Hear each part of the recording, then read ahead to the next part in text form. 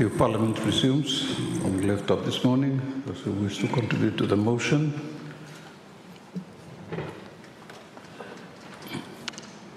Thank you. Let me give the floor to the Honourable Minister for Mines and Rural Electrification and MP for West Makera. Thank you, Mr. Speaker, for allowing me on behalf of Ministry Blumi and people Blumi lo West Makera constituency for contribute to this motion, for thanking His Excellency the Governor-General for the speech we have delivered before this House. So, we stand in support of the motion and we join him, other colleagues, in expressing our sincere appreciation for the clear vision and ambitious national agenda we have outlined on behalf of the Government for Reform, Empowerment, Accountability and Transformation, the Great Coalition, principles of responsible government, economic transformation and servant leadership were included inside the development agenda presented in the speech. Before me dwell on issues relating to my ministry, Mr. Speaker, please allow me to briefly make general notes on the debate that has the lively dialogue that has ensued in this honourable House regarding this motion. So I must admit that it has been a very good and healthy discourse, constructive, and a lot of knowledge and experience shared across the benches. As you know, Mr. Speaker, assuming office, a great coalition has inherited many achievements from the previous governments, successive governments, and we are glad to continue with these achievements and build on them. Also, Mr. Speaker, similarly, we have inherited some challenges too. A lot of mess we have created over the years, which at the moment we will try to come up with ways to see if we can address them and overcome them. And this includes some very fundamental issues where this whole country is facing over the years. So I believe this time we have the political will to do so. The political will to drive reforms that are meaningful and will have significant and positive lasting impacts on the lives of the Solomon Islanders and resource owners for many years to come.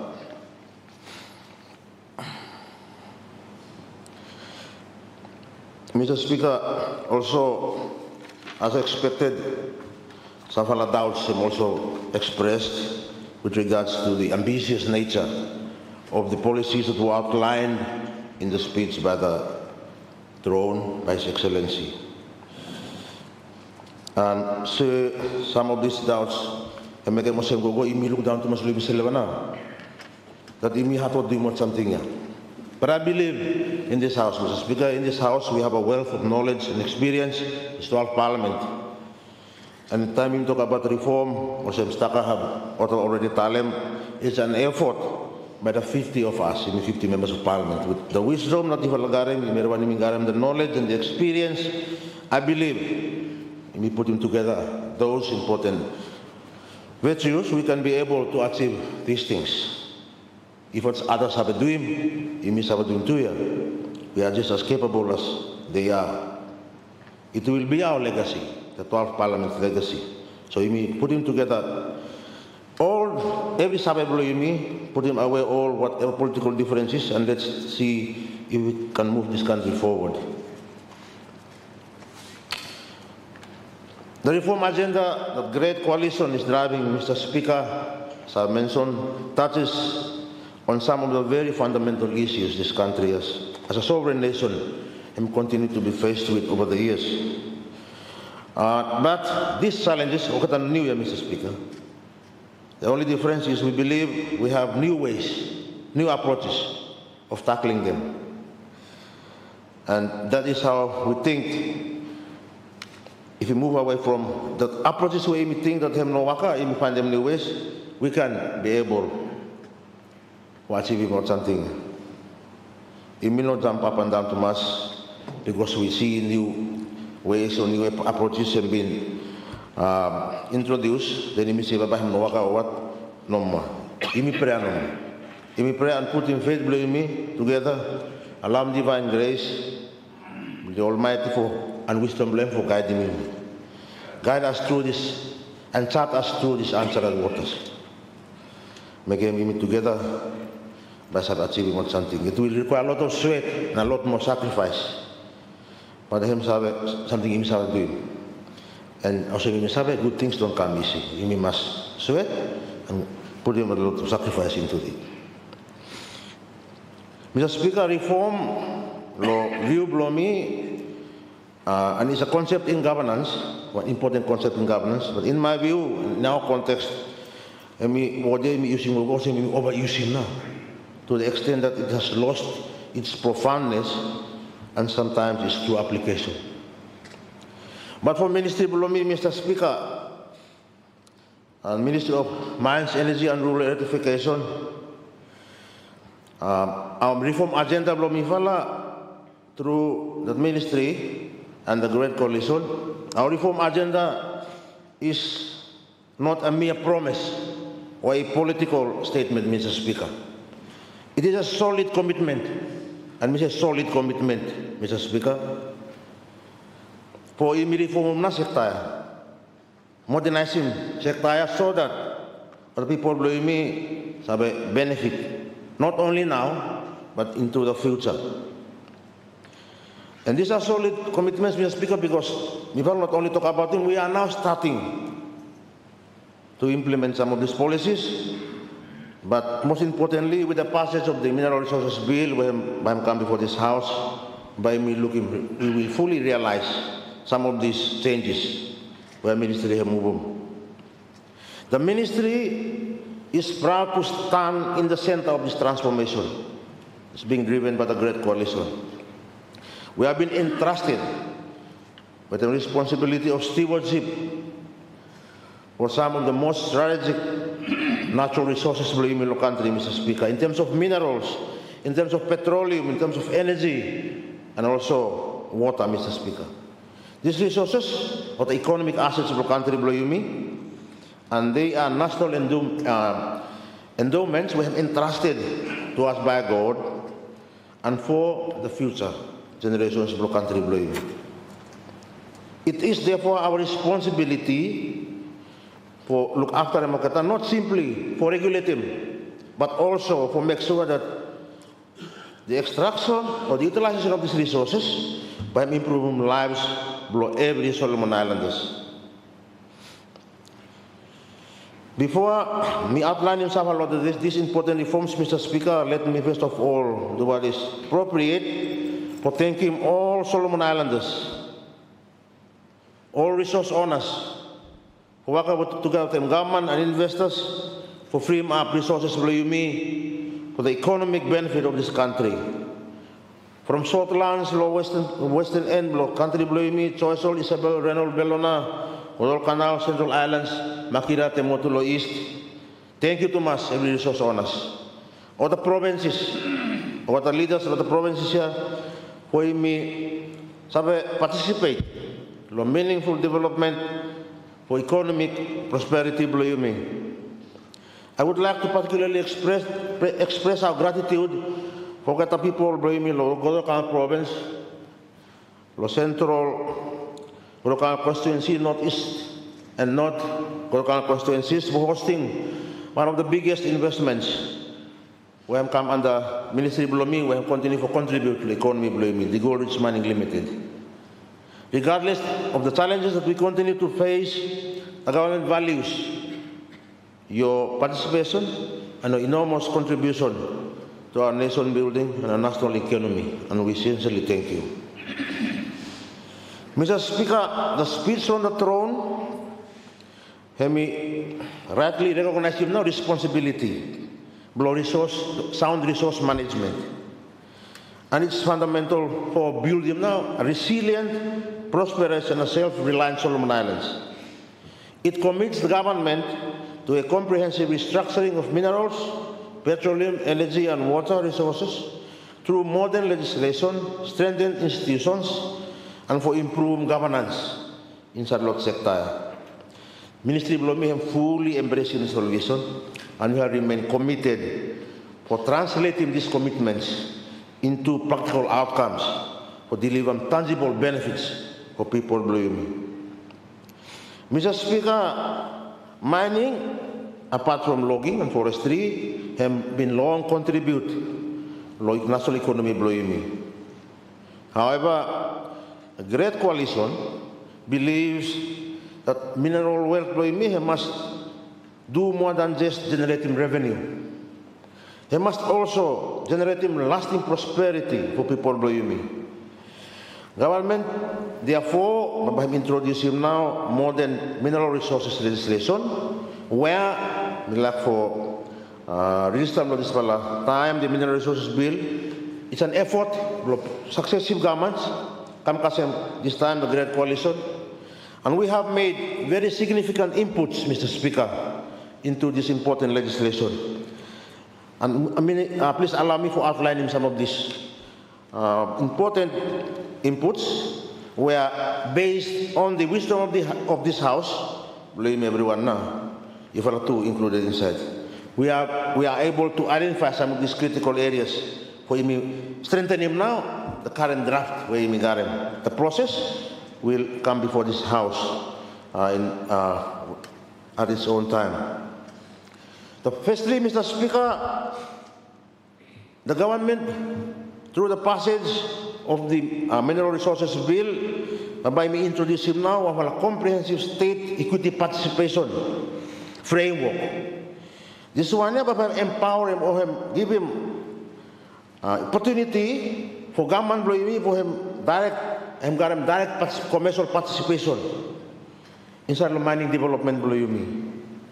A holding company and entity will be established, the Solomon Islands Minerals Holdings Limited, where government, through that facility, will be able to exercise statutory back-in rights of up to 25% in equity in eligible mining projects, thereby enabling the state and its people for me benefit not only the royalties and taxes, which has been the practice for many years, royalty and taxes also compensation no more.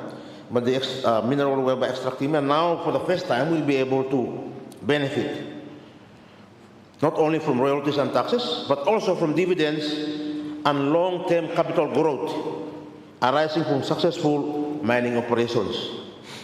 This framework, Mr. Speaker, will also lead to the establishment of a mining equity participation fund, where this fund will facilitate him now acquisition and management of state equity interests.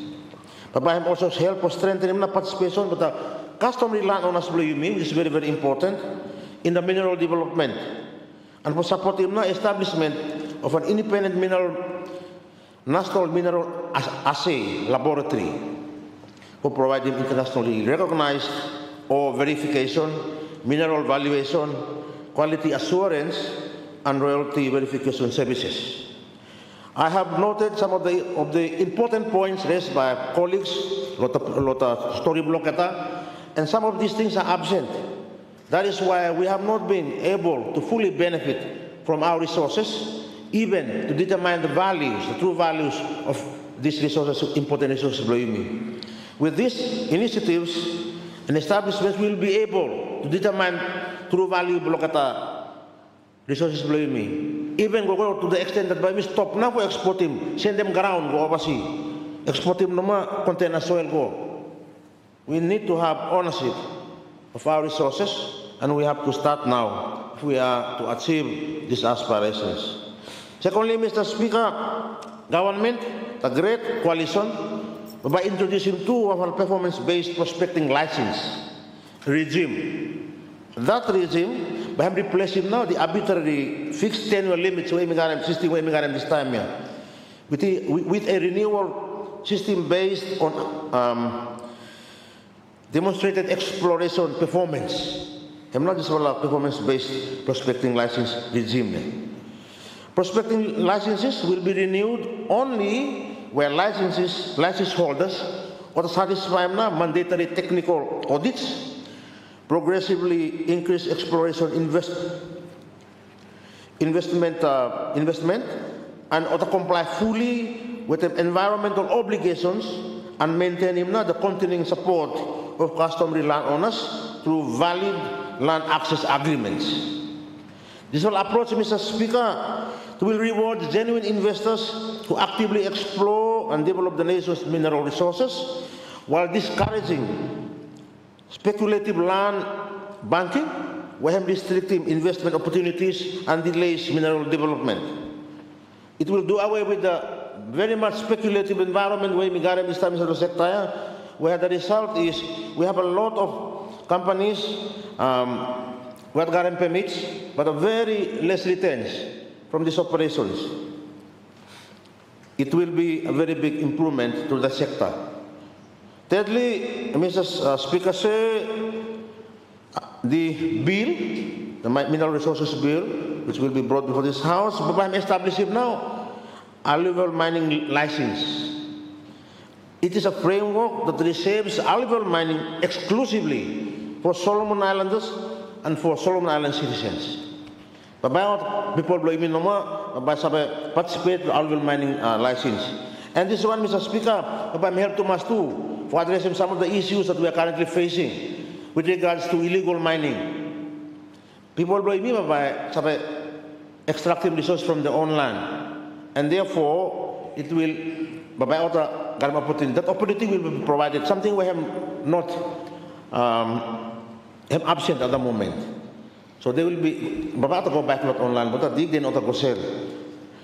They don't have to go and find a particular place where it's already allocated for auto operators, for instance, or some gold rigs here.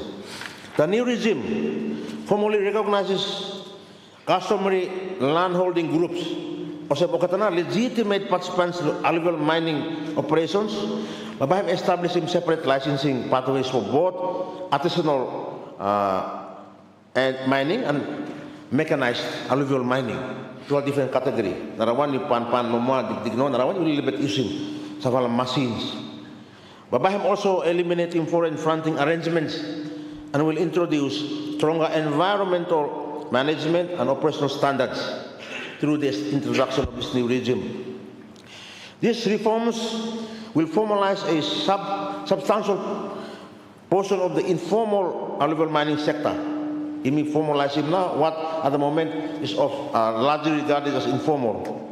By increasing lawful participation by Solomon Islanders, and will strengthen environmental stewardship while improving government oversight and revenue collection. Fourthly, Mr. Speaker, still in the mining sector, the government will implement a modern sliding royalty framework. Everything Mr. Storium Kamya, Cabinet passing finish here, so it will be inputted into the Mineral Resources Bill. This royalty system in follow this time here. No matter price of gold or whatever mineral will go up, royalty is down low, one rate no more. I'm not move. But a sliding scale royalty framework, Mr. Speaker, royalty by move follow increase low prices, block of the minerals. It will be linked directly to prevailing international gold prices, and this progressive fiscal regime will ensure that country may receive a fairer share of extraordinary mining profits during periods of exceptionally high commodity prices. When price go up, benefit will go up too. While we are able to maintain investment competitiveness during periods of lower market prices. So we are working on both scenarios to ensure that IMI benefit equally, as well as that investors like me are able to operate with sound profit margins. The framework, Mr. Speaker, will also improve fiscal certainty by increasing transparency, low-side royalty administration, and by aligning Solomon Islands with the recognized international best practice in mineral and fiscal policy. So this is one of the important initiatives whereby also brought before this House, Mr. Speaker. Finally, the Mineral Resources Bill, will introduce a mandatory no pay, no sip requirement. It will be a framework whereby require now mining royalties to be paid in full before any mineral products are exported from Solomon Islands. Under this strengthened revenue assurance regime, Mr. Speaker, royalty payments must be verified before the customs or the clearance blockade, supported by coordinated interagency compliance and enforcement arrangements, where appropriate provisional royalty assessment mechanisms are in place for looking that payment have done, then customs come to clearance, then CP have leave. We have experienced a lot of problems area in the past, Mr. Speaker, and we believe that these reforms will significantly reduce revenue leakage in strengthen government revenue collection, by improve transparency and accountability sa exporting of the minerals by ensuring that people of Solomon Islands by receiving full financial benefits arising from the responsible development of our natural resources, particularly our mineral resources.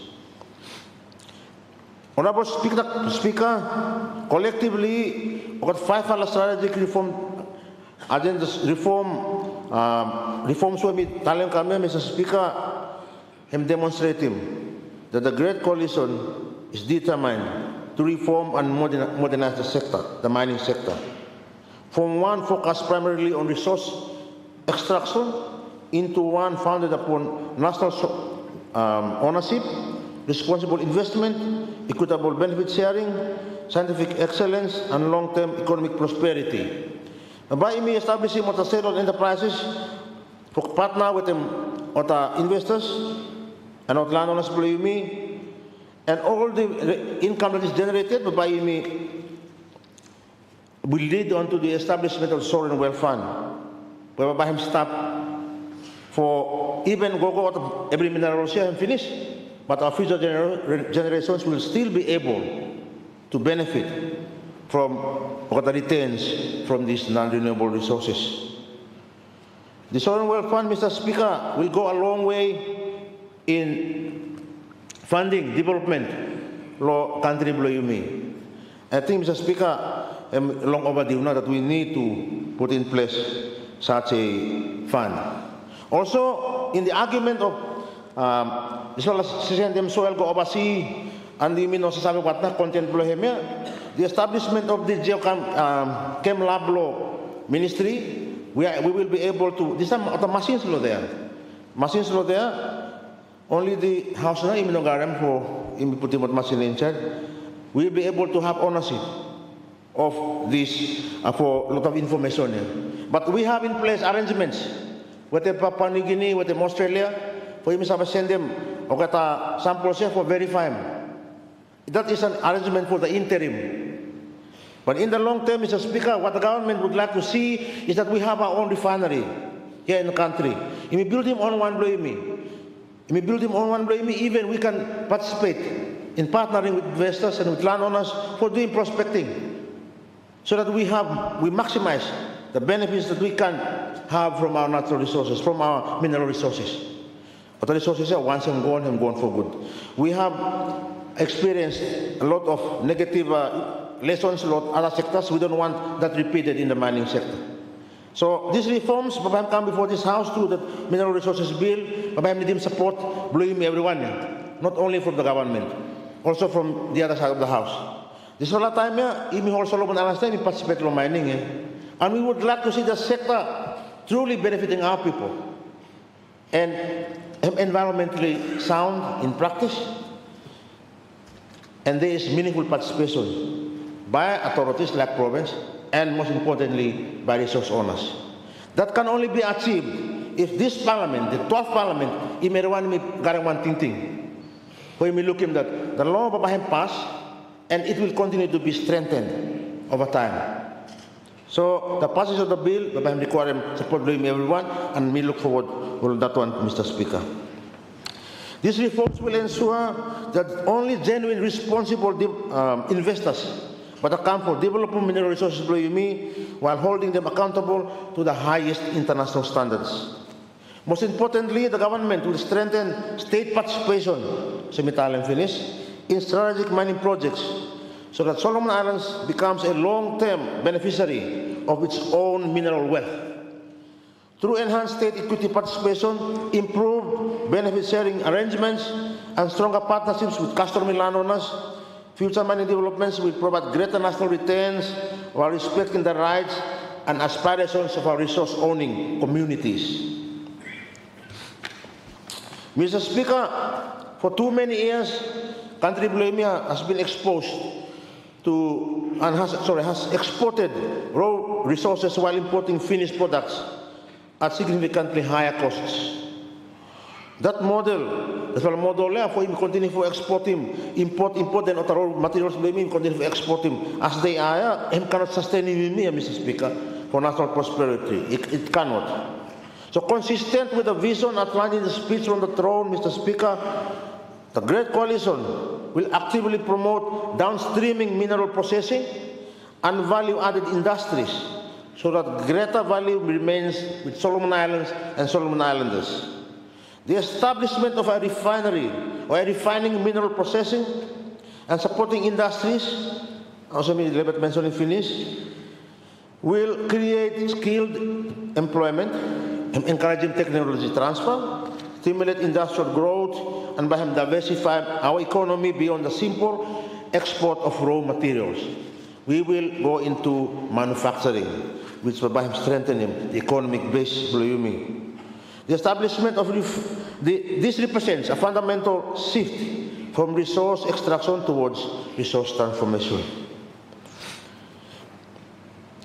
Mr. Speaker, petroleum, and one of a lot of sectors below me, Mr. Speaker, where I'm also got an opportunity in the Solomon Islands.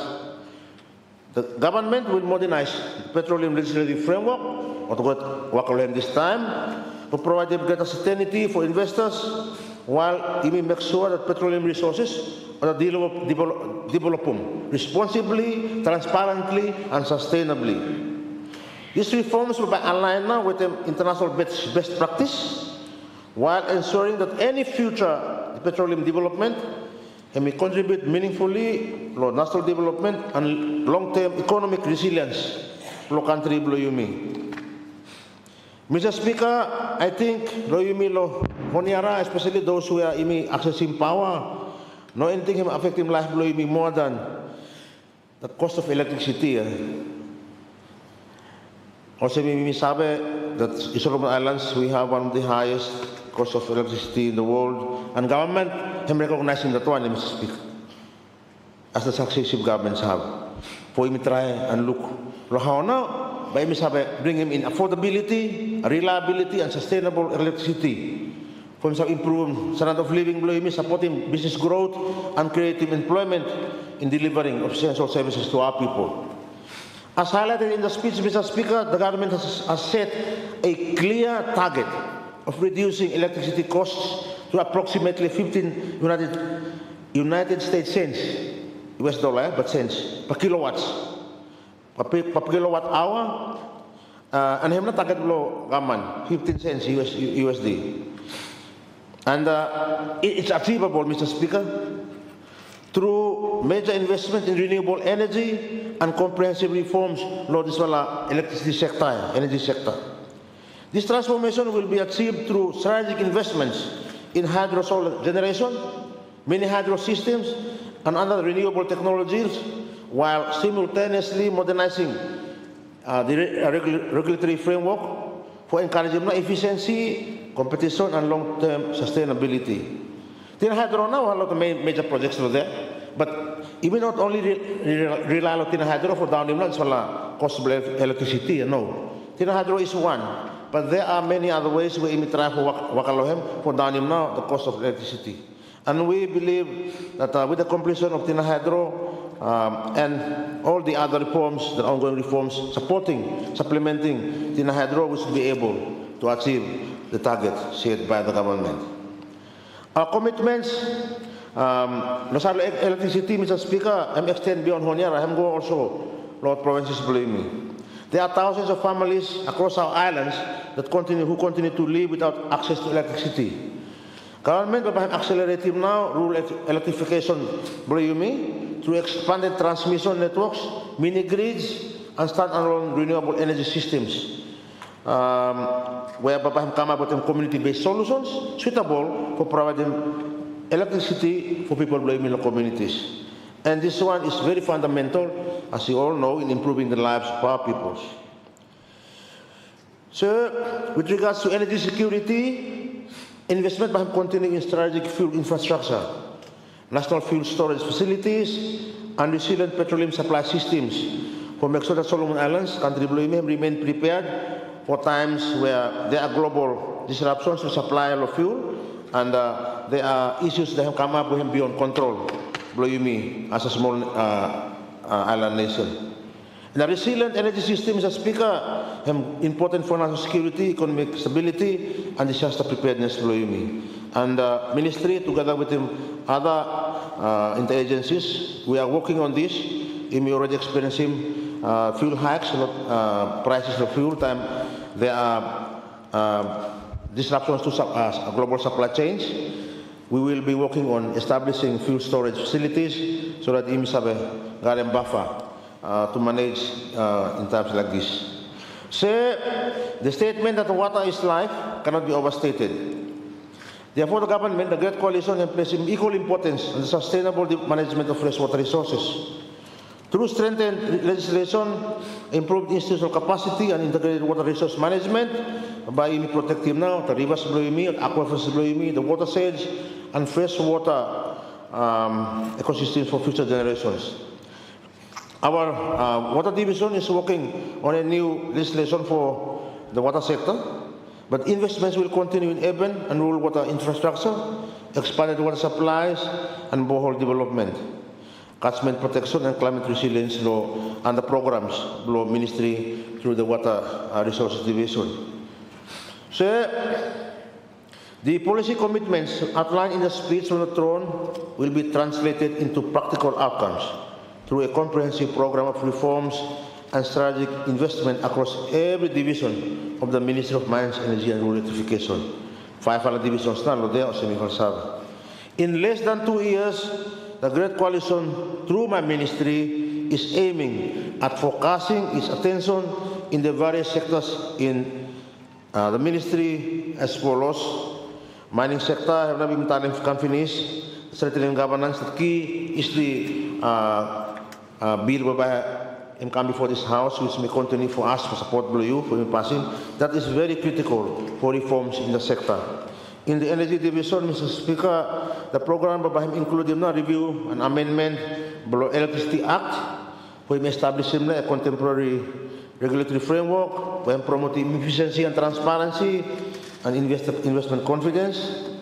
The ministry will also develop a national energy roadmap for guiding long-term transformation of the sector, energy sector, alongside a national renewable energy a renewable energy roadmap for transforming the sector, and it will also help us towards achieving clean, affordable, sustainable energy sources.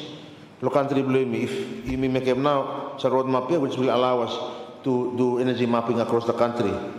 This will also improve access to electricity throughout the country, Mr. Speaker. The ministry will prepare a national energy access strategy that will prioritize equitable service delivery, particularly for rural and remote communities, believe me. Further, under energy, Mr. Speaker, the government, through the ministry, will also undertake a review of the 2021 electricity-based tariff and tariff adjustment methodology for make sure that electricity pricing remains fair. So, la formula na, so that electricity pricing is fair, transparent, and aligned with the government commitment of government for progressively reducing now cost of tariffs here for the households and businesses. The Great Coalition will, through the ministry, continue to prioritize implementation of the Tinahydro project, as we mentioned in finish, and this one will remain one of our nation's flagship policies. Mr. Speaker, Collectively, because I finished, collectively, all these commitments and priorities and demonstrate him now our commitment, the Ministry's commitment for him translate him now the Great Coalition government policy agenda into practical actions and deliver measurable improvements in governance, infrastructure, service delivery, and the quality of life of people of Bloimi. We believe that through disciplined implementation, strong partnerships, and sound stewardship of our natural resources, the Ministry will continue contributing to a resilient and prosperous self-reliant Solomon Islands. The Ministry of Mines is committed in creating jobs through responsible investment, reducing electricity costs for families and businesses, bringing electricity and clean water to undeserved communities, and ensuring that our mineral wealth finances are fully realized for the establishment of better schools, stronger health services, and improved infrastructure. The commitments outlined in the speech, Mr. Speaker, provide a clear roadmap for transforming Solomon Islands into a stronger, more resilient, and more prosperous nation. The Ministry of my ministry will partake in these reforms and will be implementing these reforms with professionalism, integrity, and steadfast focus on service delivery. As public servants and as elected leaders, our success will not be measured by the number of policies that we write or laws that we pass, but the positive difference we make in the lives of our peoples. And that one, Hemi, big ask for you, everyone, all of us in this House and in this 12th Parliament. As the speech from the throne reminds us, government will be judged not by the eloquence of its promises, but by the discipline of its delivery. On that basis, Mr. Speaker, me support him for the motion of thanks, Law Governor-General, on behalf of the people of Blomi, West Makira constituency, and on behalf of the Ministry of Blomi, me thank you for this opportunity, and me support the motion. I resume my seat. Thank you, Honorable MP, let me first give the opportunity to the member for Temutupele and MP for Chairman of National Police and National Security Chairmanship. Thank you, Honorable Member. Thank you, Honorable Speaker. I rise to join my honorable colleagues in thanking His Excellency the Governor-General for delivering the speech from the throne. Allow me, sir, on behalf of my people of Temutupele constituency to congratulate the MP for Aukilangalanga on his election as Prime Minister, and also the MP for South New Georgia on his election as the Deputy Speaker of Parliament. Say at the outset, I wish to commend His Excellency for clearly articulating the vision and priorities of the Great Coalition Government. The vision of building a strong, secure, peaceful, and prosperous Solomon Islands, guided by credible leadership, Christian principles, worldly customs, and participatory democracy is both inspiring and timely. Mr. Speaker, this vision provides a clear pathway for our nation as we navigate the opportunities and challenges before us. It demonstrates this government's commitment to delivering meaningful reforms that will improve the lives of our people while safeguarding the values and identity that defines us as Solomon Islanders. Mr. Speaker, the 6 strategic pillars outlined by His Excellency, the rule of law, transparency and accountability, economic opportunity and environmental stewardship, national security, education, health and human capital, social cohesion and community well-being, and infrastructure are mutually reinforcing and provide a comprehensive framework for national transformation. Sir, they reflect a balanced approach that recognizes economic development must go hand in hand with good governance, environmental protection, social well-being, and investment in our people. Honourable Speaker, tourism and culture have an important role to play in delivering this national vision. Mr. Speaker, tourism is one of the few sectors capable of creating employment, generating foreign exchange, supporting rural livelihoods, and promoting inclusive economic growth across all our provinces. Sir, our rich cultural heritage, historical legacy, and extraordinary natural environment form the foundation upon which a sustainable tourism industry can flourish. Mr. Speaker, sir, in support of the great coalition government's vision, my ministry has commenced the review of the national tourism policy and is developing a new national tourism development strategy that will guide the growth of the tourism sector over the next 5 years. Sir, this new strategy will provide a clear roadmap to ensure tourism development is sustainable, inclusive, and resilient.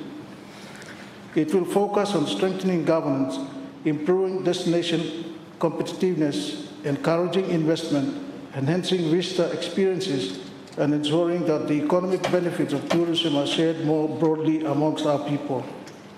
Honourable Speaker, a key priority of this government is ensuring that Solomon Islanders remain active participants and beneficiaries of our tourism industry. Sir, my ministry will continue to support our local tourism operators through business development, product improvement, capacity building, and market access so that local ownership continues to remain at the heart of the industry's growth. Sir, at the same time, we recognize that quality international investment is essential to unlock the full potential of our tourism sector. We will therefore continue to attract reputable international hotel brands and strategic investors who can bring capital, expertise, international marketing networks, and globally recognized service standards to Solomon Islands. Mr. Speaker, sir, our approach is balanced. We seek quality investment that complement and strengthen local businesses, create employment opportunities for our people, transfer knowledge and skills, and contribute meaningfully to our national economy. Honourable Speaker, our greatest tourism advantage lies in the uniqueness of our cultural, historical, and natural heritage. My ministry will continue investing in tourism products that showcase these unique assets to the world. Our flagship initiatives include the recently completed No. 1 House Museum in Tulagi, the continued development of the Bloody Ridge National Historical Park, and the promotion of the largest known coral in the world in Makira as a globally significant marine attraction. In this regard, sir, I wish to sincerely thank the Honourable Prime Minister for officially opening the No. 1 House Museum in Tulagi. His presence demonstrated the government's strong commitment to preserving our national heritage while creating new tourism opportunities for the people of Central Province and the nation as a whole. Mr. Speaker, sir, the ministry is already planning its next major heritage initiative, the development of the Temotu Heritage Museum, which will preserve the rich history, traditions, and cultural identity of the people of Temotu Province for the future generations while creating another important cultural tourism attraction. Sir, we are also continuing to support tourism development around our World Heritage Site at Lake Tekano in East Reno by working closely with local communities and tourism operators to promote sustainable tourism while protecting the outstanding universal value of these internationally recognized natural heritage. Honourable Speaker, the protection of our heritage requires strong institutions and effective legislation. Accordingly, my ministry is undertaking an ambitious program of legislative reform across both the tourism and cultural sectors.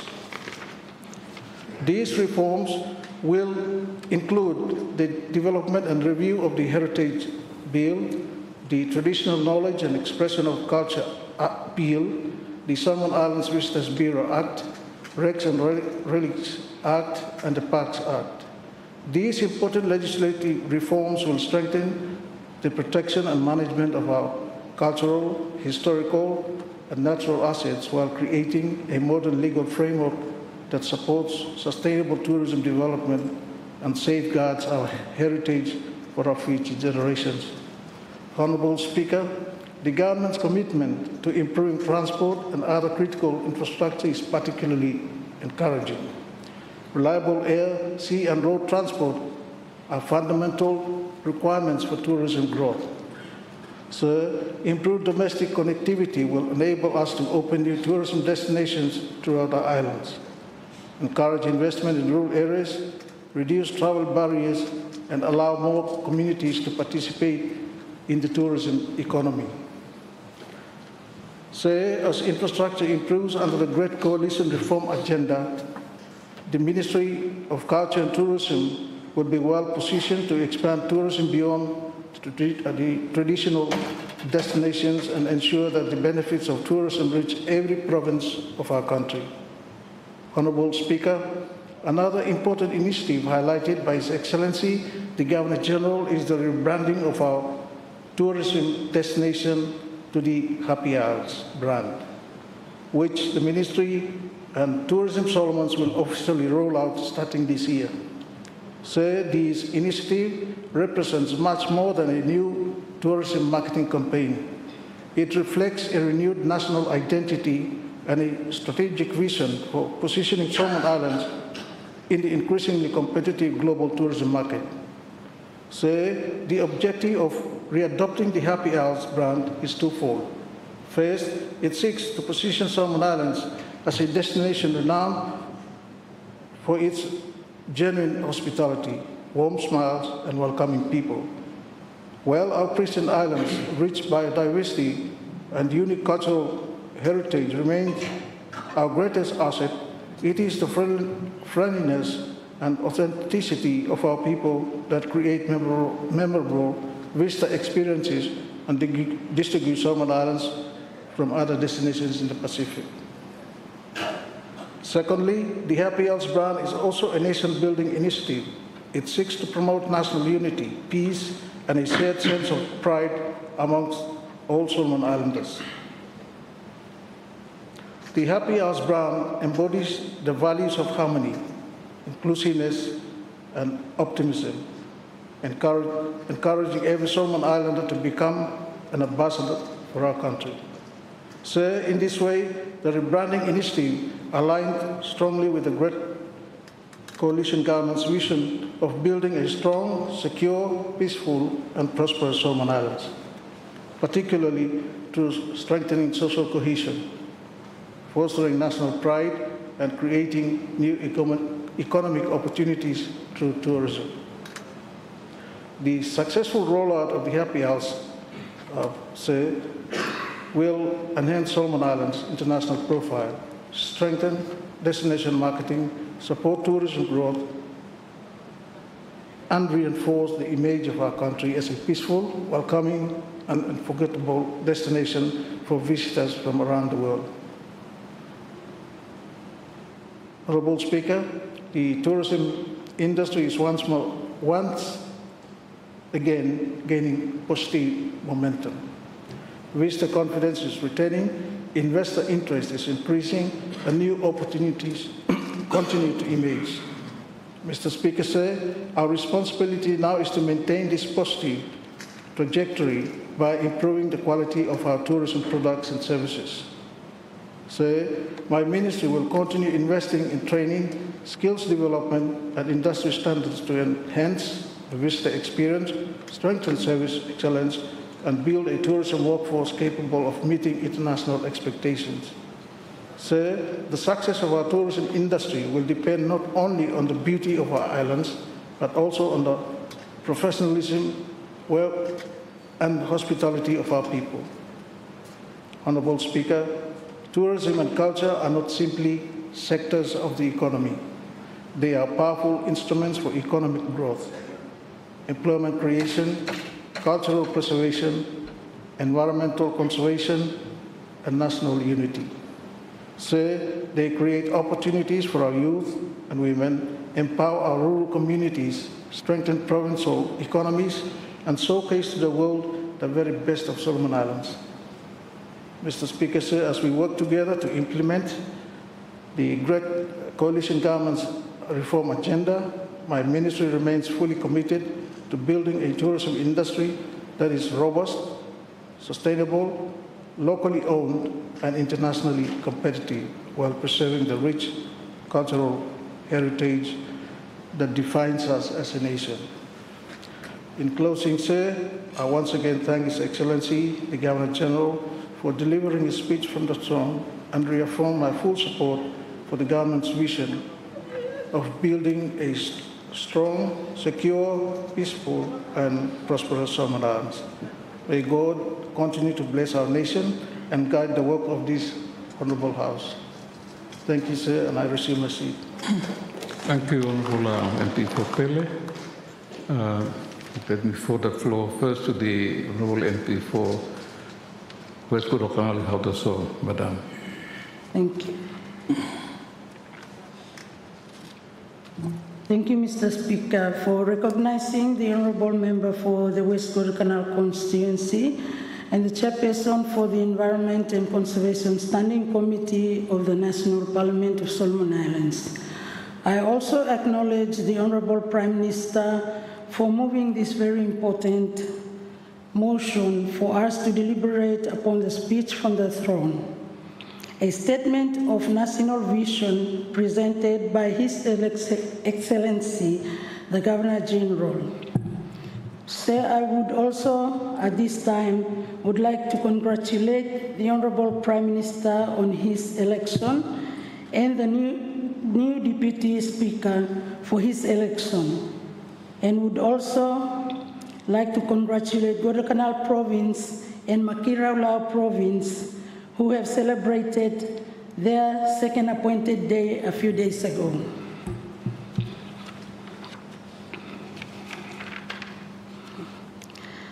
Mr. Speaker, I convey my sincere thanks to His Excellency for gracing this House with his presence during the opening of our meeting and for delivering with dignity and solemnity the speech from the throne on behalf of His Majesty King Charles III. His words remind us of the weight of our responsibilities and the enduring bond between our people and the Crown. Hem no isi, hem big something. As Chairperson for the Environment and Conservation Committee, I rise to formally reflect specifically to the segment of the speech from the throne concerning environmental stewardship and climate resilience. Me look in this one, I say him big something too much, because every time me hear him, everyone talk, him come back to environment no maya. You talk about him mining, him come back to environment.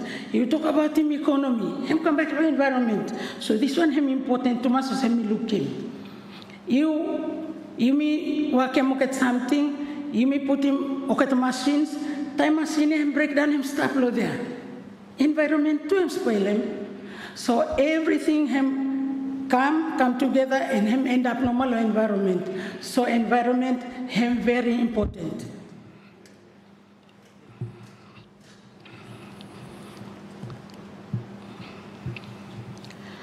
So the government's articulation of these principles is timely and commendable, for they touch upon issues that are not merely policy preferences, but matters of national survival and intergenerational justice. You're supposed to look good lo this one. By lo future every rabbis no ma end up lo hilo honyara wena ba imtorwem. So him start as something na him come upon lo environment no maya, so him must look after them good. So me happy na lo this fella environmental stewardship that he will take him up.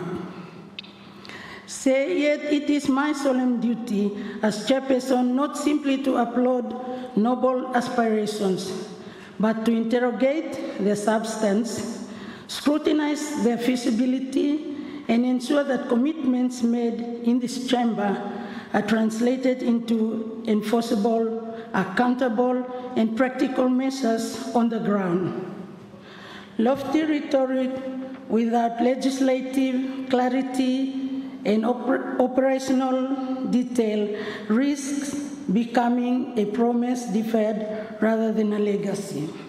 So I must work strongly on this one. Firstly, on legal and institutional reforms, Mr. Speaker, the proposal to strengthen the responsible ministry and establish a compliance and enforcement unit is, in principle, a step in the right direction.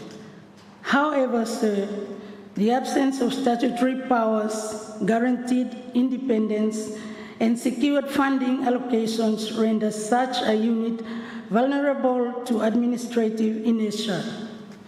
Without legislative teeth, operational timelines, and budgetary certainty, this initiative risks becoming symbolic rather than substantive. Secondly, on circular economy and waste management, Mr. Speaker, say, Osemi finish, waste here, him pile up. No matter you milohoni register, me complain finish about waste too, yeah. So me happy to must put this one, Osemi fala priority blue fala, so that you fala continue and you will make sure that every rubbish is in the right place for go.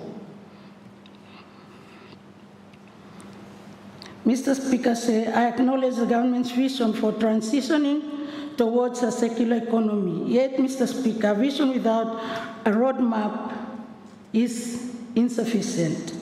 The absence of regulatory frameworks, economic incentives, and established local recycling infrastructure leaves industry, compliance, voluntary, and communities dependent on single-use materials. I think next time we must build in one fella plant now for this kind of recycling water waste. Yeah. A circular economy must be driven by enforceable legislation, extended producer responsibility, and targeted investment in local waste management system. Some of the green jobs too is creating law. This fala management system law ta waste ya. Example na you creating mo kata rubbish law market ya. Lo kitchen am go then you put him for compost and you use him lo garden. So one fala na but staka waste him stop yet. Thirdly, Mr. Speaker, sir, on displacement and relocation frameworks, the government's recognition of community displacement due to rising seas is commendable. Staka people blame me, or unlucky to myself, or stop lota atolls, place where sea rise me looking this time and come up, or get nowhere for go now. Inundated now, got the areas blocked where they use for planting kakakea, sea na lo there. Salination blow or talanya, yeah? So him start or something him spoil him now, people blame me low environment and climate change. But Mr. Speaker, relocation is not merely a logistical exercise.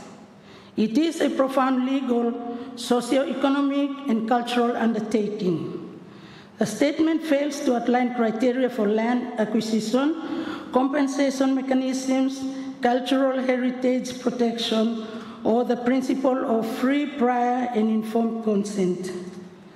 Yaman miherem free, prior, informed consent. I'm kind of traditional governance ministry, and me happy to master to get by otate came up this time now, whereby him become policy, and then okay, him protecting people blame me with him resources blocked.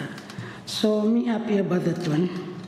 Without a rights-based relocation policy, vulnerable communities risk being further marginalized in the name of adaptation. Fourthly, on community resilience, sir, while the speech highlights empowering community-led adaptation and traditional knowledge, the reality remains that national structures often centralized decision-making and funding. Frontline communities, those most exposed to climate risks, are left without direct finance or logistical support. True resilience requires decentralization, direct grants to local governments and grassroots organizations, coupled with the institutional integration of traditional ecological knowledge into national disaster management strategies. Meke mukat mekanisme so sa selenia, em ko dan lo rurul na, o tawake mo kata something for protecting mo kata against him, o kata hazards come today. So em good night fela mas thinking heavy lo this one too. Mr. Speaker, to bridge these gaps, I propose the following measures as chairperson for the Environment and Conservation Committee. 1. Institutional enforcement reforms. Establish the Compliance and Enforcement Unit as an independent regulatory authority with statutory powers to investigate, audit, and issue binding penalties against violators.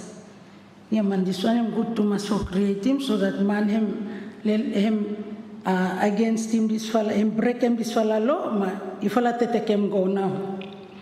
Secular economy roadmap, legislate extended producer responsibility frameworks and allocate capital grants and public-private partnership. That is PPP, incentives for local recycling infrastructure. Imi government share with him what a private therefore apum kata imi work together for kamapum what companies or what something the same so that imi pusum go or something where bahem no imi work together for good blow people blow yumi. Imi no against each other. National relocation policy, draft and enact rights-based framework guaranteeing free, prior and informed consent, protecting land rights and safeguarding indigenous knowledge. Yeah, this one, yeah, him lelebet kakamba lo different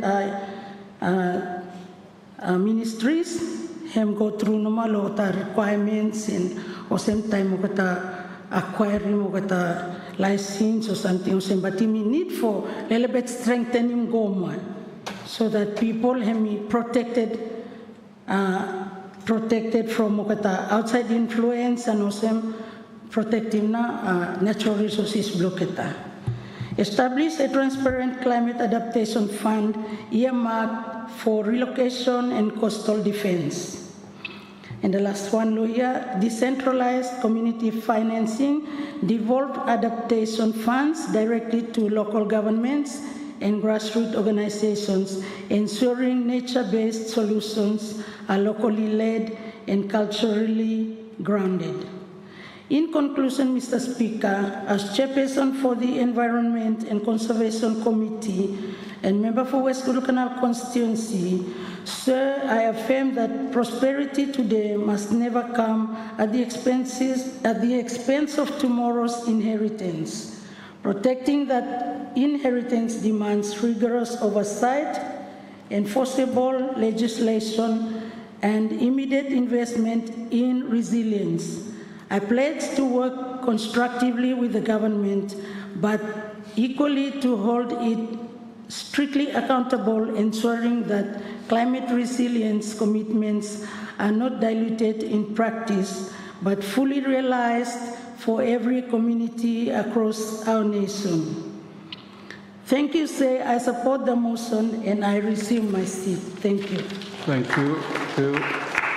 We take the floor to the Minister for Civilization.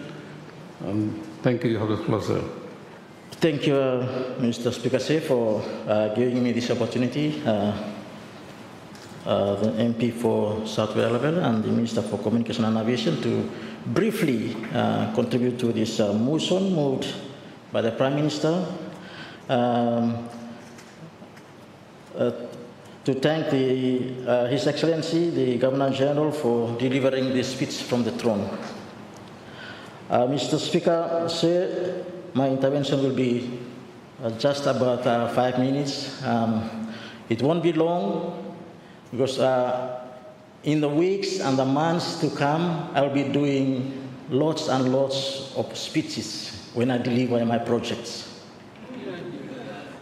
As His Excellency have stated clearly, Mr. Speaker, said that he has given the direction for the Great Coalition to deliver its policy priorities for the betterment of all Solomon Islanders.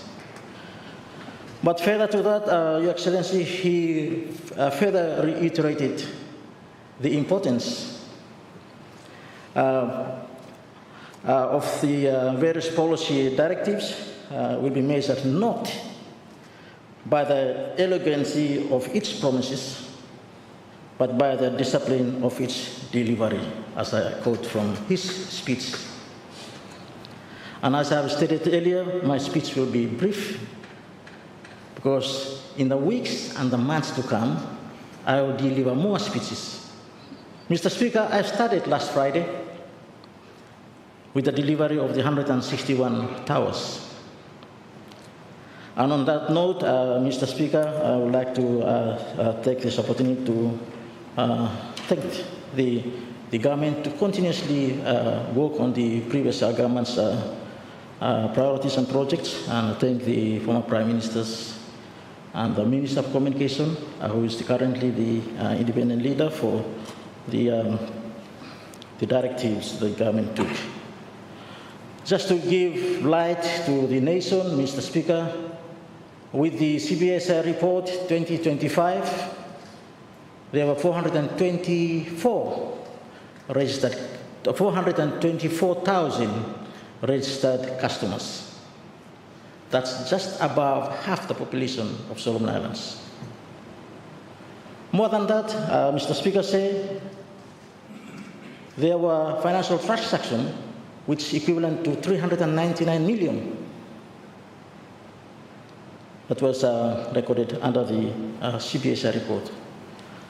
Far more so, Mr. Speaker, there were 4,800 agents throughout the Solomon Islands to do electronic or e-wallet or transactions. That's amazing. And I thank the government, the previous government, not the current government, to see fitting for this project.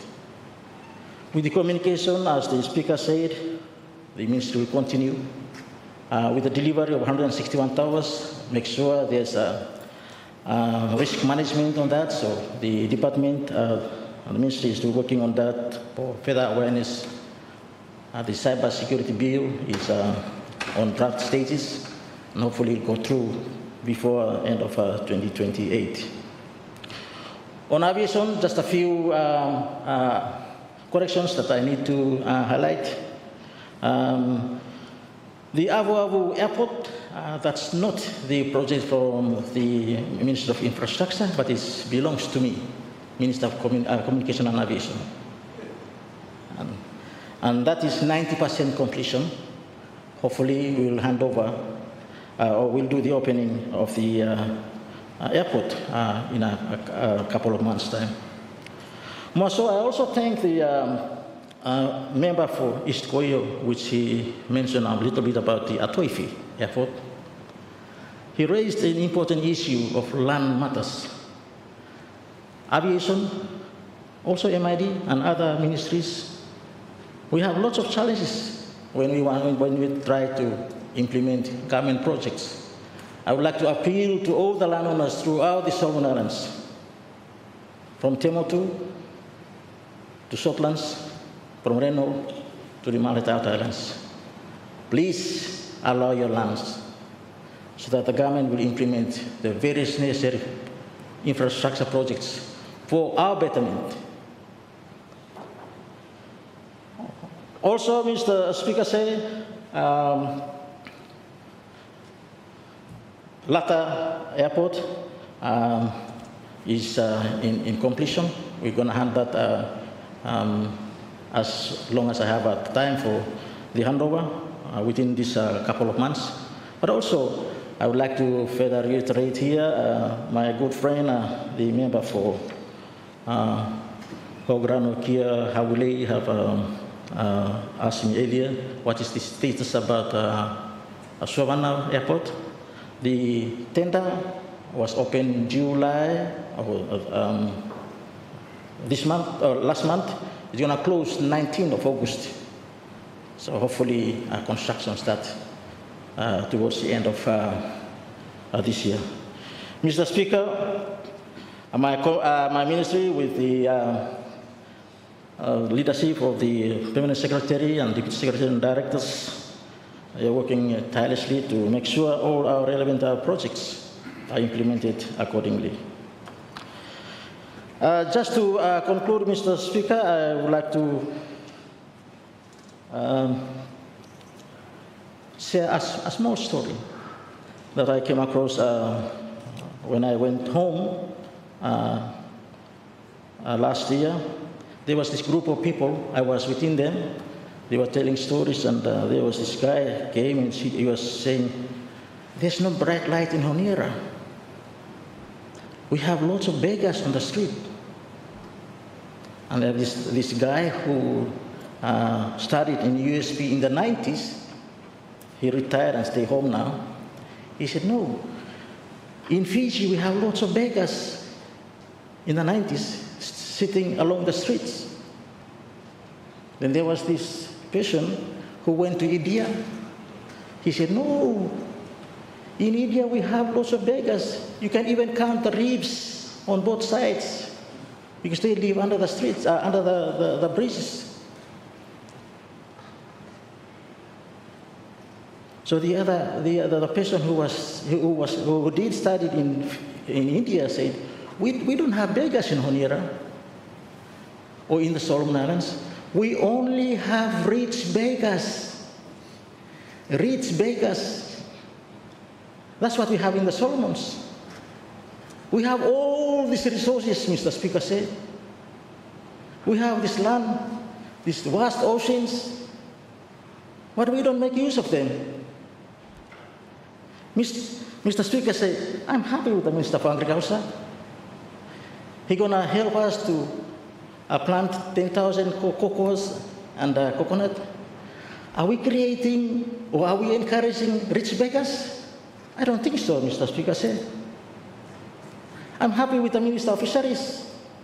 He encourages seaweed farmers to increase. Is the government encouraging rich beggars? I don't think so, Mr. Speaker said. MRD, I'm happy with you. But I'm also worried, Mr. Speaker. So many times I'm frustrated by myself whether I'm doing the right thing to deliver the RCT of money. More so are the other 45 friends who are here. Are we putting money to the right place so that we don't create more rich beggars? Or are we doing this to create more rich beggars? Mr. Speaker, I'm happy for the Minister of Finance to create a national bank so that we can help our people to encourage them to save more money. I'm also happy, Mr. Speaker, for the Minister of Commerce, for the SEMA. Give more money to the farmers. More so the Tourism Minister, who just gave a speech a few minutes ago. Give more money to the rural people. Let's try to discourage rich beggars. With these remarks, Mr. Speaker, I support the motion and I receive my seat. Minister, Minister for Rural Development, you have the floor, sir. Thank you, Mr. Speaker, for allowing me this opportunity to contribute on this motion to thank His Excellency the Governor-General for delivering the speech from the throne. On the outset, Mr. Speaker, I also want to sincerely thank the Governor-General for a well-articulated speech from the throne in laying the foundation of this great coalition. Mr. Speaker, for the Ministry of Rural Development, our policy intentions and focus, including social reforms, to empower rural communities and constituency as central to building national resilience and inclusive growth. Say our rural communities are where the majority of our rural people live and build their livelihoods. Strengthening our communities and families through our development interventions has a strong correlation to a stronger, peaceful, and prosperous nation. Mr. Speaker, in undertaking these interventions, the implementation of the Constituency Development Fund Act 2023 is paramount to ensure the legitimacy for the systems of delivery, including efficiency and effectiveness of it. Mr. Speaker, the capacity to deliver this is also important. The Ministry continues to put a strong emphasis and focus on development of capacity among constituency officers, including at the community level, to ensure legislative and administrative reforms with the CDF is well understood. Information sharing is important as well, Mr. Speaker. Keeping our constituents informed on our different projects around the country is important for inclusion of all our citizens. In ensuring information is passed down into our communities throughout the country, my ministry continues to implement its civic and community awareness program through its community visits, including utilization of other media forms such as our weekly radio program and the social media. Mr. Speaker, the speech from the throne highlighted some key policy items which will be undertaken by the Ministry of Rural Development, some of which we have begun and continue working on them. The Ministry, since the beginning of the year, has undertaken a just review of the Constituency Development Fund Act 2023, identifying key areas which may need legislative review. As alluded earlier, one of the primary focuses of my ministry is to improve on its CDF legislative framework, ensuring there is efficiency in the Constituency Development Program and that the program is fit for purpose. Mr. Speaker, additionally, the objective of the legislative review includes and will ensure improvement in the accountability of the public funds utilized through the CDF. Whilst my ministry has seen notable improvements in this area, there is room for further improvements, including strengthening reporting mechanisms for constituency officers. Mr. Speaker, improvement is also needed in the overall governance structure of the Constituency Development Program. A specific review on the functions and roles of the Constituency Development Committees may need Constituency Development Program and perhaps other rural development programs in Solomon Islands. So planning is an important process in any development program. Mr. Speaker, in mentioning that, my ministry will work towards creating a planning guideline for the Constituency Development Program, ensuring development needs of the communities are identified and, most importantly, resourced through the CDF. This planning process, Mr. Speaker, must begin at the community level. By doing so, we are demonstrating community-led prioritization and empowerment in rural development. I believe it is now time to work on facilitating the environment for rural communities to participate in our development planning processes.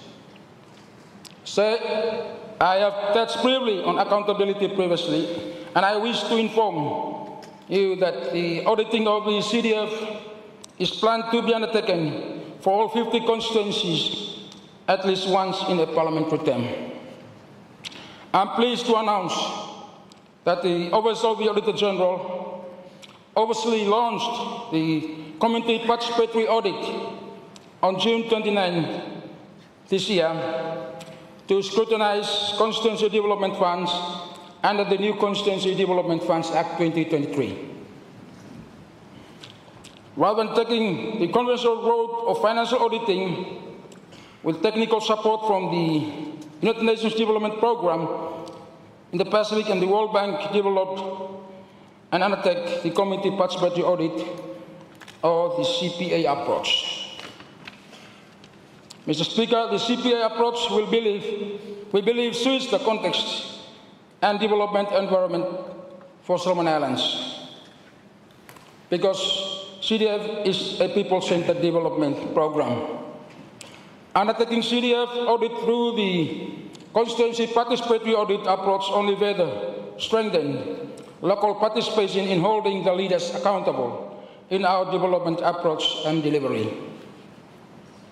Mr. Speaker, with the constituency participatory audit, communities rarely take part in data collection, analysis, and building recommendations alongside office for the Auditor General's Office. The approach sees the selection of and the direct participation of community groups playing an active role in auditing their own constituencies. So I am also pleased to inform this House that the Constituency Participatory Audit has initiated its program and piloted this in 2 constituencies, namely the North Guadalcanal and East Ara constituencies. I must thank my 2 MP colleagues for leading this process for the rest of us, the remaining 48. You have done well. Report for North Guadalcanal constituency from this process is being developed by the Office of the Auditor General and will be published soon. Our support to this initiative is grounded in our commitment to the rule of law and strengthening good governance and ensure improved effective delivery mechanisms. This only further reinforces the great government's commitment for good governance. Mr. Speaker, in further support for rural development, it is also earmarked under my ministry to work towards establishing constituency economic growth centers in strategic sites in our constituency throughout the Solomon Islands. The intentions of these economic growth centers in constituencies rest on one notion, that development must be equitable and that the majority of our people must benefit from it. All citizens of this nation aspire for a good life. The role of the government is to facilitate and create the conducive environment for this to take place. My ministry has already initiated the work on developing the policy framework for this undertaking. The policy framework intends to provide the guidelines and clarity on how this is to be rolled out in the constituency and giving clear policy definitions that constituency economic growth centers entails. On that note, I call on the government and all the constituencies to support and work with my ministry to implement these activities and processes in 2026. To conclude, Mr. Speaker, let me once again thank you, Mr. Speaker, for allowing me to provide this brief on my ministry in response to His Excellency the Governor-General's speech from the throne. With that, Mr. Speaker, I support the motion and I resume my seat. Thank you. Thank you, Honourable Minister. Let me give the floor to Honourable MP for Vatu. Thank you, Mr. Speaker, for giving me the opportunity to speak and debate on the speech from the throne delivered by the Excellency the Governor-General, Sir David Diva Kapu, on August 4, 2026. Mr. Speaker, on behalf of my good people of Temotu Watu constituency, I rise to contribute on the motion and congratulate the Honorable Prime Minister on your election to lead our nation. Mr. Speaker, in moving this motion, I do also with a profound sense of humility and duty. I speak as one among equals in this honorable chamber of 50 members. It's carrying the hopes dreams and aspirations of the diverse communities across our beloved, independent, and sovereign Solomon Islands. Mr. Speaker, we were deeply honored by the presence of His Excellency Sir David Diwakapu, whose address provided this House with a visionary, clear, and progressive roadmap for our nation's future. Sir, I extend my gratitude to His Excellency for executing his constitutional duties with such dignities and grace. Embracing our new economic model, Mr. Speaker, the speech from the throne laid down an ambitious and necessary blueprint for economic transformation. For too long, our nation has watched our rich raw materials leave our shores, taking prosperity and jobs with them while our people watch from the sidelines. Mr. Speaker, the government's clear policy to shift towards downstream processing and value additions is exactly the corrective actions that our country needs. Mr. Speaker, central to this vision is the bold declaration to transform the Solomon Islands into a regional tuna processing hub by demanding full local processing of our marine and natural resources. We are ensuring that the harvest of our land and sea is shaped by Solomon Islands' hands on Solomon Island soil for the ultimate benefit of our Solomon Islanders. The planned establishment of our Sovereign Wealth Fund and the reestablishment of the National Bank of Solomon Islands will provide the foundational financial security required to anchor these indigenous businesses and create sustainable local employment. So I think it's good for you me establishing my suppose this one here may succeed. Strengthening governance and accountability. Mr. Speaker, economic growth cannot exist in a vacuum. It requires stable, transparent, and accountability institutions.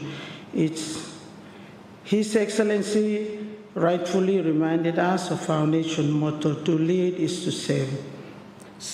To live up to this motto, this government must committed to modernizing our public services, stamping our complacency, and enhancing transparency across all executive and administrative machineries. Our public service must lead our integrity and deliver tangible results for rural and urban communities alike. We welcome the government's focus on national stability and institutional reform to foster an environment where public participation is our economy can strive securely. Mr. Speaker, investing in our people and infrastructure.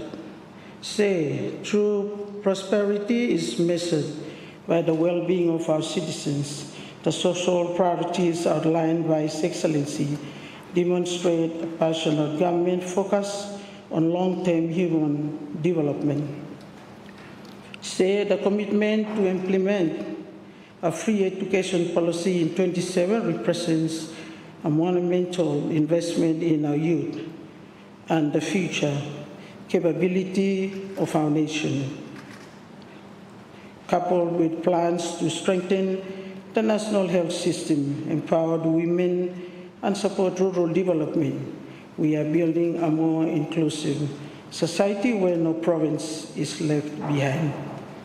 Mr. Speaker, furthermore, the expansion of critical infrastructure ranging from affordable, renewable energy and digital connectivity to strategic regional projects like the completion of the latter airport will physically unite our scattered islands and unlock new economic corridors. In conclusion, Mr. Speaker, the agenda set before us by the head of state is both historic and challenging. It demands we cast aside political convenience and work collaboratively for the genuine national interests of our people. Let us embrace these necessary structural chances. Let us debate the legislative programs ahead with rigor, but always with the spirit of unity and service. Mr. Speaker said to support this motion, and in doing so, signal our collective alignment with the secure, peaceful, and prosperous future that His Excellency has envisioned for the Solomon. With these few remarks, God bless Solomon, and I receive my seat. Thank you, Honourable Member. Let me give the floor to Honourable MP for Gela and Chair of the Constitutional Reform Committee. Thank you, Honourable Speaker Dan Yuto. Thank you for recognizing Member of Parliament for Gela constituency. Honourable Speaker, Mito Milak stand for contribute law debate, law speech, law throne delivered at the opening of the 4th meeting of the first session of the 12th Parliament. At the outset, I acknowledge His Excellency the Governor-General as the constitutional representative of His Majesty King Charles III for presenting the government's legislative and policy program to this Honourable House.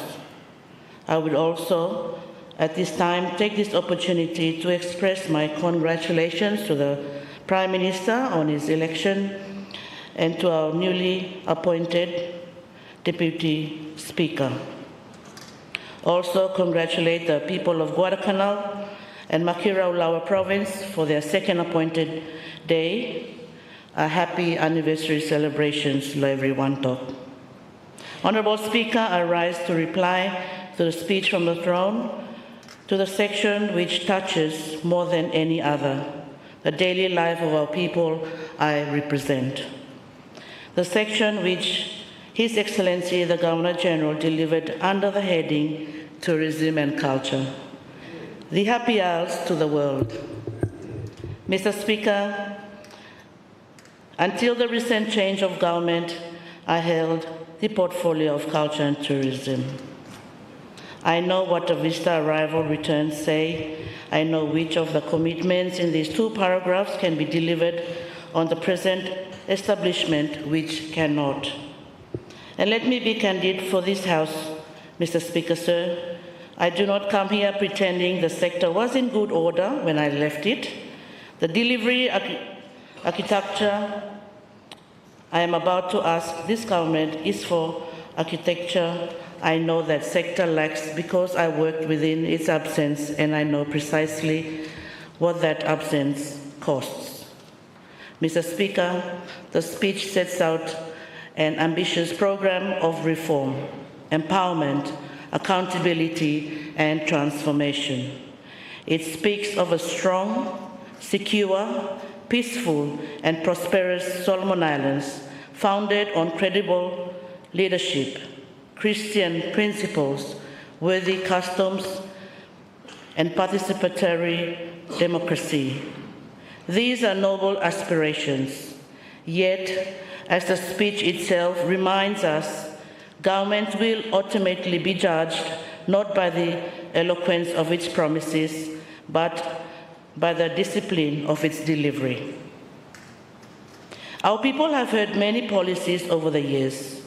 What they now demand are practical results in their homes, villages, constituencies, and provinces. They want functioning clinics, medicines on the shelves, teachers in classrooms, better roads and bridges, reliable shipping services, affordable electricity, employment opportunities for our young people, and fair returns from the resources taken from their customary lands and seas.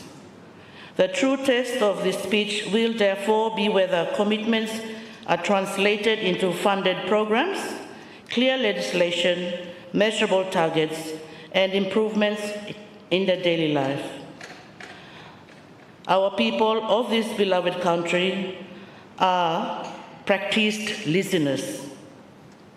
So the true test of this speech will not be the applause it receives in this chamber.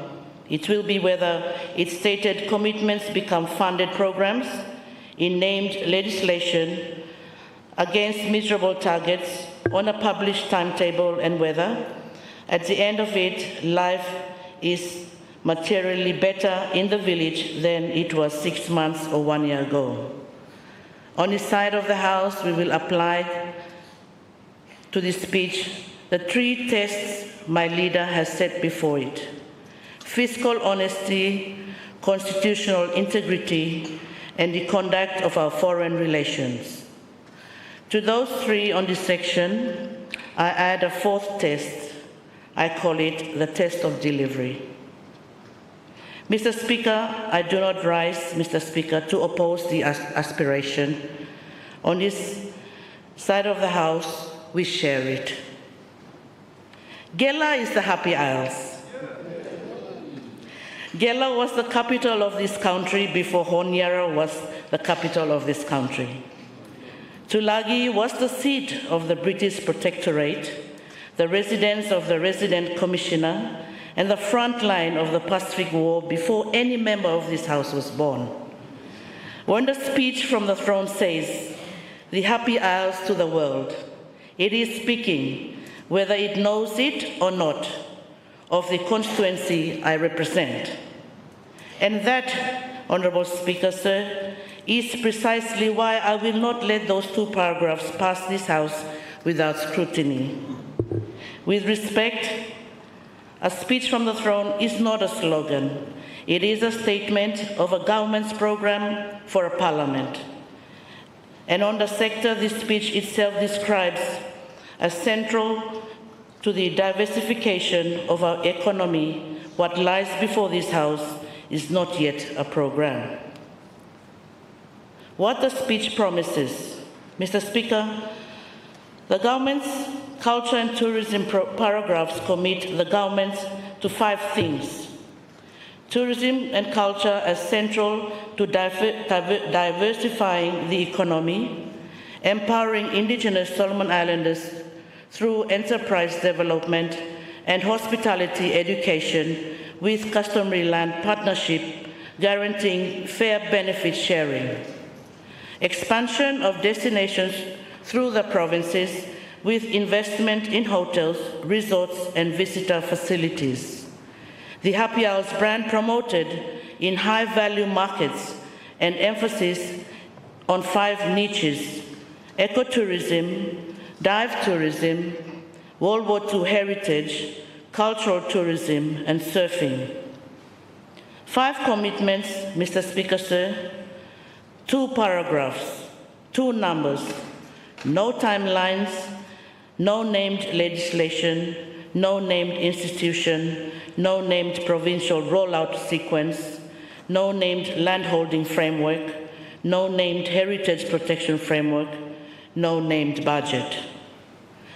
Honourable Speaker, I say this with respect that this is not a strategy for a sector the speech itself describes as central to the diversification of the economy of this nation.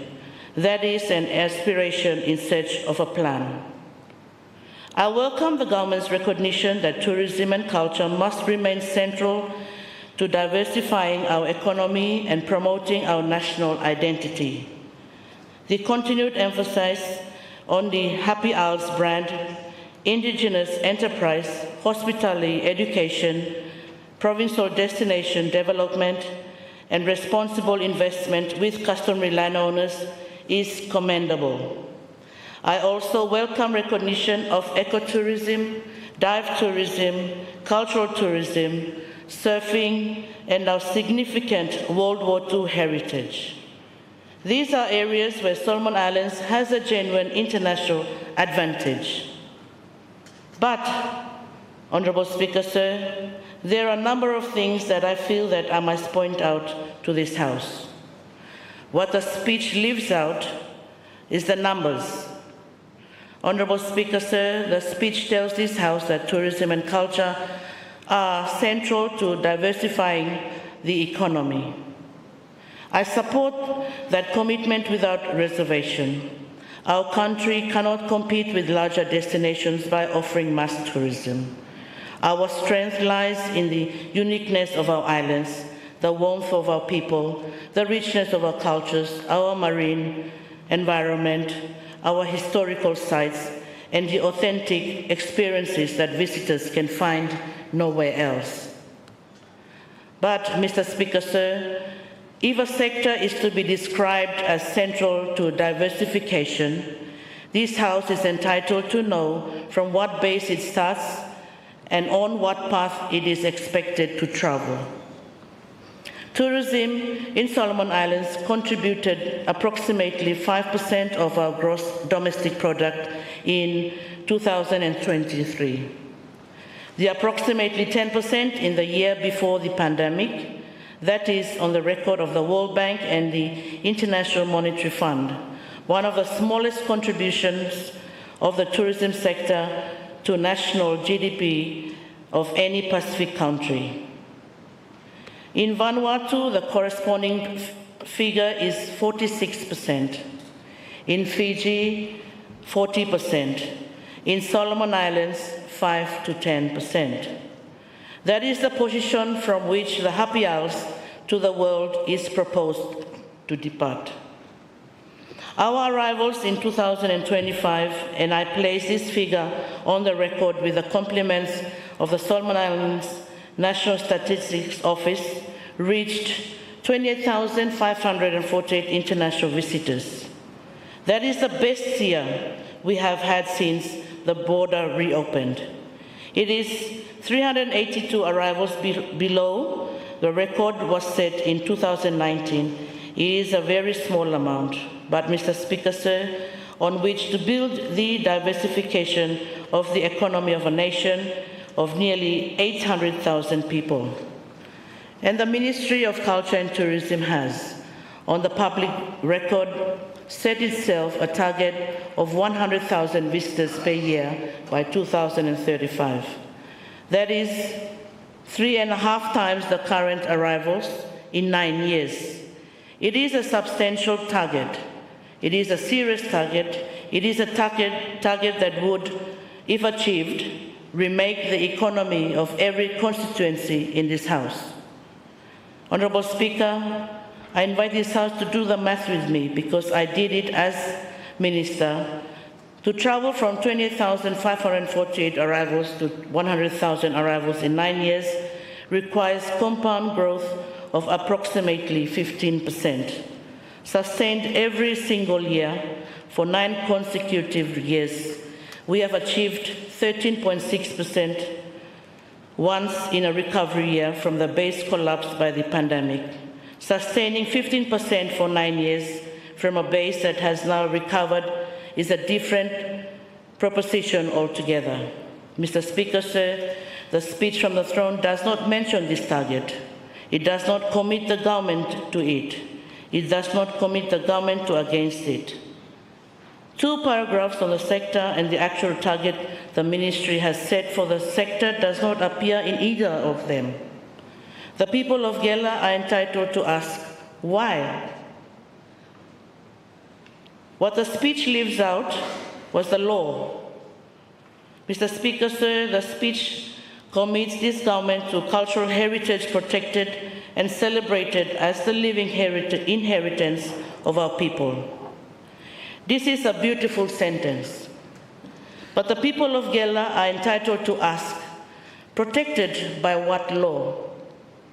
I will tell this House, Mr. Speaker, sir, because I represent the constituency in which the answer to that question is at its most visible.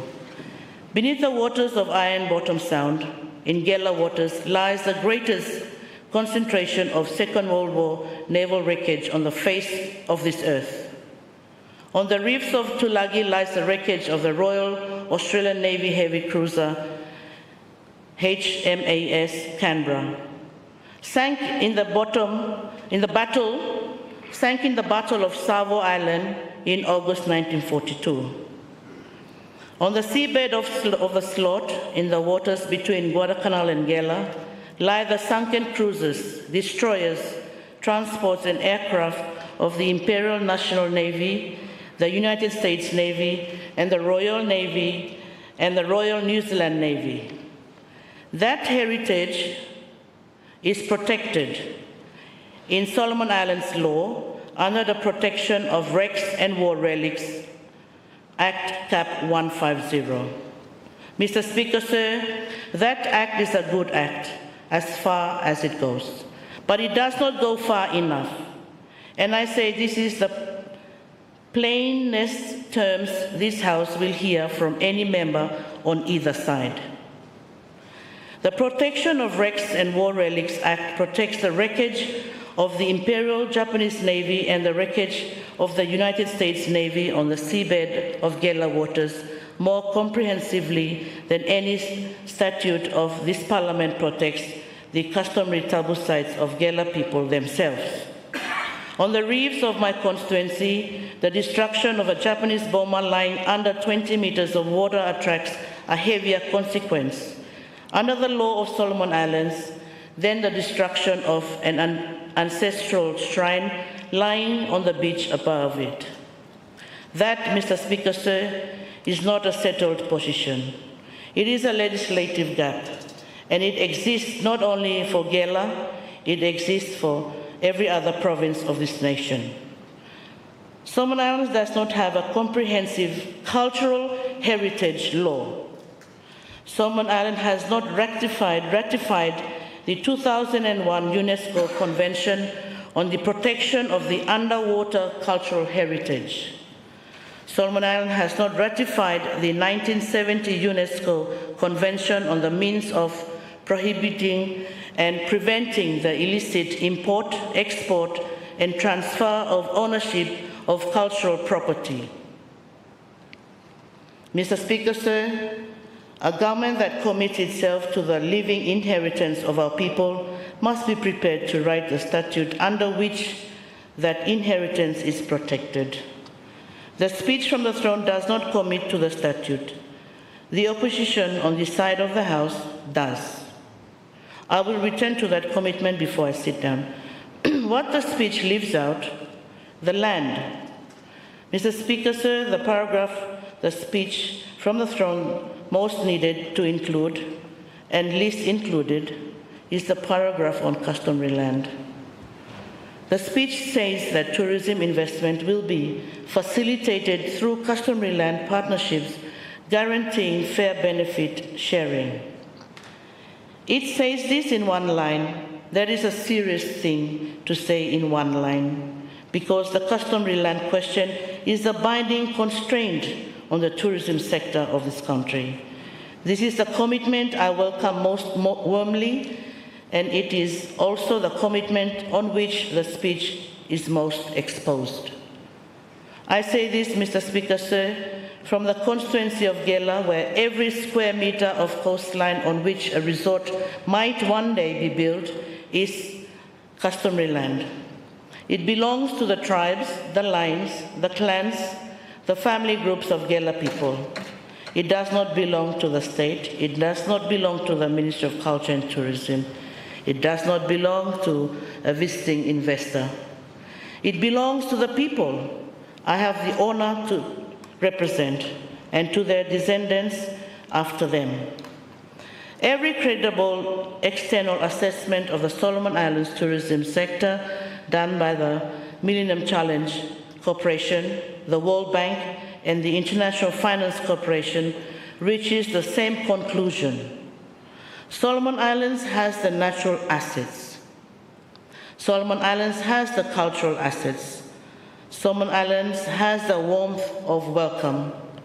What Solomon Islands does not have is a lawful, predictable, workable, and respected framework by which a customary landholding group can conclude an enforceable long-term lease over land it owns, on terms which reward that group across the life of a project and beyond it, and which protects both the tenure holder and the investor.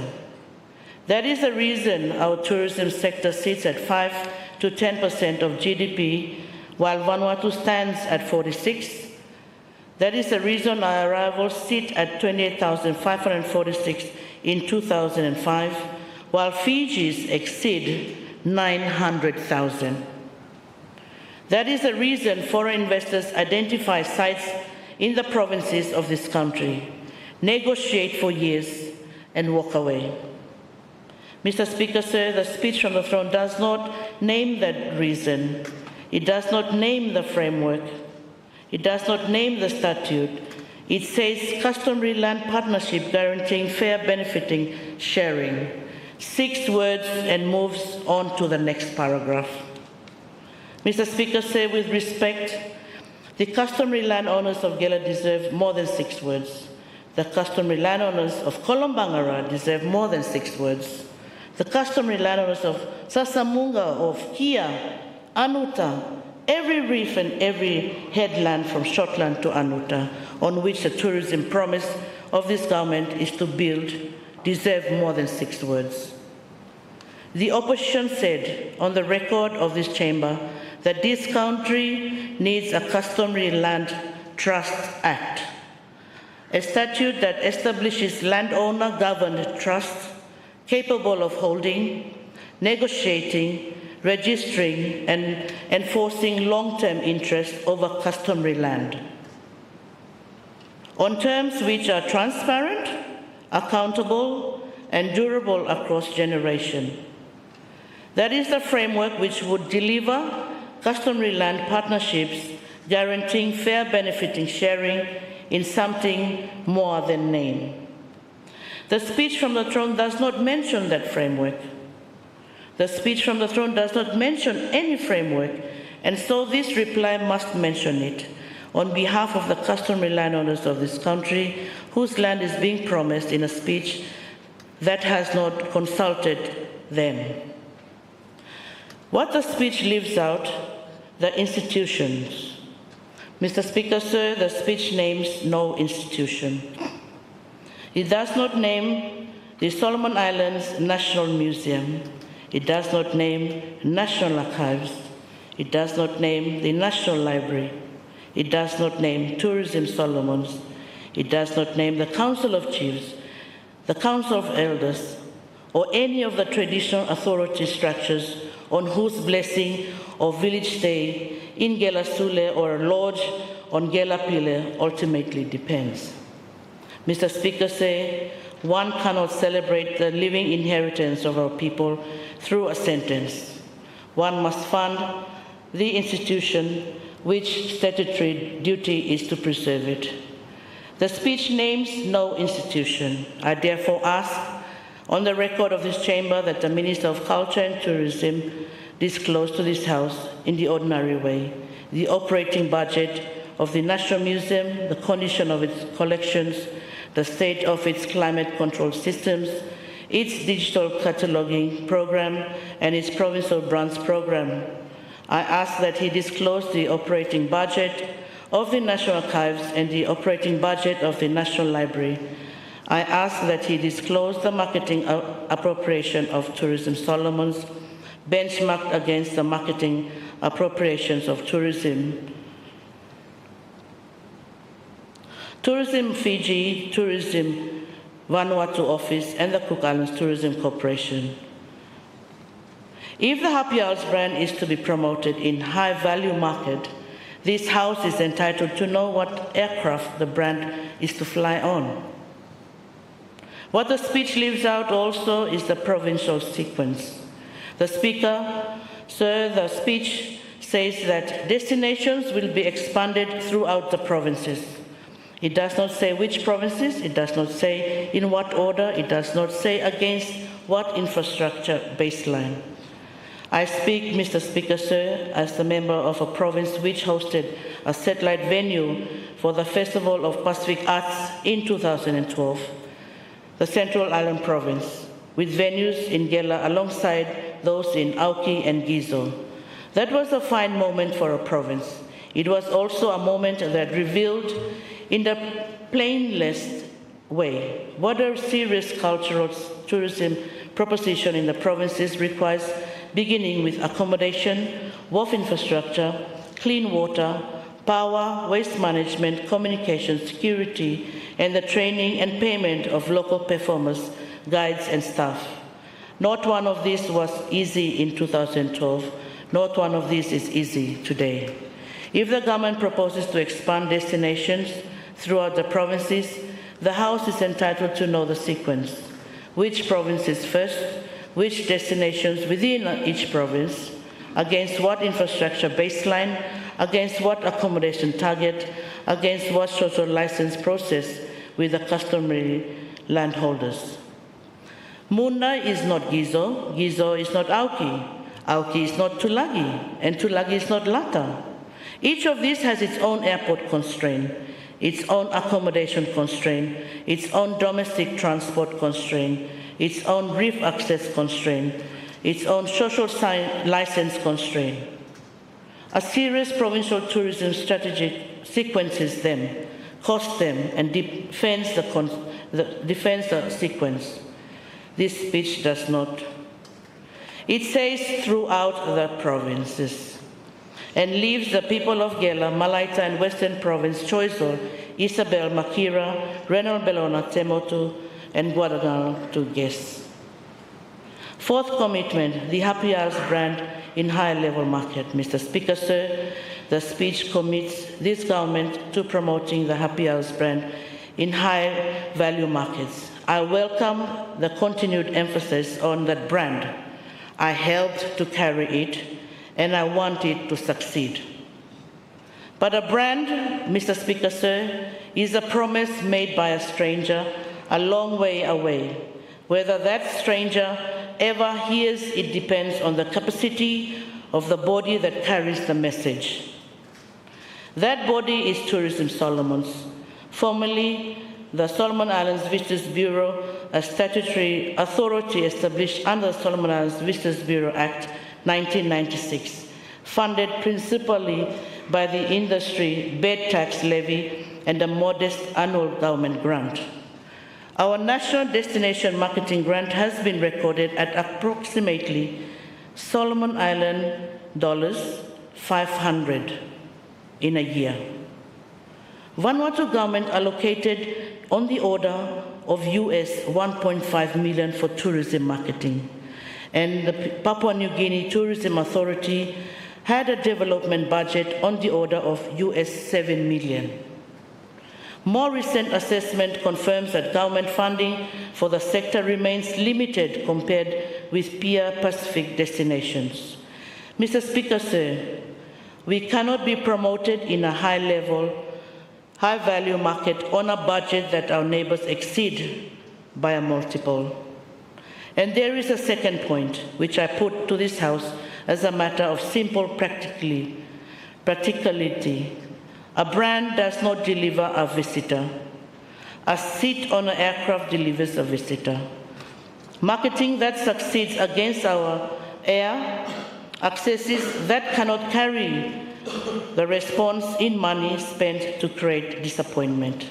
I therefore ask the government to lay before this House the destination marketing appropriation for Tourism Solomons for 2026 and the forward estimates. The named high-value markets with the marketing spend allocated to each and the air access strategy that sits alongside the brand, the routes, carriers, seat capacity, and the timetable on which additional capacity is expected. In a nutshell, our country cannot compete with larger destinations by offering mass tourism. Our strength lies in the uniqueness of our islands, the warmth of our people, the richness of our cultures, our marine environment, our historical sites, and the authentic experiences that visitors can find nowhere else. Tourism development, however, requires functioning airports, roads, wharves, telecommunications, clear water, waste management system, reliable electricity, and trained workers. It also requires safety, consistent standards, and meaningful partnerships with customary landowners. Culture must not be viewed only as a tourism product.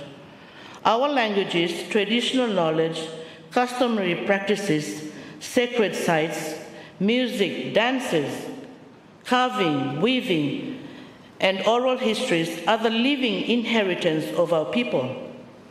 Economic development must never result in the exploitation or loss of that inheritance. Communities must retain control over how their cultural knowledge is recorded, promoted, and commercially used, and they must receive a fair share of the benefits. I therefore urge the government to establish clear provincial tourism plans so that development is not concentrated only in Honiara or a few destinations, but reaches rural communities across all the said provinces. I urge the GREAT government to continue the work that the ministry has been engaged in and build on it for a better and hospitably happy Isles. Constitutional reform and political stability.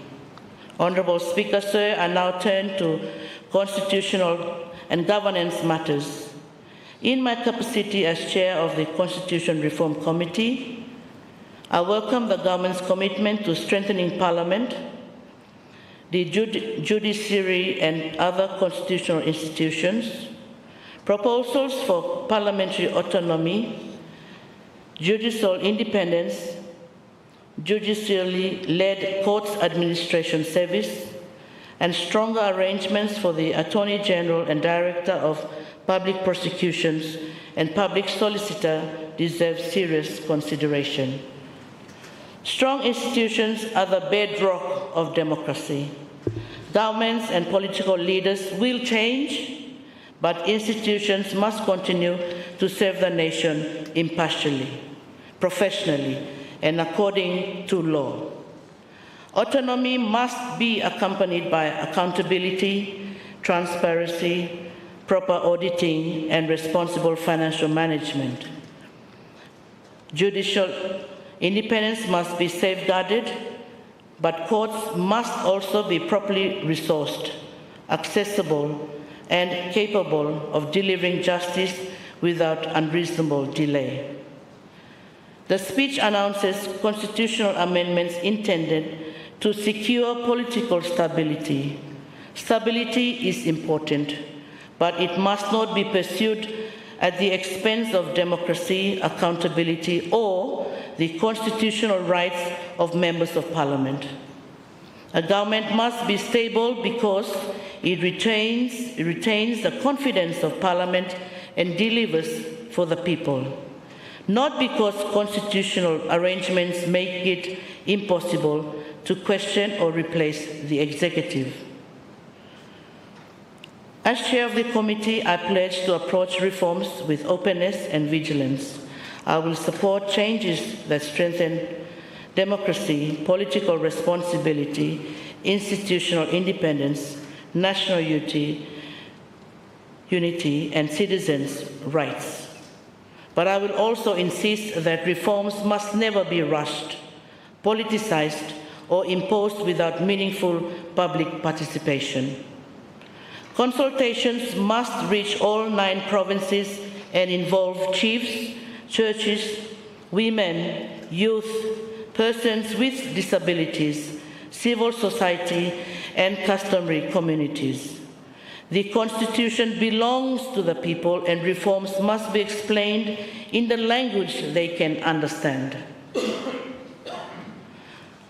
Women representation. Honourable Speaker, sir, I welcome the government's commitment to advancing women's leadership, including the proposed temporary special measures bill.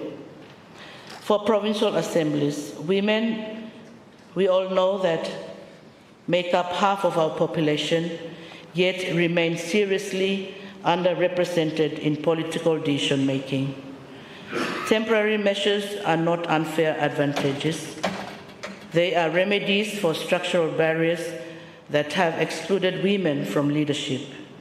Any law must be properly designed and widely consulted upon, with clarity on the number and nature of reserved positions. and method of election or appointment, and the duration of the measures. Beyond Parliament, the government must also address violence, economic inequality, online harassment, and barriers to education, employment, and business ownership. Empowering women strengthens democracy and enriches our national development. Honourable Speaker, sir, the speech contains a very large number of proposed laws, policies, institutions, and projects. Ambition is commendable, but ambition without prioritization can lead to overcommitment. The government should therefore table an implementation schedule identifying legislation, responsible ministries, anticipated costs, funding sources, consultation processes, completion dates, and measurable outcomes. Parliamentary committees must be allowed to perform their scrutiny roles effectively. Bills should not be rushed through this House without proper examination.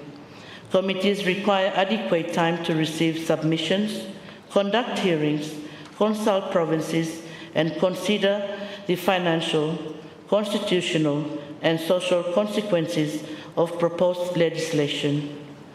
Accountability is not an obstacle to good government, it is its guarantee. That principle must be respected not only in words but in the way the executive engages with Parliament. Honourable Speaker, sir, I support the broad aspirations expressed in the speech of the throne. Stronger institutions, better services, greater national ownership of our resources, protection of our environment, empowerment of our people, and more accountable system of government. As the former Minister for Culture and Tourism, I will continue to advocate for the protection of our cultural heritage and the responsible development of tourism in all provinces. As the Chair of Constitution Reform Committee, I will approach reforms with vigilance, supporting changes that strengthen democracy and unity, but resisting any attempt to rush or politicize constitutional change. Our responsibility in this House is greater than supporting or opposing a government of the day. Our responsibility is to protect the nation, uphold the Constitution, and make decisions that will benefit our children and future generations to come. As the motto of our country, always reminding us that to live is to serve. Let us therefore ensure that every policy announced, every law passed, and every dollar spent is directed towards the service of the people from Shortland to Anuta and throughout all 9 provinces of Solomon Islands. May God grant our Honourable House wisdom, humility, and courage us to carry out our responsibilities. May God bless His Majesty the King, and our National Parliament, and may God continue to bless Solomon Islands from shore to shore. Holo to go, Honourable Speaker, sir, I support the motion and resume my seat. Thank you, Honourable Member. To give the floor to the Honourable Member for South New Georgia, Louisiana. You have the floor, sir. Mr. Speaker, sir, West New Georgia and Monona constituency. Apologies. Thank you, sir. Thank you for recognizing the MP for West New Georgia and Monona constituency, and also the Minister for Traditional Governance, Peace, and Ecclesiastical Affairs. To contribute to the motion, we, the National Parliament of Solomon Islands, here assembled, beg leave to offer thanks for the speech which has been addressed by you to Parliament on 4th August 2026, moved by the Honourable Prime Minister. Mr. Speaker, I want to extend my sincere thanks to His Excellency the Governor-General for gracing this House with a speech from the throne, setting an ambitious cornerstone for the great coalition to take Solomon Islands forward. Mr. Speaker, I acknowledge and congratulate Prime Minister on his successful election and extend the same to the Deputy Prime Minister and the respective ministers of the Crown on the appointment to their respective portfolios. So I also take this moment to acknowledge and congratulate the Leader of Opposition and the Leader of the Independent Group on the appointment and all members of Parliament for the respective parliamentary and political appointments. And in the same spirit, congratulate the Deputy Speaker-elect. Mr. Speaker, sir, let me expand a little on the headlines items from His Excellency's address to provide accurate context on what my ministry is doing. Mr. Speaker, sir, my ministry exists because Solomon Islands experienced conflict. 25 years after the tension, we have made progress, but the peace dividend remains fragile because some of the root causes remain unsolved.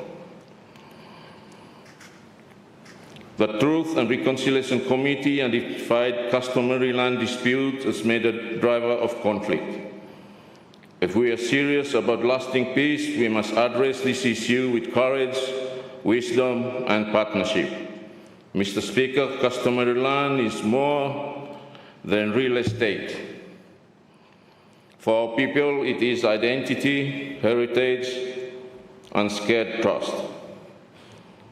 It is the foundation of family, tribe, community, and nation. Development cannot succeed unless it respects the reality.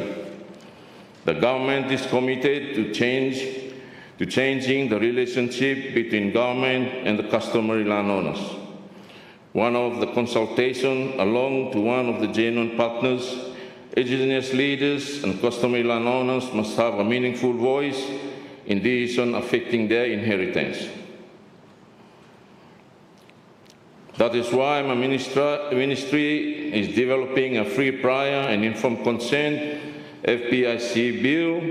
This legislation will provide statutory recognition of customary consent, strengthen partnerships between government, provincial governments, and customary authorities, and help transform customary land from a source of conflict into a foundation of peace and sustainable development.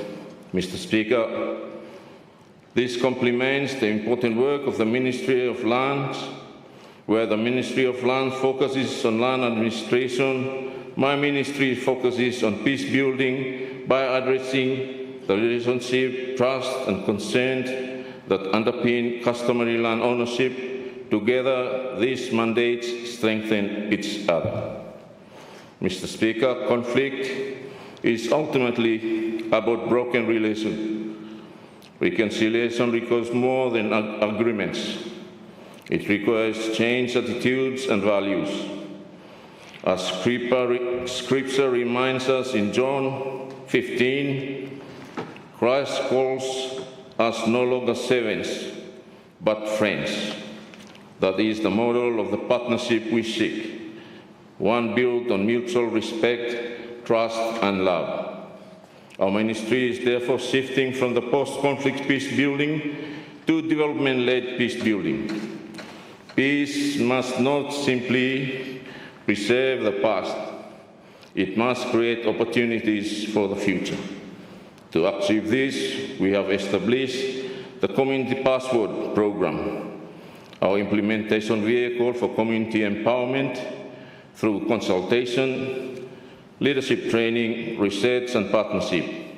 Campus equips communities to resolve disputes, strengthen local leadership, and participate confidently in development. Early implementation in Guadalcanal and Gela has shown encouraging results. The program is now expanding into Central, Malaita, Western, and Treasure provinces, with a target of partnering with 147 communities by the end of 2027. Mr. Speaker, our churches and traditional leaders remain the moral and social foundation of our communities. My ministry has increased constituency church grants in the 2026 budget, and in 2027 we will provide administration support to respective House of Chiefs so they can effectively carry out their responsibilities. Together, this institution will be key partners in strengthening governance, peace, and community development. Mr. Speaker, Solomon Islands stands at an important crossroads. We can continue carrying the burden of the past, misunderstanding, or we can choose a new path built on reconciliation, partnership, and shared prosperity. Our land is not our curse, it is our blessing, God entrusted. With those few remarks, sir, I support the motion and I will resume my seat. Thank you. The Honourable Minister for National Planning and Coordination, you were going to take the floor. MP for East Tarare. Thank you. Thank you, Mr. Speaker, for selecting the member for East Tarare and the Minister for National Planning and Development Coordination to make a contribution to this motion moved by the Prime Minister, whom I thank for moving the motion to thank His Excellency the Governor-General for delivering his speech of the throne to this Parliament. At the outset, Mr. Speaker, allow me first just to congratulate all of us for being here in this meeting for this 12th Parliament for this session. I'd like to also extend my congratulations to the member for East Choiseul as the Leader of Opposition, Honourable Member for Central Guadalcanal as the Leader of the Independent Group, also the Prime Minister for the leadership of the Great Coalition, as well as all of us on this side of the floor. Some of us are quite new to being on this side of the floor, and now we understand why many people want to be on this side of the floor. I think the view is a little bit better looking up to that gallery. But I think more importantly, I think you nod to this side of the floor first, Mr. Speaker, which I have learned to try and adjust my speed in getting up to bow quickly when you do your nod on this side of the House. But Mr. Speaker, sir, the speech from the throne is very much aspirational, a speech that sets out the broad policy of the current government, of any government. Therefore, you'll be hard-pressed to find details in these speeches. Traditionally, it is given by Her Majesty, now His Majesty. In the United Kingdom, I always admired late Her Majesty Queen Elizabeth II having to give that speech with a heavy crown on her head.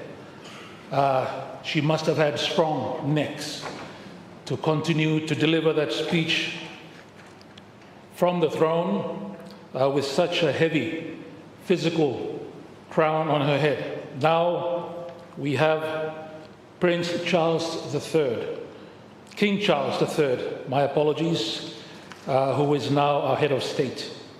So the Vice-Regal, the Governor-General, on his behalf, gives that statement to our Parliament as well, Mr. Speaker. So I think we should all understand that it will never be as detailed as we may want it to be. But that in itself shouldn't stop the aspirations and the policy choices that each government of the day will have to make. And here, Mr. Speaker, sir, I would like to quote late John F. Kennedy. In one of his famous speeches, wherein he said, "We choose to go to the moon." Mr. Speaker, that's a 7-word statement.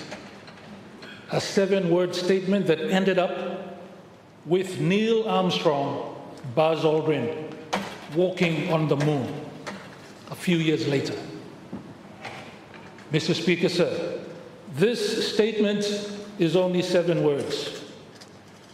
But what it resulted in was Neil Armstrong with his famous quote, "A small step for man, a giant leap for mankind," that sets not just the USA, but the whole world and mankind in a new trajectory of advanced technology.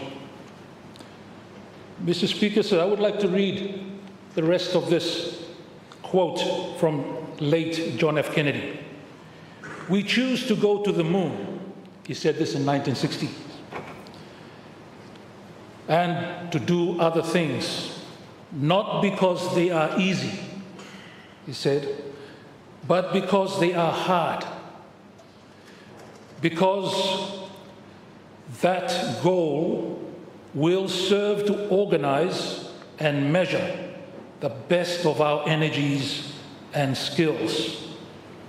Because that challenge is one that we are willing to accept, one we are unwilling to postpone, and one which we intend to win." Mr. Speaker, sir, the policies of the Great Coalition are admittedly ambitious, and they have to be. We feel that we don't have any other choice. We are not willing to be unambitious. We want to be ambitious. We want to win in what we are setting out to do. Mr. Speaker, sir, policies are the government's, the executive. Policy choices are ours.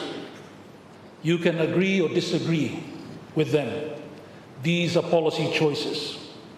But as the Prime Minister stated in his introduction to this very motion, he's calling and reaching across the aisle for this House to support, because we know full well the budget that will be needed to do all that we are planning to do and intend to do, as ambitious as they are, will need all of us, the whole House, to be together on this moving forward. Mr. Speaker, sir, that is why we have chosen very ambitious goals and policies to implement. Some say perhaps we aim for the stars. Maybe we'll land on the moon. Well, that is what we're trying to do, Mr. Speaker, sir. And I think our people expect us to do that. We cannot remain unambitious. We have to be ambitious.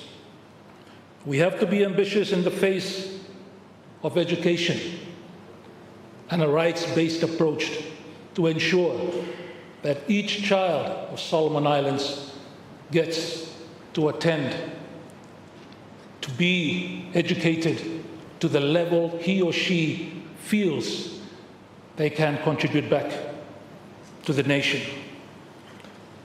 For we are not competing, our kids, amongst themselves here in Solomon Islands. No, our kids, our children are competing worldwide in an ever-shrinking world. We owe it to them, Mr. Speaker, sir, to give them the equipment they need to equip them to compete in a global world, Mr. Speaker, sir. We are talking about transformational policies that will pay dividend in the not-too-distant future. Mr. Speaker, sir, Solomon Islands has been grouped as one of those countries that are blessed with natural resources and one prone to be affected by what is called the resource curse. poor governance that has resulted in a squandering of natural resources with little to show for. And yet we know that our children, our youth, they are the most important resource of any country, including Solomon Islands. Therefore, we want to not curse them.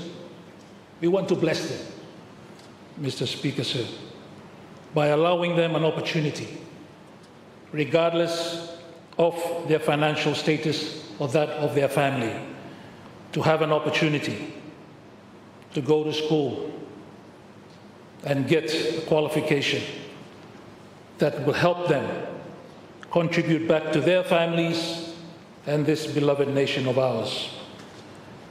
Free education is ambitious, we know. We have heard already from the experts, some of whom are across the floor. We have heard. We share the anxiety that is behind such bold policy statements, policy aims and intentions. Mr. Speaker, sir, we are not oblivious that this will cost us, but it is a cost that we feel we must do.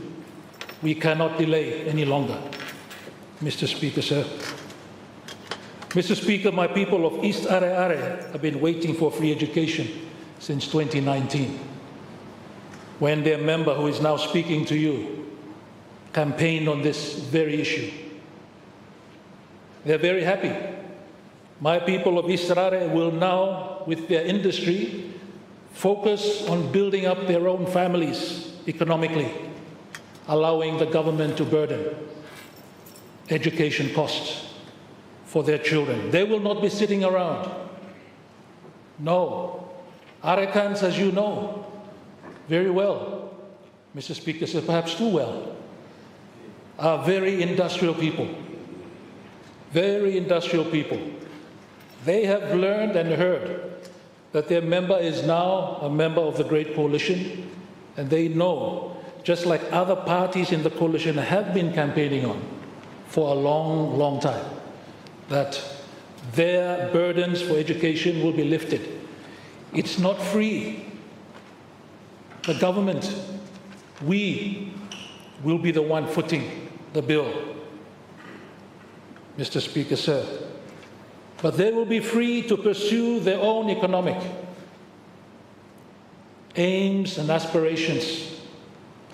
The mother who has been busy selling in the markets of Honiara to support their child, who's going perhaps to a school in Small Malaita, can now be with the husband who keeps on trying to get her back. Melon ba finish na man, you go long time, what time will you come back? These sort of issues that are social, that are causing hardship to families, will be a distant memory, Mr. Speaker, sir. The economic impact of the freedom for them to now be consumers, working extra hard to purchase from our shops in a VAT-enabled tax regime, contributing back to the economy, is something that will boost the consumption economy of our nation as well. This is not just a social experiment, Mr. Speaker, sir. Free education has very, very strong and valid economic sense behind it. We will reap the rewards of the cost. The dividends will come when our children educated will contribute back. It is much more than education. We will plan proper manpower, resources, so that our kids are trained in areas that we need them to be trained in. Mr. Speaker, sir. That is why my ministry, the Ministry for National Planning and Development Coordination, looks forward to be very involved in the manpower resource planning of our nation moving forward. A manpower resource that looks in the context of what the globe is going through, the AI so-called revolution that is coming. What are the vocational particular training that we might need in the years ahead? How many of our kids would need to go to a certain training, for a vocational training, for a degree, master's or doctorate, that would help our nation move forward? Mr. Speaker, sir, that is something that my ministry will look forward to as well, in working together hand in hand with other ministries, including, of course, the Ministry of Education, Educational Services, Mr. Speaker.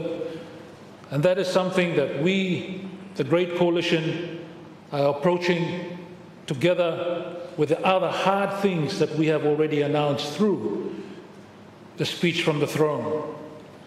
As rightly pointed out by the Leader of Opposition, speeches from the throne are actually the programs of the government.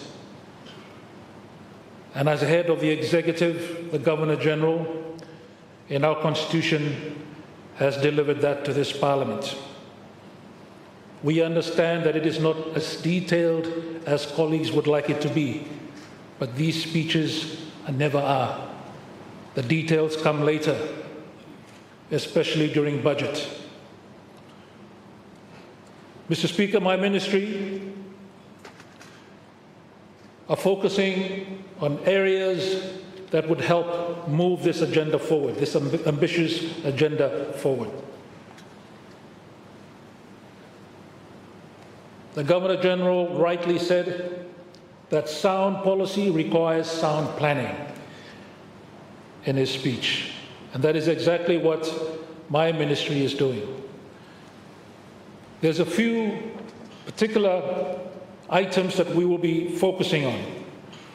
We will be pursuing pragmatic, sovereign, and mutually beneficial international relations and strengthening regional stability and development cooperation, along with global partnerships aligned with our Solomon Islands' national interests. Mr. Speaker, sir, it is so important that partners, development partners for Solomon Islands or in Solomon Islands, coordinate. As I always like to say, some overlap can be forgiven in terms of efforts to help support our sustainable development. Some overlap can be forgiven because issues can be looked at through different lenses, different perspectives. But, Mr. Speaker, sir, duplication is the sin. Duplication is a sin we must avoid falling into. That is why it's so important. Coordination of our partners is very much key part of our ministry moving forward, or my ministry moving forward. That is why I've called on all our partners to submit to surveys and questionnaires that we send to them. There is not going to be another ministry. Some have said that, oh, we only work with the Prime Minister's office, not under the Great Coalition. Yes, the Prime Minister's office will be aware, but in terms of coordination, we very much appreciate all our partners reporting, be accountable, making sure that it is our priorities that are being pushed. That is our priorities that are being funded. That is the priorities of this great coalition that we are looking to push with our willing partners going forward. And Mr. Speaker, sir, I'm happy to say that our partners are very happy with this clear direction. We will be convening a roundtable co-hosted by the United Nations later this month. And the focus of that roundtable will be the policy of the Great Coalition. Mr. Speaker, sir. Mr. Speaker, we look forward to getting partners involved who are not necessarily here with us in Solomon Islands. We look forward to getting partners attending who may be somewhere else, not physically here. That is why we very much look forward to an outcome that will be inclusive and one that is clear for our partners to see which part of the policy of the Great Coalition they are willing to partner with us, which parts they are willing to coordinate with other partners in helping Solomon Islands move forward. So we look forward to this roundtable that we will be hosting at the end of this month with our friends from the United Nations. There will be legislative reforms as well, Mr. Speaker, sir. We know that past governments have been talking about a planning act. We look forward to bring that act to this floor at the end of this year. Mr. Speaker, sir, it will be focused on integrated framework for delivery. Mr. Speaker, sir, it will be one that will be more clearer, delineating perhaps the roles that the budget for development has with one that is recurrent. Working together with the Public Finance Management Act. Mr. Speaker, sir. So we look forward to that coming in. We have seen already the earlier drafts that previous governments, including GNAT, DCGA, has been doing, Mr. Speaker, but we are looking to also add some more new elements to those drafts before we bring them in. Mr. Speaker, a new innovative position that my ministry is taking is the establishment of a resource mobilization unit. Mr. Speaker, sir. This is important for means of implementation.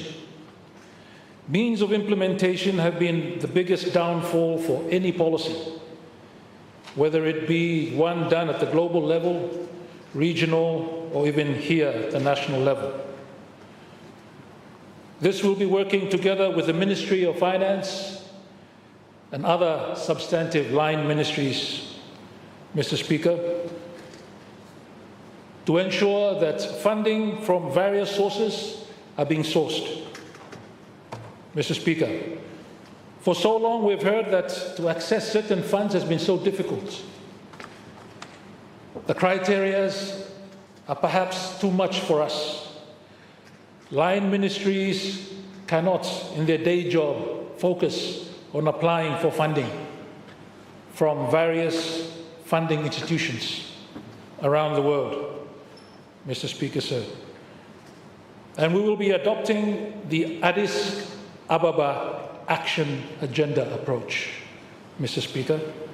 This, as you know, is the United Nations Financing for Development vehicle that has replaced the Monterey Consensus, that has now expanded the definition of development partners beyond just states to states. It has now been more inclusive to capture civil society, private sector, philanthropy. All of those can now be seen as development partners under the Addis Ababa Action Agenda. And that is how we will be approaching. There are many, many funds and sources available around the world. Accessing them is not the same. There are different requirements in terms of accessing them. We are looking to access them and then have it contribute to our development funds. Mr. Speaker, sir, the governance of these will be clearly spelled out in the legislature and legislation that we're looking to bring, as I alluded to earlier, Mr. Speaker. Mr. Speaker, the third key issue that the ministry will be focusing on is the LDC graduation and the question of graduation. As you know, Mr. Speaker, Solomon Islands was categorized as a least developed country in the LDC in 1991. 1991, some 35 years ago, by General Assembly Resolution 46/206. The General Assembly agreed that Solomon Islands be classified a least developed country. Now we are one of 3 remaining least developed countries in the Pacific region, Pacific Islands region. By far the largest, the other 2 being Tuvalu and Kiribati. Mr. Speaker, as you know, graduation for Solomon Islands is now scheduled for 2027. After a 3-year gap was given for us to prepare for graduation following a request by past governments to ensure that our graduation was delayed. That is why, Mr. Speaker, sir, this lands squarely in my ministry's portfolio.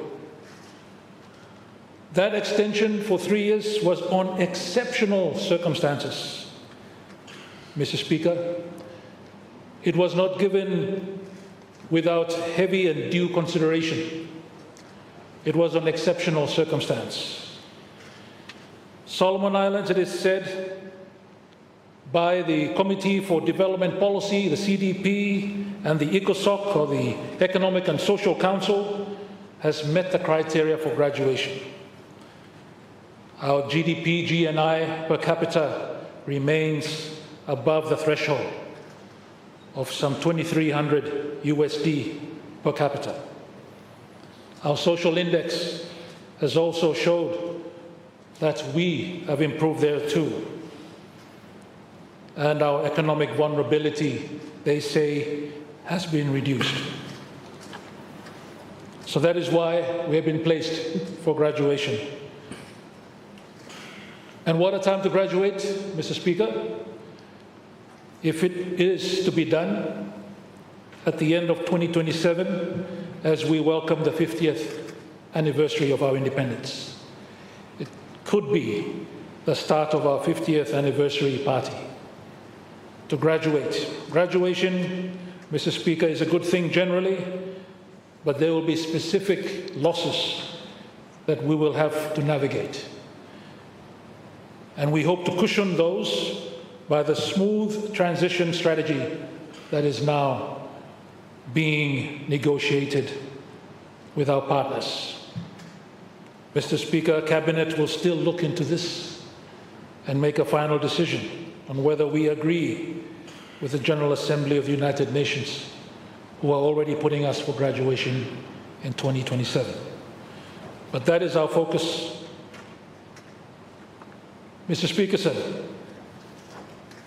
there have been also some questions raised during the debate that touch on the Ministry of Foreign Affairs, to which I'm currently supervising, for the minister, the substantive minister who is out of country on official duty.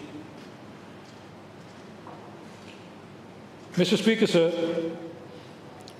the fundamental basis for our foreign policy remains friends to all, enemies to none.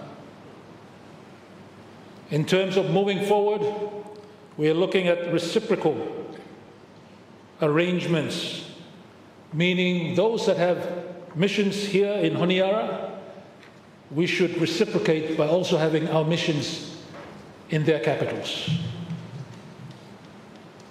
That is the foundation for some of the work from the Ministry of Foreign Affairs that they will be looking to advance during these 2 years.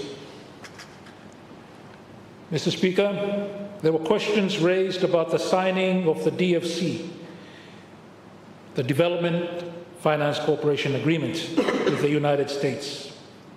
I think it's important to note the context within which this agreement was signed. Following the second term of now President Trump's administration, US aid has been abolished. Mr. Speaker.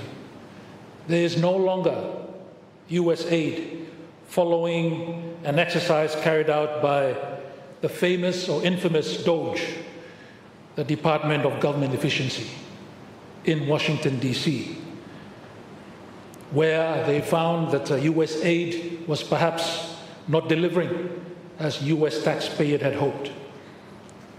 We have to have that in context to understand what it is that we have done. It is important for us to see through that lens.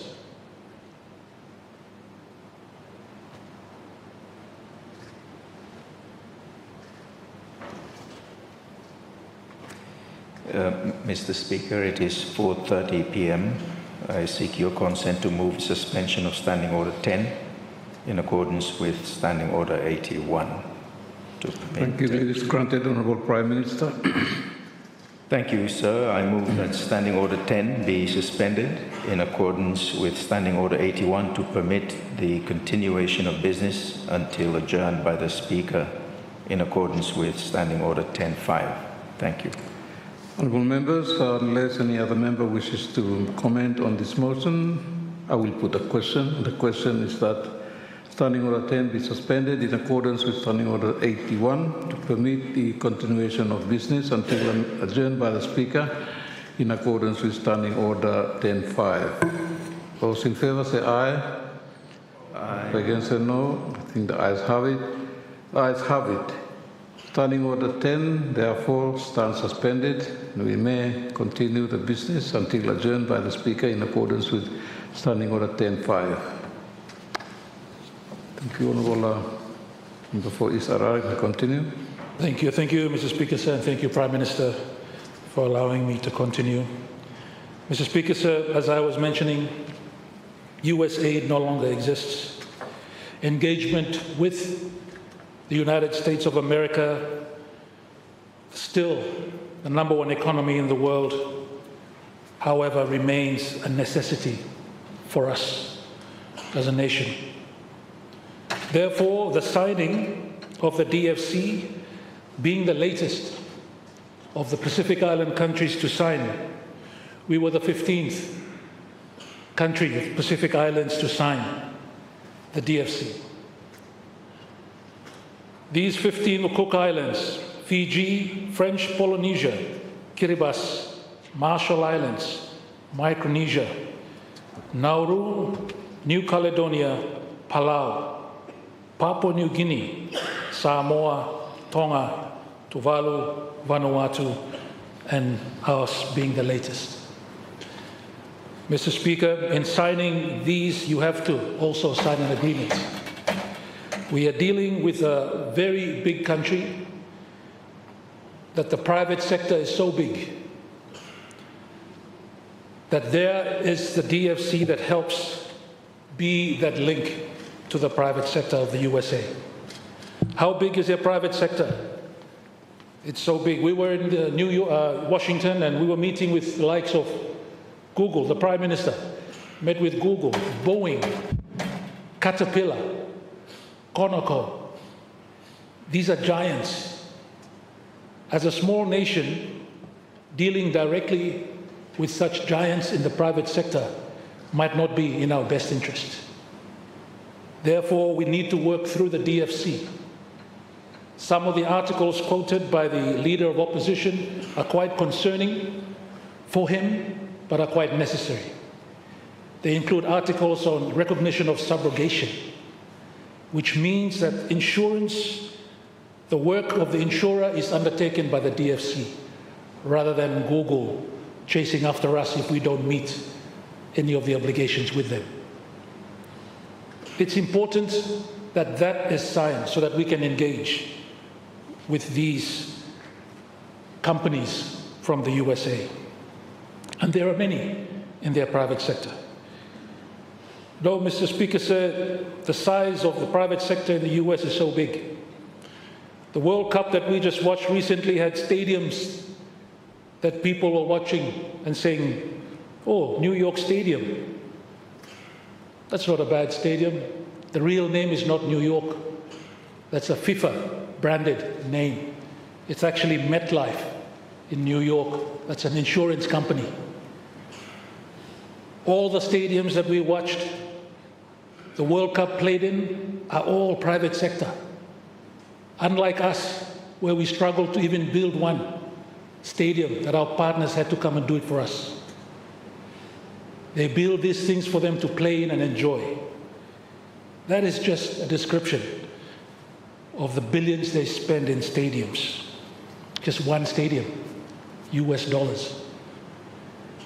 They're so big that we need the DFC to help us navigate and engage with these giants of industry from a superpower that is the USA. So our people will need to understand the context in which we're engaging. And I hope that the fears that perhaps the leader of opposition was sharing can be allayed. I hope they can be. You know, Mr. Speaker, Article 3 of the same agreement that was signed by India, the biggest democracy, is the same one that we signed, word for word, verbatim. I would like to read it here because the opposition leader read it, but I think I will just save it to say that you can just go online and see the agreement that India signed. Very much same as the one that we signed. The tax exemptions that were given and accorded through the DFC to those investors that are coming in are the same ones that India also accepted. Imagine, Mr. Speaker, sir, the size of India, the biggest democracy, also having to sign the same obligations the Solomon Islands did. In fact, in comparing the two, I think ours was better. We have at least a clause there on amending. If we wanted to amend something, we can amend. There's a clause for that in our DFC agreement. That clause is not there for the one with India. Just an example, Mr. Speaker, sir. We have a clause for termination. If we wanted to terminate this, it's also there. So, Mr. Speaker, sir, I think the fears that signing of this agreement may have caused were perhaps misplaced. Misplaced because we need this in order to engage in the absence of the US aid. So that is why we needed to sign this, Mr. Speaker, sir. One of the key reasons for us signing the DFC. Mr. Speaker, sir, the ship rider was also another agreement that falls under the purview of the Ministry of Foreign Affairs and External Trade. And as pointed out by the Leader of the Opposition, the minister responsible was not in country at the time of signing. But the ministry remains responsible. And again, just like the DFC, Solomon Islands became the 13th Pacific Island country to sign the ship rider agreement. Mr. Speaker, sir, it has raised a lot of controversy online and by those in this House, and some of it is understandable because it is something that perhaps people don't really understand as well. There are issues of sovereignty indeed that are there for us to really look into. But the UNCLOS, the law of the sea, the so-called Constitution of the Oceans, is a codification of customary international law. A lot of these things that are in the law of the sea are coded. The codification of customary international law. Freedom of navigation, the right of innocent passage, those are sacrosanct. They are coded in UNCLOS but they have been for centuries being part of ocean law, Mr. Speaker, sir. You know, UNCLOS, and here my friend and brother, the chair of the Foreign Relations would know, this is the first office in the United Nations that I joined. It's part of the Legal Affairs Office that I joined there. And my brother was very instrumental in me ending up in that office through the exams and everything. But I know a little bit about this, Mr. Speaker. And there is nothing for us to be concerned about on this. In fact, the words of Vanuatu own principal monitoring control surveillance officer with the Fisheries Department should give us encouragement for our own fisheries monitoring and surveillance. He said in a report by Reuters in 2024, and Vanuatu signed before us, after being involved in a Coast Guard, the very same ship that was here. He said the patrol gave the opportunity to inspect foreign vessels that are fishing in Vanuatu's waters and not coming into port for offloading their catch and offloading them in foreign ports. Without that vehicle or platform, our friends in Vanuatu would not be able to enforce their own laws, Mr. Speaker, sir. The law of the sea has different zones in the ocean. There's the high seas, then you have the EEZ, then you have the contiguous, then you have the territorial, and then you have the baseline, that is us on land. Mr. Speaker, sir, the compatibility that needs to be done by the high seas onto the EEZ is one that is important. We know that fish do not know where they swim. They swim from the high seas into the EEZs, into the contiguous, into the territorial, and back.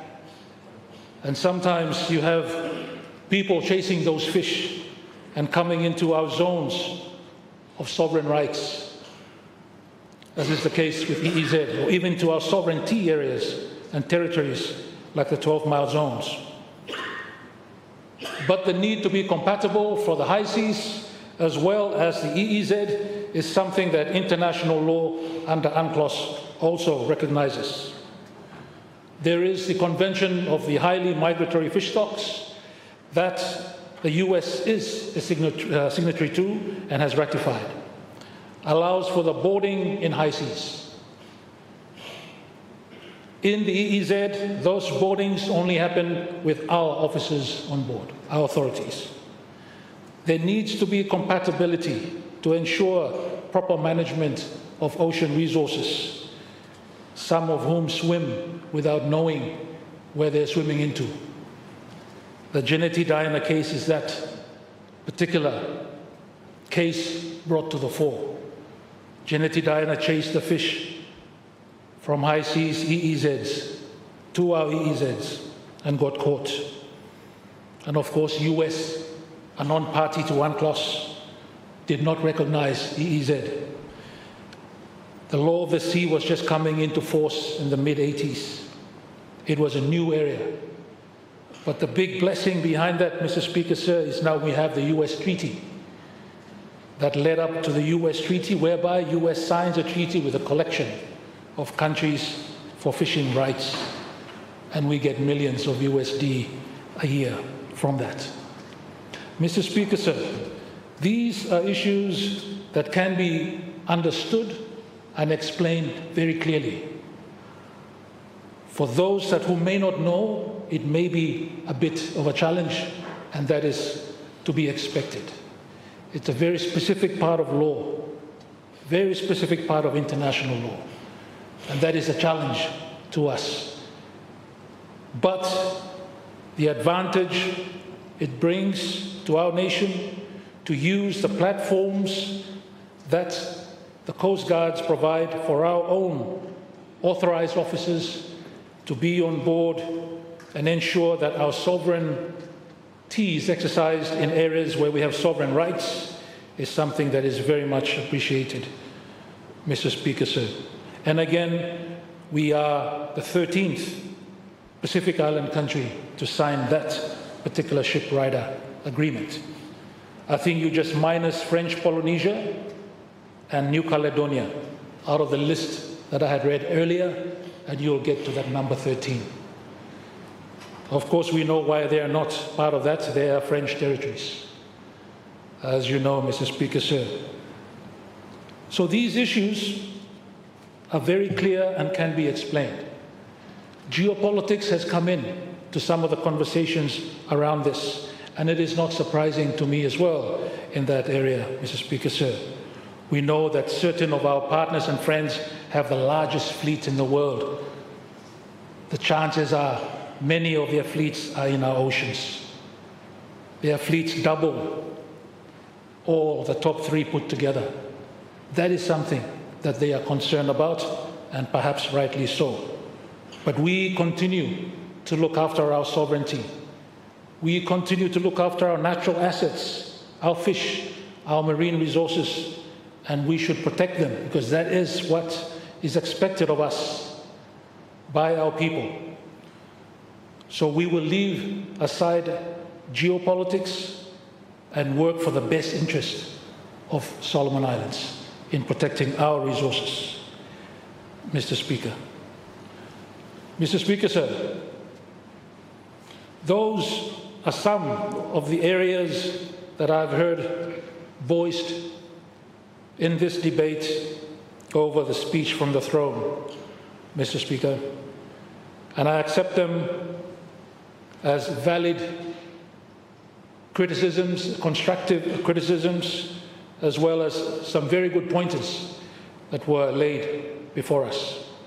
I particularly enjoyed the points, the very valid points that were made by the leader of Independent Group, and also the chairman of the PAC, member for North Quarter Canal, that were very, very true indeed in terms of what we need to look out for when we develop these policies moving forward. Also, other colleagues who have contributed to this debate so far. Mr. Speaker, sir, with the ship rider agreement and geopolitics, Mr. Speaker, USA and the People's Republic of China also have their own ship rider agreements, where each of their officers can board each of their vessels. It was done back in 1993, Mr. Speaker, sir, and it was done to implement the UN General Assembly Resolution 46/215 that dealt with a moratorium on drift net fishing. I know this because I worked in that office, as I mentioned, and used to help contribute in writing the Secretary General's reports on this. So I'm very much aware of this. I don't know whether they're still doing that now, but I know that they also had their own ship rider agreement between those two powerful nations. So ship rider agreements are not something that is just specific to us. Other countries also have them, Mr. Speaker, sir. So we embrace such platforms to allow us to protect our resources, ensure the poaching and that illegal transmission, transporting of drugs that are coming into our ocean and into our islands are halted.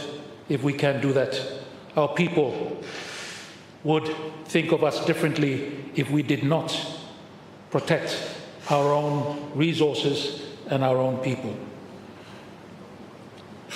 Mr. Speaker, sir, in closing, I would just like to acknowledge our development partners, and I pay them my sincerest gratitude for their support in helping us in our development pathway. But let me just say this, Mr. Speaker, sir. None of these partners will develop Solomon Islands. The development of Solomon Islands rests on our shoulders. The policies of the Great Coalition, we really feel is where we would start to see concrete outcomes in our own development. The sovereignty that is there for our natural assets that we are protecting for future generations, including in the Sovereign Wealth Fund approach that we're looking to take, Mr. Speaker, sir. We should all remind ourselves, and our people should know, that the development of Solomon Islands rests on our shoulders. Our partners, however powerful they may be, can only help, can only support where we ask them to support as well. Nowadays, I see arguments going on even online that people are saying we should go for this partner because they were the ones who would develop us. That is insulting to us as a nation, as a sovereign country. Development of our nation rests solely on us, particularly on us, the 50 who are here in this August chamber. So important that that understanding, that fact is relayed on to our people. Mr. Speaker, I tell my people of East Harare all the time that no other partner will develop Solomon Islands, none other than us ourselves. They will help us greatly, of course, but we will have to develop ourselves. I would like to thank our partners, Australia, Japan, New Zealand, the United States, People's Republic of China, United Kingdom, financial institutions, the World Bank, ADB, the European Union, the United Nations agencies, and other international financial institutions. We continue to value the support that they bring in terms of our aspirations, in terms of working with us in pushing our agenda forward. Mr. Speaker, we all admit that the Great Coalition's ambitions are very, very big. And we do not shy away from that. We embrace it. And we're asking all 50 of us to embrace it when it comes budget time. Yes, we can be critical, we can be constructive, and we welcome that. But let us embrace an ambitious agenda, an ambitious policy that would help our people moving forward, because we are unwilling to accept anything less. Before I close, on behalf of the people as well of East Harare, I would like to also recognize the election of the member for South New Georgia, Rendova Tetepare, as your Deputy Speaker.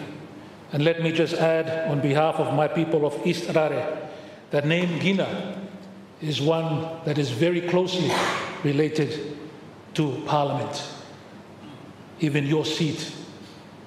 And the close relations that the people of East Harare, with their first ever Member of Parliament, have with the former and the first Speaker is a strong one.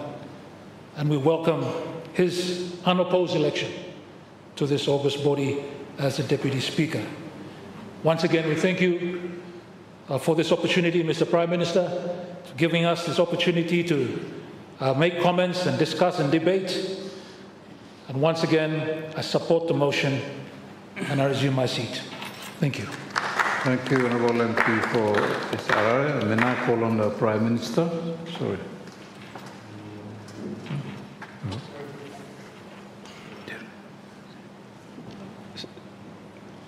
Sir, I have quite a bit to say, and I would invite my brother to mount his debate perhaps during budget and Senate here. There'll be plenty of time for others who haven't spoken to share their views on this, but you may run out of time, and I need 3 hours, Mr. Speaker, to respond to every member talent.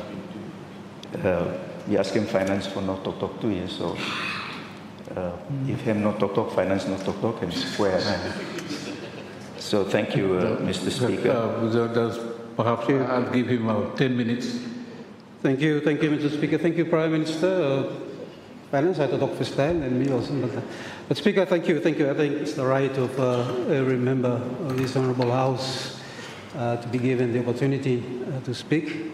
That's why our people blame elect him. I know there are time constraints, but I think we have plenty of time, Mr. Prime Minister. But thank you, Speaker, and thank you, Prime Minister, for your indulgence. In view of the time constraints, I will be very brief, but thank you for recognizing the Member of Parliament for Ograno-Kiawale constituency. I rise to contribute briefly to the motion moved by the Honourable Prime Minister, and thank you, Prime Minister, for moving this motion, giving us the opportunity to thank His Excellency for the address that he has delivered to us in Parliament on the 4th of August.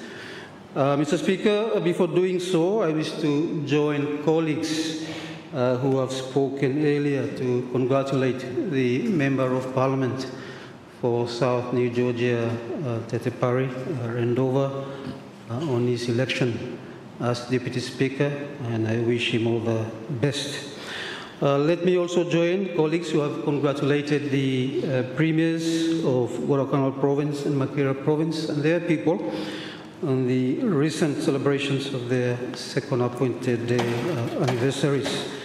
And of course, to Maleta Province as well, who will be celebrating theirs on the 15th of August. As one of the earlier speakers said, Guadalcanal Province has set a very high standard for second appointed celebrations. And on that note, I thank the Member of Parliament for Central Guadalcanal constituency, the leader of the independent group, and his people for the chupu presented to Isabel Province. This is social cohesion, Mr. Speaker, one of the policy pillars of the great coalition government. Colleagues on this side have spoken, they've responded on a number of areas, and I won't repeat those. Let me also commend ministers from the government who took the floor to outline their ministry's policy initiatives, building on what His Excellency has outlined or has highlighted in his statement, including the Minister for Women, Youth, Children and for Family Affairs, Mr. Speaker, who took the floor. I think, Mr. Speaker, he sounded very uncomfortable with that portfolio being a chief. So I will recommend to the Prime Minister to reshuffle him with the Minister of Finance and Treasury. So I think Minister of Finance and Treasury, him chief 2 years, so bahat po him golo there too. But Mr. Speaker, humor aside, I fully agree with the Minister for Women, Children and Family Affairs that the foundation of our society, for that matter, is the family unit, our children, our youth, and of course our women. Hence the importance of that ministry and all other ministries who should work together to progress this country. I acknowledge the coalition's vision, and I agree to that, as well as the 6 pillars that have been outlined by His Excellency, and I won't repeat those. But I see that most of these pillars and the policy initiatives are similar to what previous governments have put out, and I guess rightly so, because we have the same development context, same country, and we won't expect that much difference. And of course, there is a limited time frame for the coalition to deliver. The need for continuation of national projects, which I hear from ministers, those will continue, and I appreciate that. I welcome the coalition's initiative to strengthen the pillars of our democracy, Mr. Speaker, the independence or autonomy of our legislature and judiciary, as outlined in His Excellency's speech, and I look forward to the outcomes of the work of the task forces tabled here in Parliament after 6 months. I will leave the other parts of my speech, and I will move on straight to the ministry of Foreign Affairs as in my capacity as the chairman of the Foreign Relations Committee.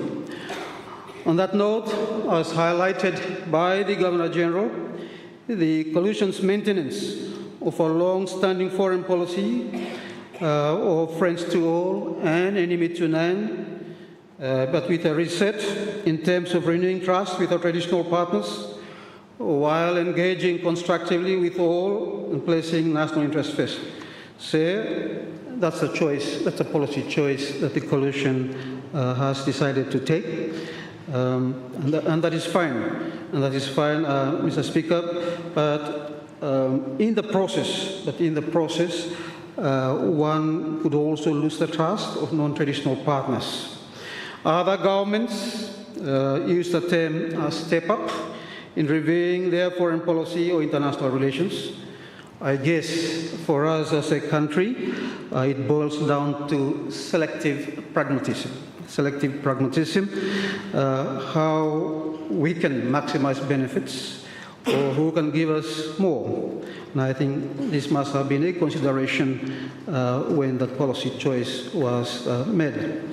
But, Mr. Speaker, as you know, indeed, national interest is always at the forefront of our engagement with our partners, whether one is resetting or stepping up. As you know, sir, this national interest is usually defined by our context, including development and security needs, both conventional and non-conventional security interests. And compared to other small island countries in the region, our development interests and needs are much broader and deeper. Given our geographical spread, development challenges, growing population, hence the need to engage constructively with all partners. I think one should not discriminate between traditional or new partners. They are all development partners, and we need them all. Mr. Speaker, I know the Prime Minister's overseas engagements since he came into office and his efforts to secure support for government policies and programs, as well as initiating discussions on a comprehensive treaty with Australia. I understand the treaty will be concluded and signed at the end of this year. As chairman of the Parliamentary Standing Committee on Foreign Relations, FRC, I and members of the committee are keen to be part of this process at the appropriate stages with relevant stakeholders.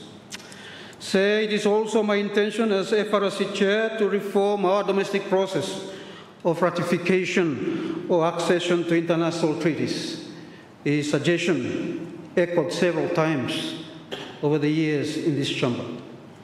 At the moment, as we know, it takes only the Cabinet to decide for Solomon Islands to accede or ratify any international treaty or convention. So, consistent with the coalition government's pillar on transparency and accountability, it would be useful for the government to table some of these treaties for Parliament's deliberation and endorsement before ratification or accession, acknowledging or noting that it is also the sovereign right of any government to keep certain treaties confidential, especially those treaties with security implications or with implications on national security. Mr. Speaker, on the conduct of our relations with the world, the opposition applies one test. Does this policy protect our sovereignty? Does it grow our economy? Does it secure our children's future in a changing Pacific or a changing world? Where the government meets that test, we will support it without hesitation. Where it falls short, we will say so plainly, and we will propose better. This must be the test that Cabinet uses or applies when it considers and decides on signing agreements with our partners. I believe it was from this test that the leader of opposition, in his statement, reflected and scrutinized the agreements the government recently signed with the US. I do thank and acknowledge the clarifications that the Supervising Minister for Foreign Affairs made in reference to the DFC and to the Ship Rider Agreement. As chairman of the Foreign Relations Committee, we will keep engaged with relevant stakeholders, the Ministry of Foreign Affairs, as well as the Prime Minister's Office, the Ministry of Planning, and others, as we monitor the implementation of these agreements in our country. Mr. Speaker, a commitment to pragmatic, sovereign, and mutually beneficial relations is critical. The focus on trade, on our workers abroad, and on meeting the standards of our export markets is correct. And the proposal for a foreign relations bill is in principle an idea whose time has come. I welcome this.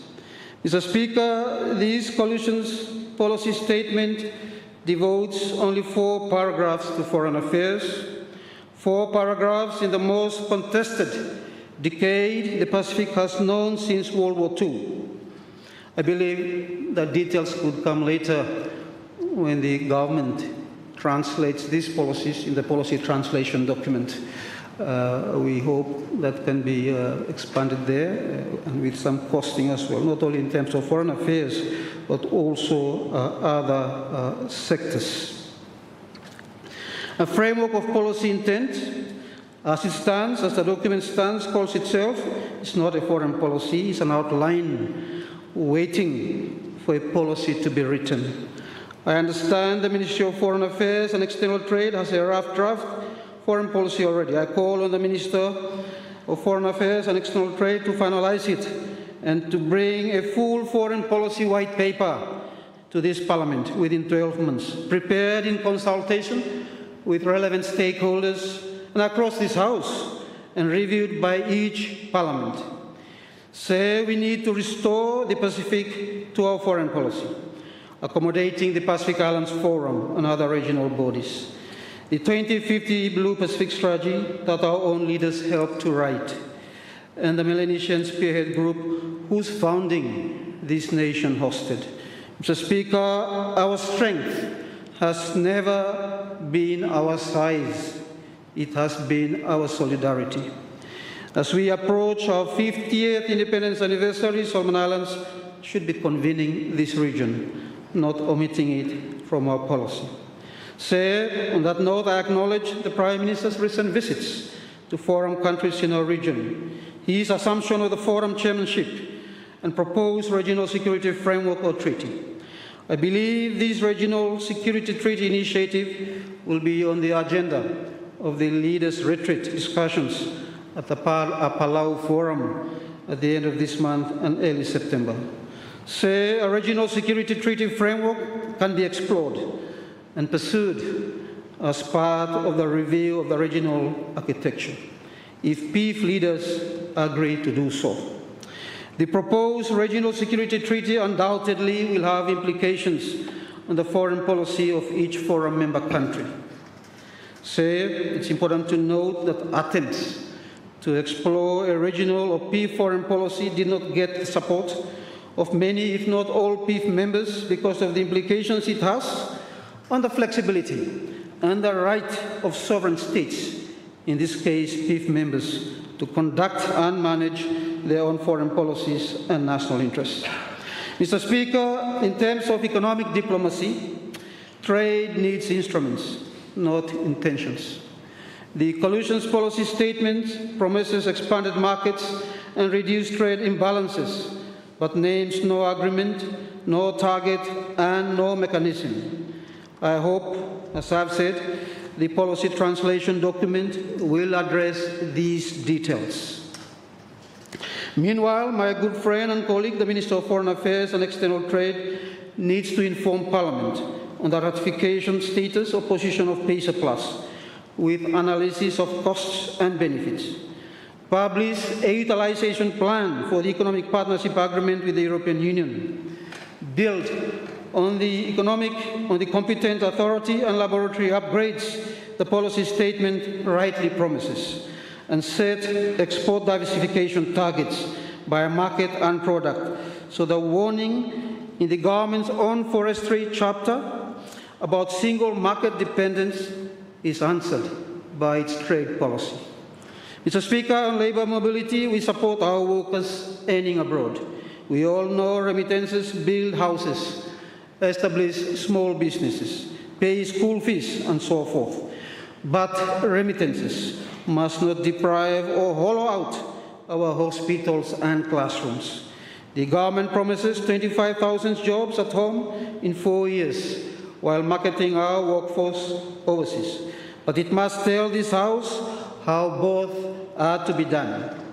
Say, I propose annual mobility targets by scheme, a worker welfare compact with receiving countries, a skills replacement plan for health and education, and a reintegration fund that channels returning workers into farming, fishing, and construction. I understand once again that the Ministry of Foreign Affairs and External Trade has already commissioned a study a few years ago on the reintegration of returning seasonal workers. The Ministry needs to pursue the outcomes of that study.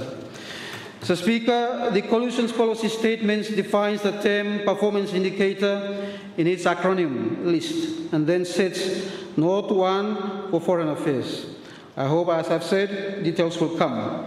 There is no timetable for the Foreign Relations Bill, no costing of new commitments, and no obligation to report to Parliament. Again, I hope this will be taken on board. Say, intent without measurement, as others have alluded to earlier, is aspiration. I urge the Minister of Foreign Affairs and External Trade and the MP for Small Malaita to commit today to an annual statement to this Parliament on foreign affairs, the state of our key relationships, the agreements signed, the outcomes of our labour mobility schemes, the performance of our missions abroad. Say what the government measures this House can support. What it hides, this House must question. Mr. Speaker, finally, we need to shape the Foreign Relations Bill constructively. The opposition will engage on the bill in good faith and will move amendments to entrench treaty tabling, publication of agreements, and committee scrutiny, so that the conduct of foreign relations is institutionalized beyond the life of any single government. Mr. Speaker, foreign policy should be the most bipartisan business of this House, because the flag our diplomats carry overseas belongs to no coalition, to no government. So the opposition extends its hand across the floor, publish the white paper, open the agreements to this Parliament, as the Prime Minister himself alluded to over the years, champion our climate cause, and honourable members on this side will stand with the government abroad, even as we contest it at home. Mr. Speaker, we are a small nation in land, vast in ocean, and rich in friends. Let us conduct ourselves so that all of them respect us and none of them owns us. In conclusion, Mr. Speaker, I once again express my sincere gratitude to His Excellency the Governor-General for delivering the speech from the throne, highlighting the coalition government's policy intentions and initiatives for this country. The onus is now on all of us, especially the government, the ministers, and the public service, to implement and deliver for our people. With these remarks, Mr. Speaker, I support the motion and resume my seat. Thank you, Honourable Prime Minister. I call on the Honourable Prime Minister to reply. Thank you, Mr. Speaker, for giving me opportunity now to conclude the debate on the motion. Sir, and me like a read from Nehemiah, the Old Testament. This is a story about Nehemiah, of the captivity along Persia, and hemi cupbearer blow king. And him hearing news blow Jerusalem or destroy him sorry for good. So Hemi go ask him permission, Lord King, after days of prayer and fasting. King give him permission. For Hemi take him some group, with him letters of credentials, Lord King, and him go rebuild him wall, city wall of Jerusalem. But you sabe, time him go rebuild him wall hey, ogat manlo him no more, ogat manlo stop no day too, ogat look him everything hard. So me like read from chapter 4.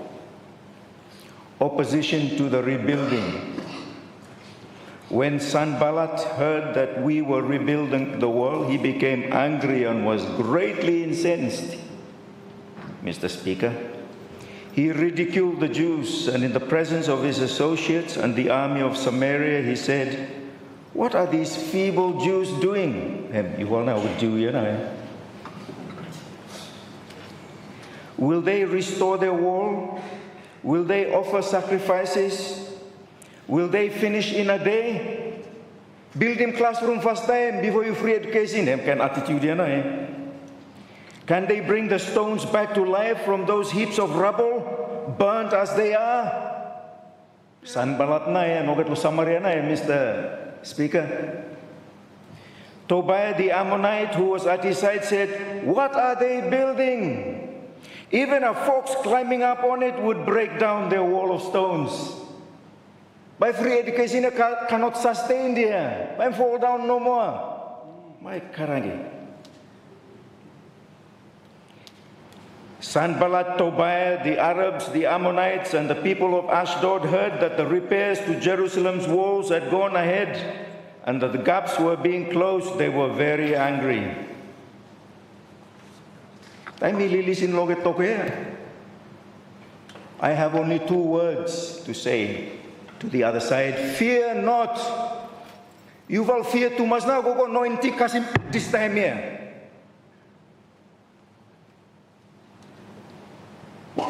These are things that should have been done 10 years ago. Mr. President, leader of opposition here. He's been Prime Minister 10 years.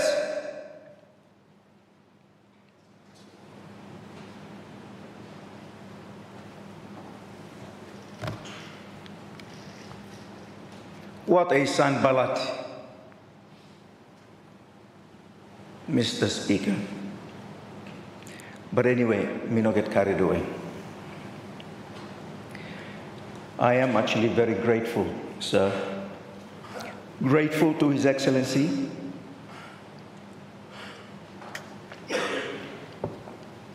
I'm grateful to the House. Me no cross here, just a little excited, that's all. I'm grateful too to the member for North Gualcana, because I'm feeding moget lo malita. Oget one to blomilo and tablo ben script baro happy for good. I would say puddingnya baro one. Sir, I also wish to add my voice to those congratulating the Central Islands Province, the second appointed day bloketa, first time, and then Gualcana, and then Makera.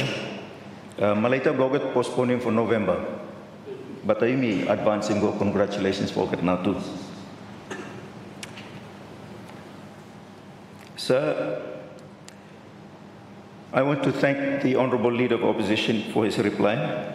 It was a substantial reply, carefully prepared.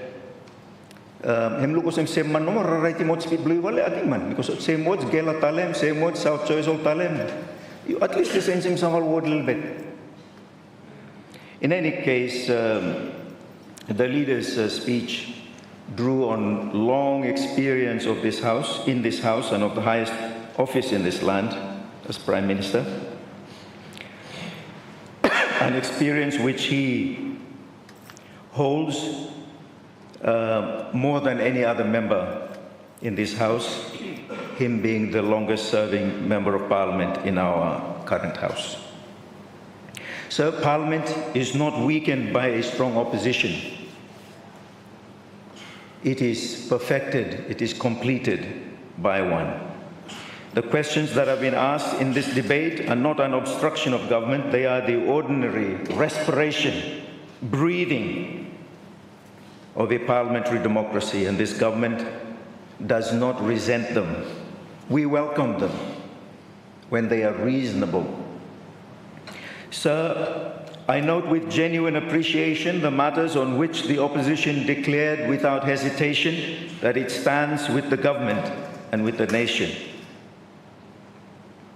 Also, completion of Lata Airport. Something we start law in the last 2 years. Something start law governments before and before that too. And we acknowledge those. The extension of broadband to every province, we all share that object. The phased end of round log exports, Yumi Sherem. Strengthening of biosecurity, Yumi Sherem.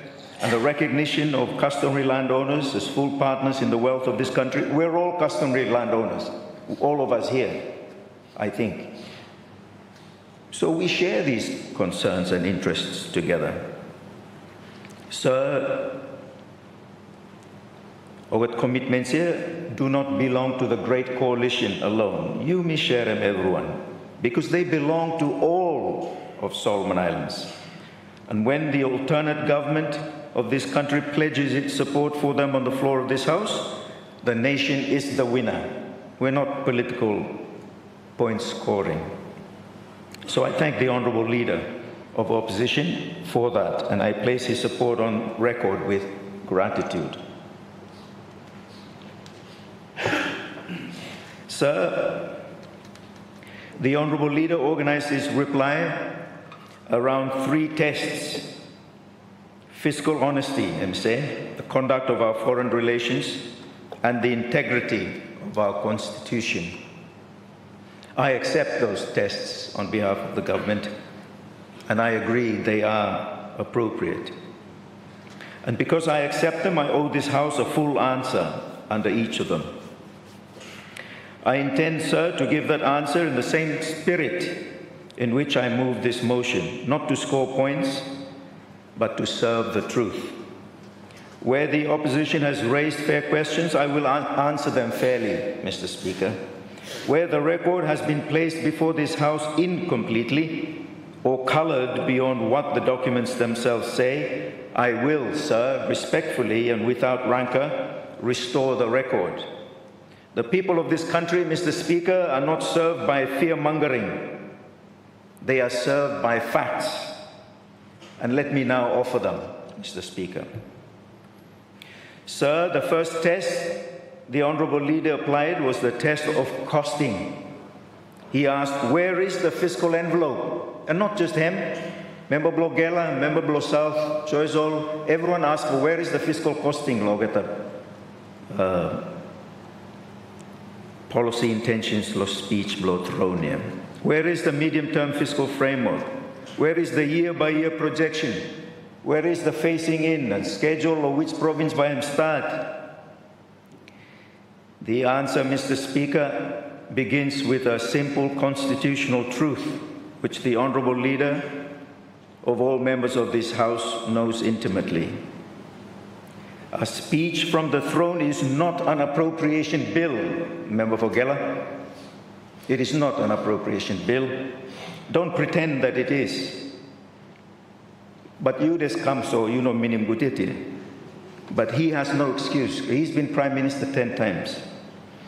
It is the statement of government's program, including its legislative agenda.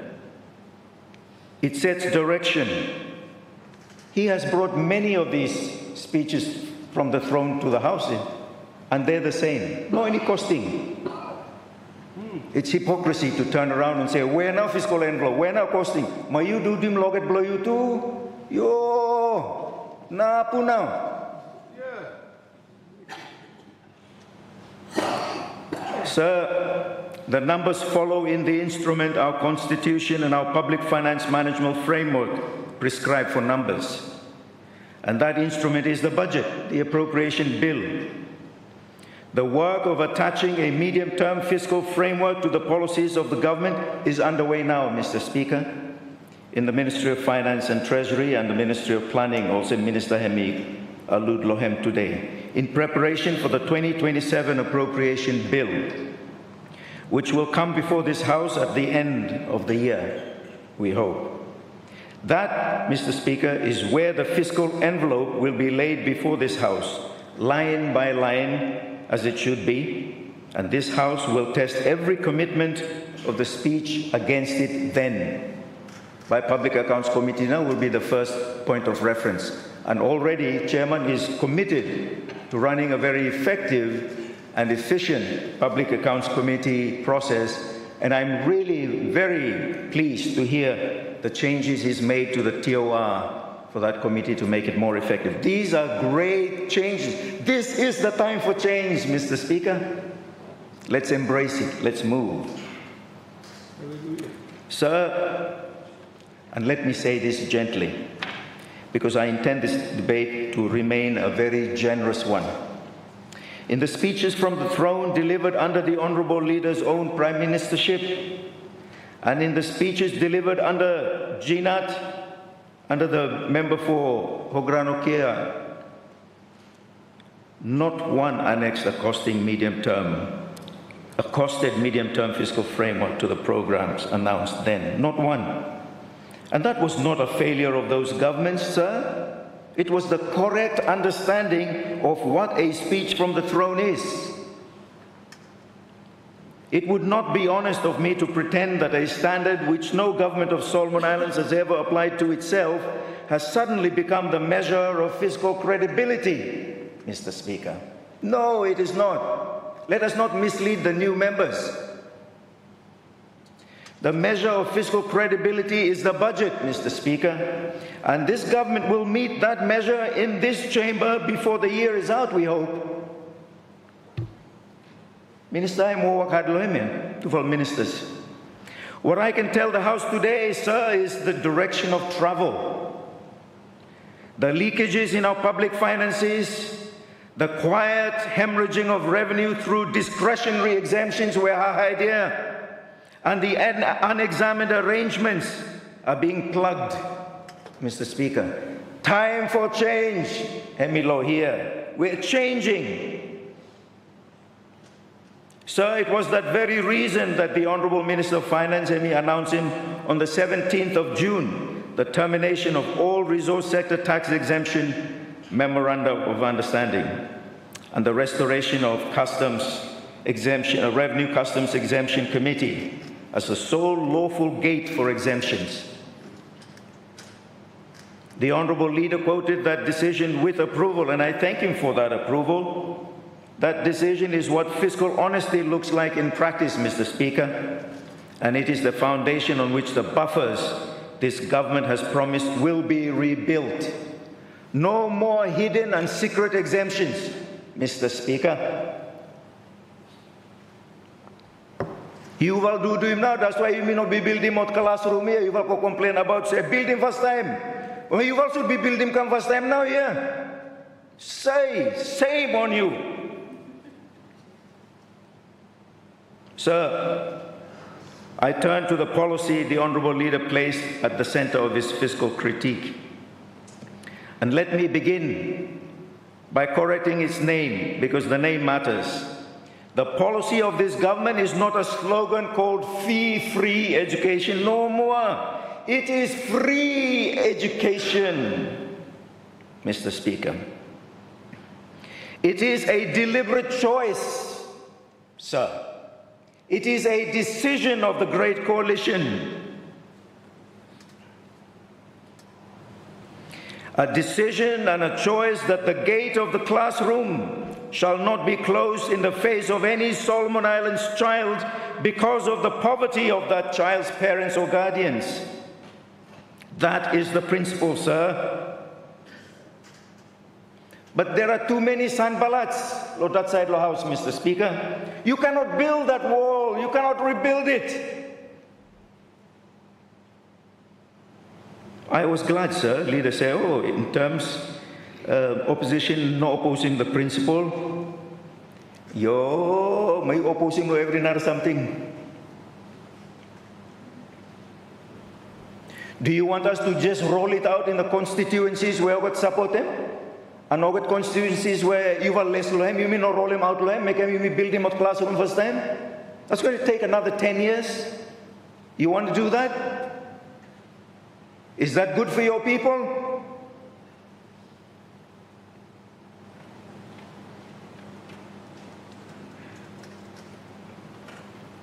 I know we both agree on this. There is some politics going on here. Debate here, Hemi, about the path we're taking. And I will now answer the 5 questions where Honourable Leader placed on the record. On the question of definition, sir, the design of the policy, including precisely where the boundary of free is drawn, which providers it covers, and Member Blow South Choice Olhemi, repeat him something, almost word for word, and how it sits within the Education Act 2023 and the Education Regulations 2024 is being finalized by the Ministry of Education this time. That design, sir, together with the implementation legislation, by law come here, for me effective. Member Law South Choice will ask for him, and also Member Blogella. By law come, you must support him. Making people Blogella, people of South Choice, all people believe me, everyone here. Everyone must benefit in the same way. And its full costing also, sir, will come before this House law budget session at the end of the year. This House, sir, will not be asked to vote on a slogan. This political point scoring slogan. You think we take lightly policy promises we make to the people of these beautiful islands? You think we will know anything here? Mai karage.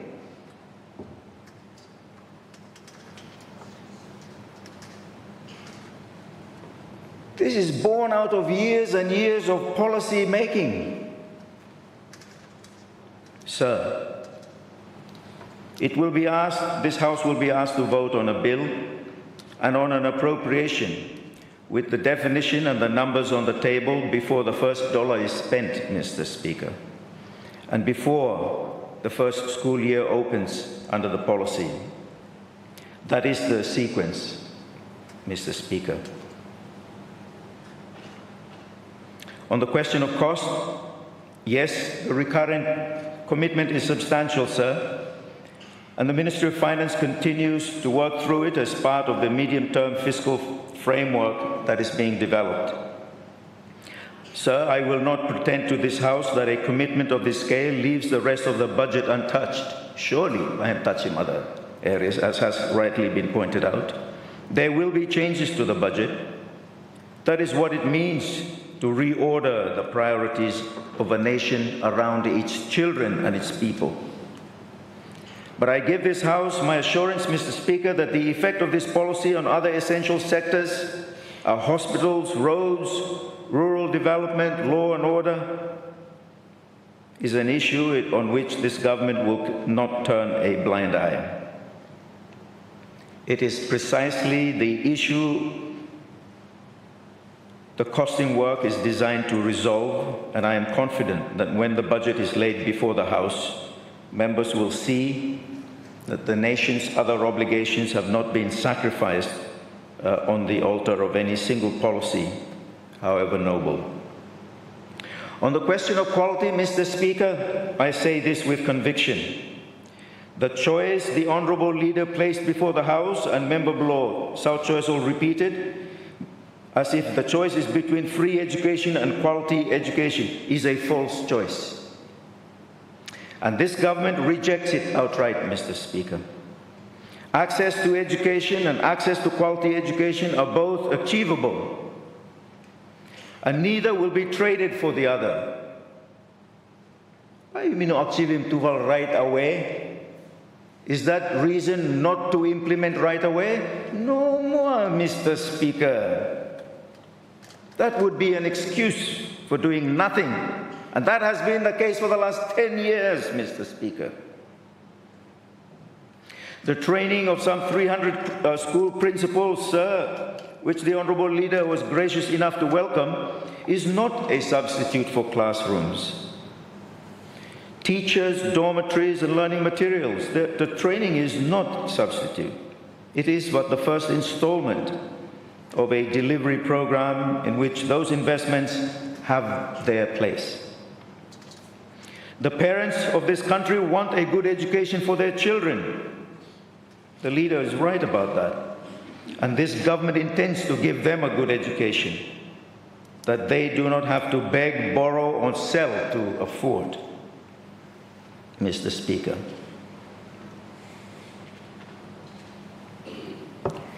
This for free education, Mr. Speaker, free education policy here. Yes, it is social policy, but it is core economic policy, Mr. Speaker. When we only see it as social policy, we totally misunderstand it and misplace it. We have to shift, Mr. Speaker. We have chosen not to shift for the last 30 years, and especially in the last 10. We have chosen. Leaders in governments have made the choice not to shift, not to make the changes necessary for this country to stand up on its own feet. You may let them go. Ogeta underquoting price, you may let them go. You may even say him, take him go, price is straight one now, yeah.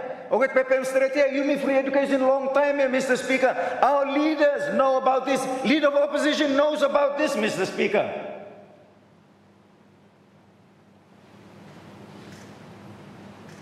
And you turn around and say to the children and the parents of this country, we cannot do it. We're not ready. Let's build the classrooms. Let's resource them. Let's do everything else. Go, go, go, go, go. Okay, that's free.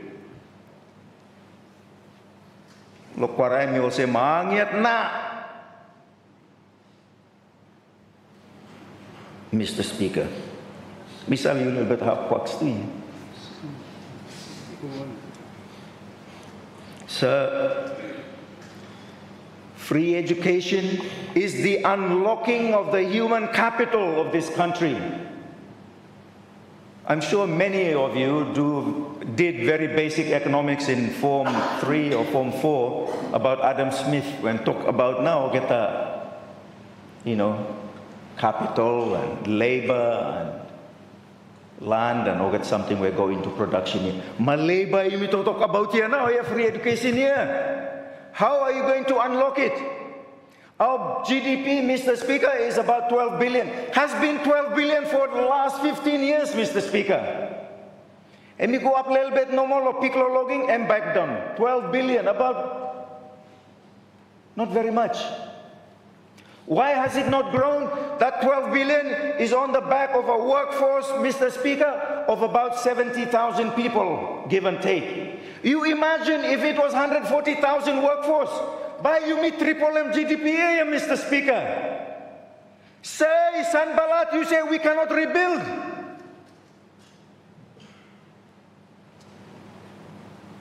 Open your eyes. Look further than your nose.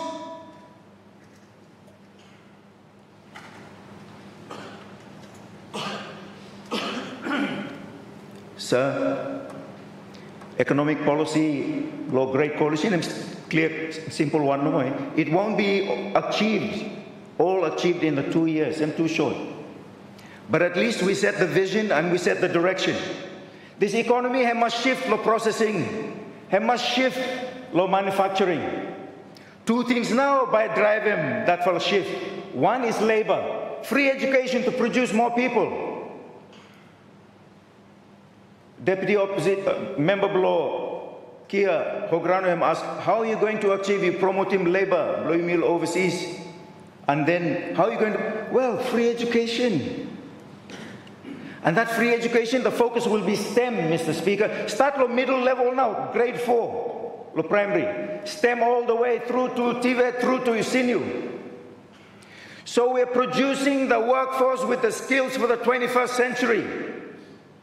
They can go work anywhere in the world and work right here. They are skills we need. Those skills will feed the manufacturing processing economy, Mr. Speaker. If we don't start now, we never will get there.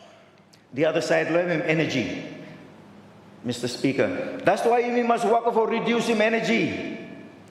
The government has set 15 US cents as the retail tariff for energy. Right now, pre-Iran war, tariff mean 95 US cents per kilowatt unit. It's the most expensive in the world, Mr. Speaker. We want to reduce it from the most expensive to the cheapest in the Pacific Islands region at 15 cents retail. We won't achieve it in the 2 years. It's an aspiration. but we're going to lay the foundations to get there, Mr. Speaker. Because we are unable to achieve it in the 2 years, therefore should we not start? No thing also, man. Governments build on the governments prior and also. That's why we must get there, Mr. Speaker. You know, Mr. Speaker, we are stuck for 30 years with the TINA hydropower purchase agreement signed by the leader of opposition, time finance and deputy prime minister of 2018. I'm minister, I member below East Gualcanat, I'm minister below energy. Do you know sign him? What allows the agreement, Mr. Speaker? Hem time up hand blow government. For you, me, for even try for buying down loan component, it's going to breach, the breaches, sovereign breaches are going to cost about $60 million US. Mr. Speaker, and you talk to us about agreements that tie our hands.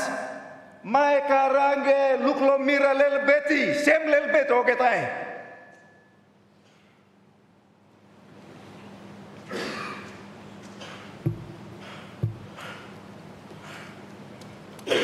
So, on the question of donor support,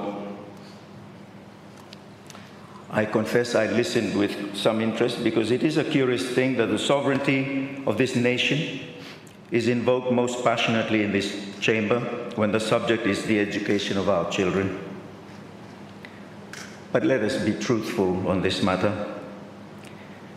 Our development partners are today and have been under every government for the last how many houses? They're among the biggest supporters of education in Solomon Islands. Has that compromised our sovereignty at all during those years? And does it now compromise it? No more. You mean no play politics look at something here, Mr. Speaker, mislead.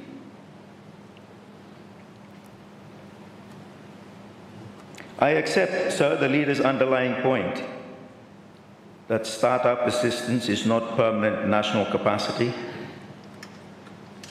This is a point repeated by Member Blow South Choice almost word for word, and that a responsible government does not build a permanent policy on scaffolding it does not own. And that is exactly why, Mr. Speaker, this government is doing what it is doing, plugging the leakages, broadening the revenue base, and preparing this country year by year to absorb the cost of free education from our own resources. We can do it, Mr. Speaker. In 2 years, we can double government revenue, sir, with the reforms we're bringing. In 2 years, we can grow this GDP possibly another half of what we currently have. But in 4 years, in 10 years, Mr. Speaker, we could more than double GDP. We could triple government revenue. If you mean also sign him away or get exemption here. If you mean also set them determine value low logs low bottom price here. Sell it never come back and hide come to Singapore or Hong Kong. Or get something you may do to himself ever. You val no me val you val some val. That's how we end up where we are today. Letting foreigners steal from us. You talk about sovereignty. What sovereignty? When you allow foreigners to steal from us and impoverish us. We're poor because they've been stealing from us under our noses because our leaders facilitated, aided, and abetted it. Shame. Shame, Mr. Speaker. Shame. But where? Turn around like back to ay madoki you babak also but me no minim anyone lo here doki. But many time you babak ay you little bit you look like yourself too. Those who live in glass houses, Mr. Speaker, should not be throwing stones at all. Rather, they should be looking in the mirror and thinking, why have I lost my soul? Why am I here? Sir, we in time will be able to pay for free education.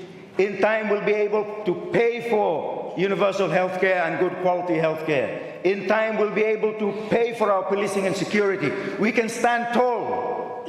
But right now we need the partnerships to be able to do it. to lift us up to that position where you may stand. If you were to come up with something and finish here, we wouldn't be doing these things now, Mr. Speaker.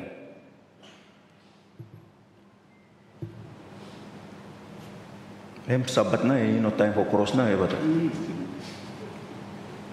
Sir, on the question of implementation,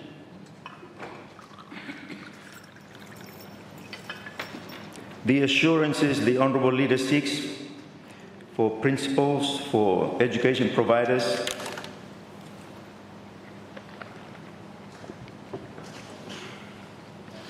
the government will honour and will preserve, and will be given in the place where assurances have meaning. That is in the design, the legislation and the appropriation that will come before the House. Sir, I invite the opposition, and I mean this as a genuine invitation, to bring its practical Solomon Islands model where Leader Hentaleme to the committee tables when that legislation is before them. If there are provisions in the Education Act 2023 worth strengthening rather than replacing, let us strengthen them together. A policy for every child in this country deserves the fingerprints of every side of this House. Member Blo Central Gwale earlier, I think yesterday when he spoke, him say, time you make him cost him go up somewhere low budget, taxpayer na affected. Of course, taxpayer blow today, him school 2 years before. But taxpayer blow tomorrow now, you may try to build him up. It's good for our taxpayers. Taxpayer company, mabay benefit lo labor you may school me. Emlane good garam skill, mabay kang wakos economy. It is in the benefit of all, it is benefit blow macroeconomy that each Solomon Islander child is educated well, have the skills to make a productive, meaningful contribution to the economy. Of course, by costing taxpayer. Why are you worried about that? No, nothing to worry about. That's precisely what the taxpayer must pay for here. Sir, you got something we thinking around in me. On value-added tax, sir, the Honourable Leader asked 3 questions, and so he is entitled to 3 answers. First, the bill will be brought through the process below this fellow House, including Bills Committee, and any material departure from the text matured under the previous governments will be visible to that committee before second reading. Second, sir, the distributional analysis, the impact on the household at Kuku Market, Wemsea, or small business Loauki, together with the design of zero rating, thresholds and exemptions on which the fairness of the tax depends, belongs with the budget and the bill. And this House will have it when they are ready at tables, sir. Third, the reform of the wider tax system, income tax, excise and the resource rent taxation of the extractive industries is part of a single sequence program, because the leader is right, and I say so on record. The burden of tax reform must be shared fairly, and the largest resource extractors in this country will carry their share of it. On that, Mr. Speaker, we all agree. And you would have heard Minister Blow Mines talk about the reforms, where Cabinet already agreeing on that fellow sector. This current Mineral Resources Bill, which was proposed under the previous government, Mifal no withdrawn, but we're bringing some amendments to strengthen it, to strengthen the hand of Solomon Islands. One of the greatest weaknesses in that bill, sir, him say, government must not guarantee interest in the mineral sector. Ay, my interest below clause 49 FOA. We're removing that and flushing it somewhere. Government must guarantee interest here. Make them protect them landowners, protect them provinces. Provinces must guarantee shares in the mineral extraction going on in provinces blocketa. Landowners must guarantee sizable share. Hem must know some logging. Logging a go finish. What landowners are poorer, worse off than before logging arrived on their land. It cannot be like that, Mr. Speaker. So a number of bills might come here. Bill for setting up trusts for landowner royalties, landowner dividends, by him come here. Minister of Finance is working on that. This cash handout mentality by him stop here. That will be intergenerational equity. It will be invested to make money for the landowners. And the distribution will be through their services to their communities. But by me not talk too much, because by Minister him talk lo him time him take him come bill. By you me take him come to mining safety bill. This whole collapse lo gold ridge him point to safety issues in mining practices. This fella minerals sector deserves the urgent and fullest attention of this House. If you mean not do him, or get minus here, some of man lo me ring here. Hey, take him come $500,000. Go man when no got business, no one is a truck man full of cash. You wonder how now we will hold them government fuel, a little bit fuel, make him man no go. Them no more here. Selling here. Where you will take him from? Logging and then mining. You know, hide him. That era is over, Mr. Speaker. This era is the era of change. You look at Mogat Manlo here, Mr. Speaker. No inselen all Mogat here. No te excellent no mining for give him lot. You meet excellent Mogat or put huklo hook neck blow you me here. Then we cannot make the changes the people of these beautiful islands are crying for. Then we cannot afford the free education our kids deserve. Why? Because you miss swallow no more ravis from Ogataya. Ravis you miss swallow with him hukuno. That's the truth. Undeniable truth.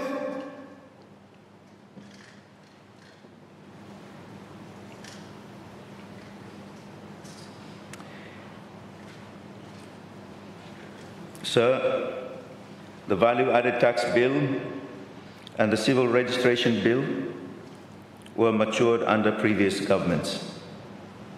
And the speech from the throne, him no claim otherwise. We will not claim him credit for him, and I make no such claim today.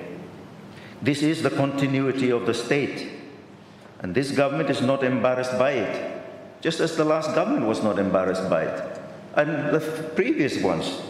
This is good practice. We are grateful for it, Mr. Speaker.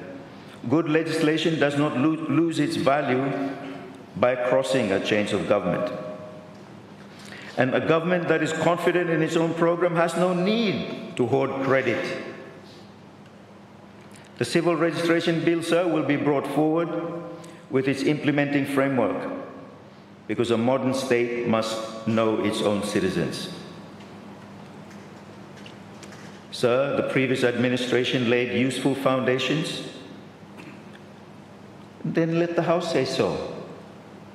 And let this government build on them. That is how a nation is built, sir, layer upon layer, by all of us. Mi val by no lo government always naya. Also mi val no lo government always too. Also no way. Last time you will make fun of me was a by you opposition always naya. We praise the Lord. If that was my calling in life, I am content. But no more. God so otherwise. Now I'm in government. Because there is a season for everything. So we build upon layers, and we all lay one brick, another brick, also me. So I now turn to foreign policy, foreign relations. And I want to begin not with any single agreement, but with the principle beneath all of them, Mr. Speaker, because the leader and I share its words: friend to all, enemy to none. I mean, every country in the Pacific no more got policy. Have good policy here. You mean no got any enemy here? Well, so we thought. So we thought. Some of our traditional partners, believe me, hung around no more because of the hold on. They've been with us for quite a while, hold on, yeah? But they felt they were treated like enemies. They were sidelined. They were marginalized. But good policy, a friend to all, an enemy to none. Every time you hear it, who nobody disagree. But if we put it to practice, him now good something here. Balanced approach, balanced practice. So that also member block here have so that nobody owns us. We own ourselves. We pursue our foreign policy in the best interest of our own national interest, not kowtowing to the national interests of others. We accept that others will pursue their own national interests, as they must accept that we pursue our own national interests.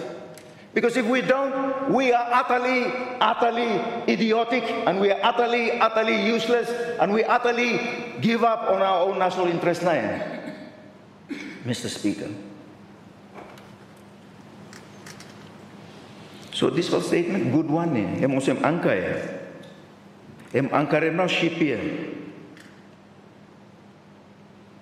The plain truth, sir, and spoken without bitterness, is that over recent years, this nation drifted from that anchor. You may re-repeat him, but we drifted. We allowed ourselves to be drawn into the currents of a geopolitical contestation that is not of our making, does not serve our people, and is most dangerous to a small and vulnerable country like ours. The reset in our foreign relations, Mr. Speaker, which the speech from the throne announced, and which the first months of this government have pursued, is not an adventure at all. It is a correction, sir. It is the deliberate return of Solomon Islands to the even keel of its own declared foreign policy. A return to genuinely friends to all, and genuinely enemy to none, and genuinely governed by our own national interests rather than by the preferences of any external power, whichever direction it pulls in. And let me be very clear, Mr. Speaker, with this House about why that correction could not wait, because the question deserves a straight answer. The drift of the recent years, sir, left this country carrying a serious trust deficit with some of our partners, and that deficit is directly detrimental to our national interests. He tried his very best to rebalance it, but he was prevented from rebalancing.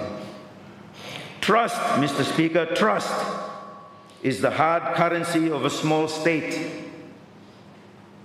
Large powers can afford to be doubted. They purchase cooperation with sheer size and power. A nation of our small scale cannot, Mr. Speaker. What Solomon Islands brings to every table in the world is its word and its reliability. And when partners begin to wonder, sir, whether we say one thing in one capital and another thing in another, whether a commitment made will survive the next political season, whether our signature settles a matter or merely opens a bidding war, then everything our people need for the world, from the world, becomes slower, smaller, and more expensive. Trust, Mr. Speaker, trust.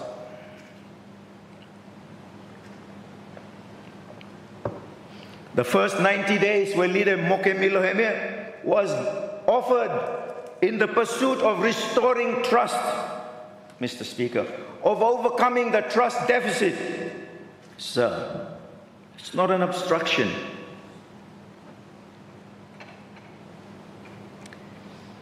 When trust is low, development finance hesitates, sovereign risks escalate, and concessional resources that flow on the strength of a handshake arrive late and hedged with conditions, strings attached.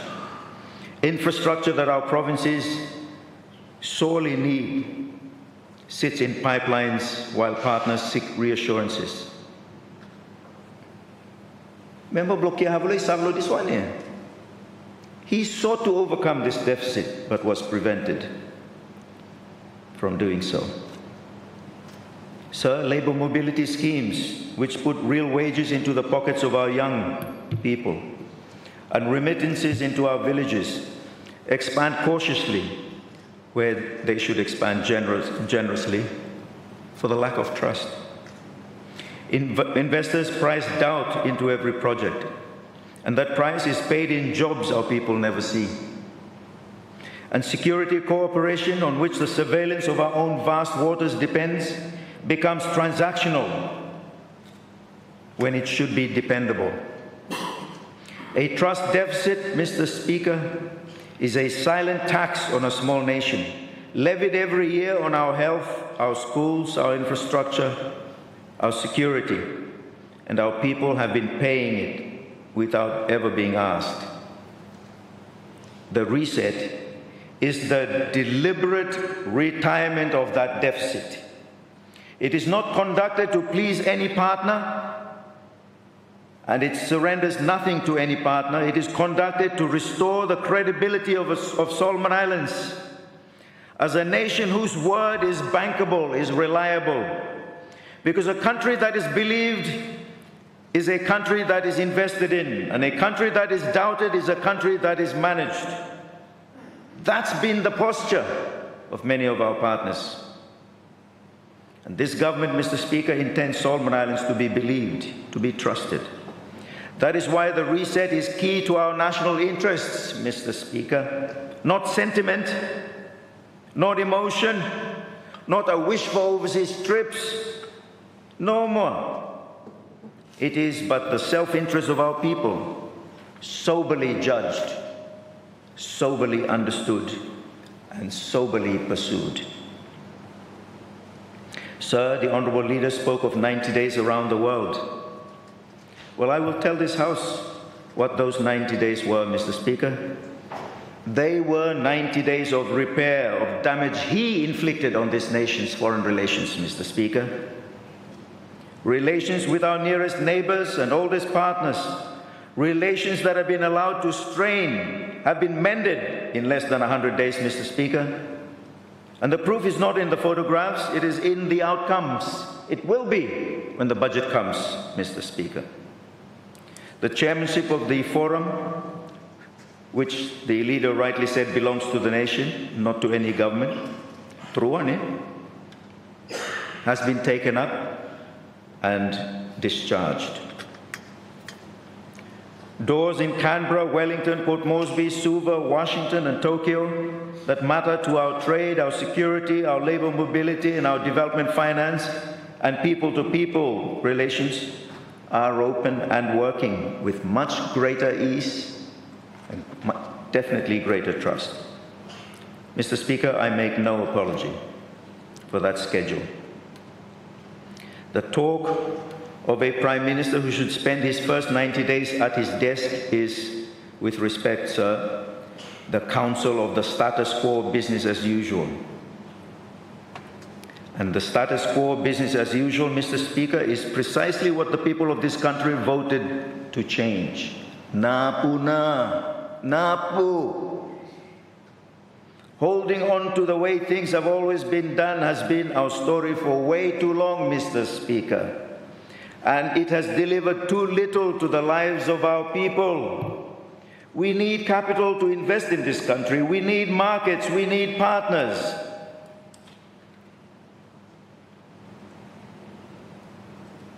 Our partners, Mr. Speaker, have what we need, and we have what partnership requires. Sovereignty exercised with confidence. A Prime Minister who will not leave his desk to secure those things is not serving his country from that desk, Mr. Speaker. He is hiding behind it.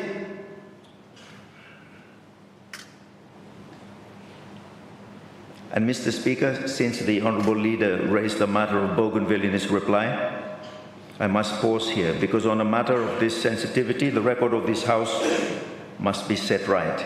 And so let me make it clear and to correct the record, Mr. Speaker.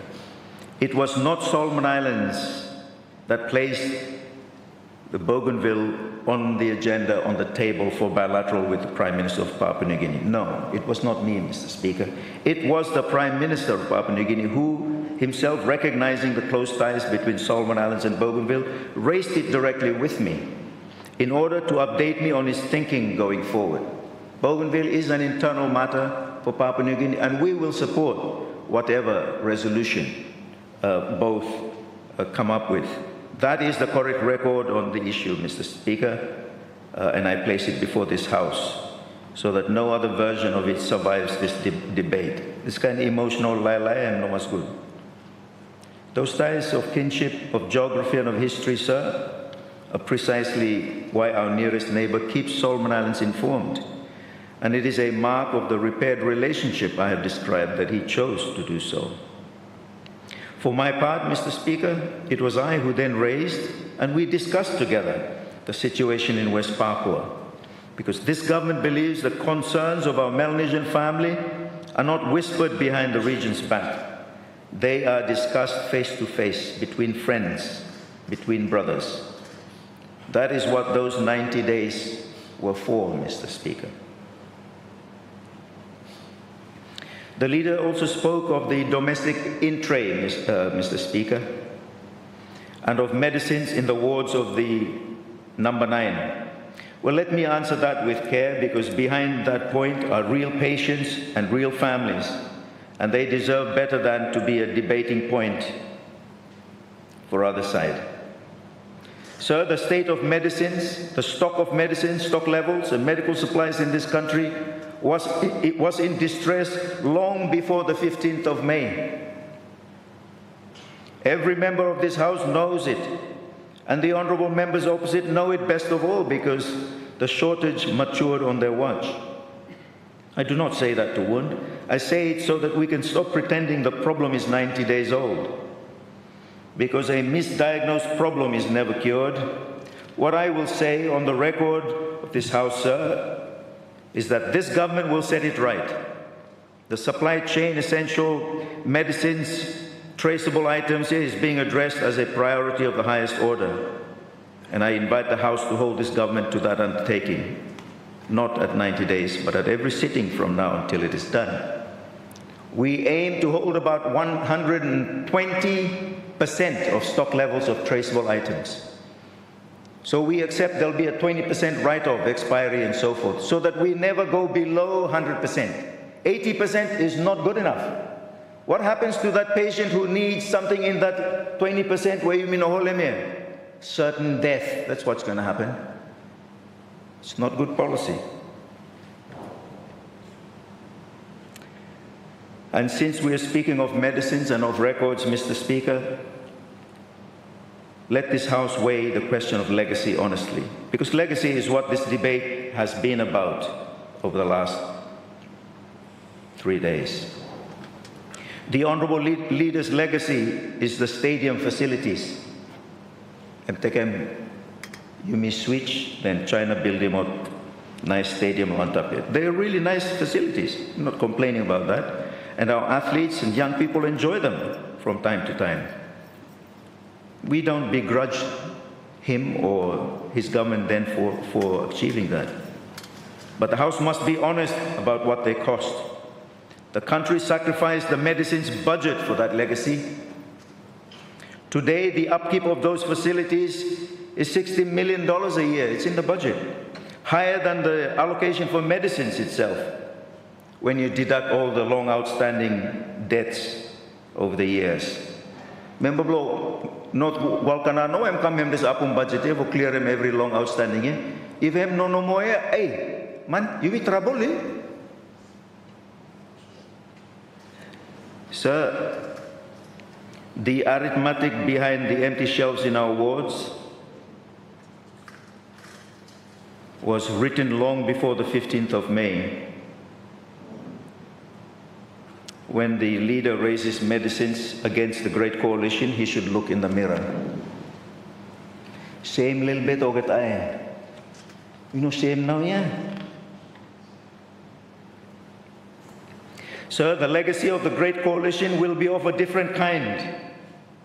And I want the country to hear it stated on this floor.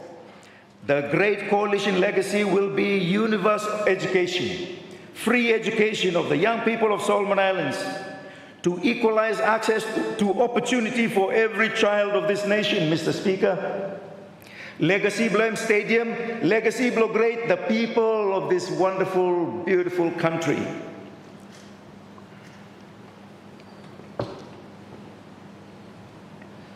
Great is building a strong people as the basis for the development of Solomon Islands society and the Solomon Islands economy. That investment will unleash great potential in years to come. It's a long-term investment. And it will make Solomon Islanders the owners and drivers of their own destiny. One day, sir, Solomon Islands will be truly independent and will stand on its own two little feet. And that day, Mr. Speaker, will only be possible through significant investment in the development and harnessing of our human capital. There is no other way around it, Mr. Speaker. There is no option other than that. Concrete, Mr. Speaker, cimentia, concretia, cimedea, it depreciates. But uneducated people appreciate in value. Generation upon generation.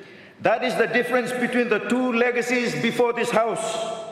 And this government has made its choice. Its choice is to invest in Solomon Islanders, children.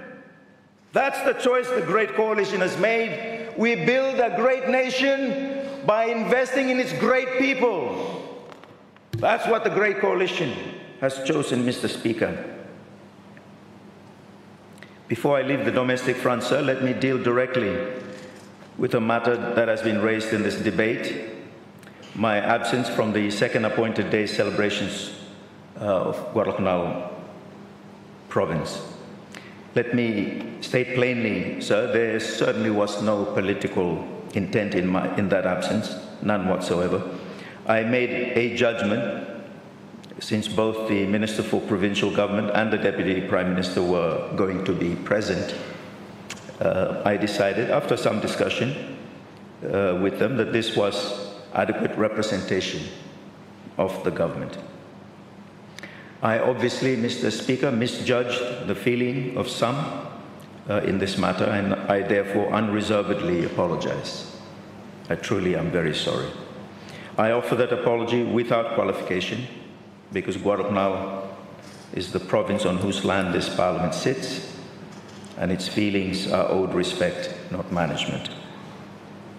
At the same time, Mr. Speaker, I must be honest with this House and with all our provinces. I may not be able to attend every second appointed day event, and where duty keeps me away, I hope my absence is kept in perspective and not overblown, because the measure of a government's regard for a province is not the seating chart of a single day. It is what the government does for that province across every day that follows. The issues raised by the Honourable Premier of the province are issues we have discussed when His Executive paid a courtesy call on me, and they are issues that are already in great coalition policy, and we are sincere in our desire to implement them. And an apology, sir, should travel with substance. So let me address the issues highlighted by the Honourable Premier in his speech. First, on the long-standing question that stands behind so many others, the Great Coalition Government will bring the question of state government to a determination by the end of 2027. A question that has waited upon this nation for decades will not be left to drift any longer. It will be brought to a decision, and the provinces will know where they stand. So legislation of Constituent Assembly here, you must deal with him before 2027 hemi finish. Second, on the matter of health infrastructure for the province, sir, the Great Coalition, working closely with our donor partners, will seek to deliver as appropriately as we can in building the Guadalcanal Provincial Hospital, as requested by the Honourable Premier in his speech. This is a matter, Member Blow, North Gualahemi, or Wakahadlohem, two-time Hemi Minister of Health. It's something where everyone share. Must work hard for doing. The government, through the social sector under the Prime Minister's political division, will closely work with the province, the ministry, MID, planning, and other government agencies to start the work that is required for this project. and to bring the concept paper to caucus and to cabinet as soon as possible. That, Mr. Speaker, is how I wish to respond to that request. Sir, with regards to the partnership with Australia, the Honourable Leader asked whether the terms of the proposed treaty-level partnership with Australia will be laid on the table of this House before signature, and whether the Foreign Relations Committee will scrutinise the text. And it's an appropriate question, raised also by the Chairman of the Foreign Relations Committee. Sir, the honest answer is that at the moment there is no text to lay. The form of the instrument itself, whether treaty or agreement, and its scope are at the very earliest stage of development. Officials began preliminary discussions on scope only last week, and that work will continue. It would be premature, and in truth, it would be irresponsible for the government to announce details of an instrument that does not yet exist. A responsible government does exactly what this government is doing. It informs the nation that work has commenced and that work is progressing. And when the work has matured, it makes further announcements accordingly. That is not secrecy, Mr. Speaker, that is sequence. This fella agreement here, Mr. Speaker, when it's concluded, by Kamlo Parliament, we intend to legislate it, Mr. Speaker. Sir, going forward, by every agreement by government signing, by Kamlo, Foreign Relations, and tabled.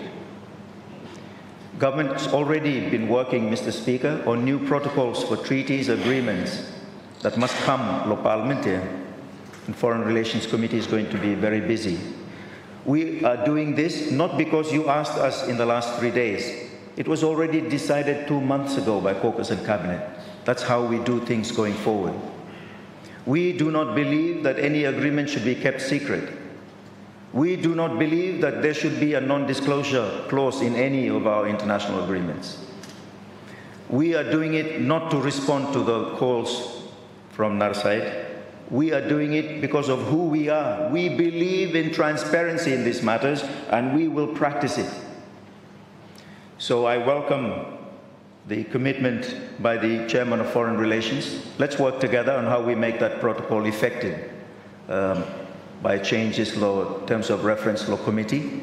But we intend it to be a little bit more forceful than that, so we'll look at whether there should be additional subsidiary legislation to strengthen that, so that you may know government have changed, and then some of government like would do more something no secret more. So, since the Honourable Leader raised anxieties about the direction of this work, let me set it plainly what it is for, because the purpose is neither hidden nor new. What is being pursued, Mr. Speaker, is the desire to meet the challenges of our regional security and to plug the gaps in surveillance, the gaps in intelligence, and to rationalize existing instruments that need maturing, the regional security architecture where Solomon Islands should be proposed in name, so that the arrangements our region already possess, they work together as one coherent architecture rather than a scattering of overlapping parts. That is the whole of the ambition, Mr. Speaker. So I asked the question then, and I ask it again now, genuinely and without heat, what exactly is the Honourable Leader Opposition worried about? If it is secrecy, I have answered with process. If it is sovereignty, the architecture exists to serve our sovereignty, not to subtract from it. And if it is the mere fact that this government is doing the work at all, then I say respectfully, sir, that the gaps in our security do not close by themselves, and a government that left them open would deserve the House's censure far more than a government that is trying its best to close those gaps. Sir, let me give the House what it is actually entitled to, which is the process. When a text takes shape, it will be vetted by the Attorney General's chambers. It will go to government caucus. It will go to cabinet for approval. That's our standing process for agreements, treaties. And it will come to this parliament, as I explained before. 2 months ago yet, coalition caucus and cabinet agreed. There is nothing in this partnership, sir, that needs to stay in the dark. Australia is our nearest neighbor, our largest development partner, and an old friend. An instrument with such a partner is precisely, sir, the kind of instrument that gains from the light, and it will receive the light at the point in its life when there is something real to shine on it. Mr. Speaker, on the wider point about executive agreements, let me place the constitutional position clearly on record, because it should not be controversial.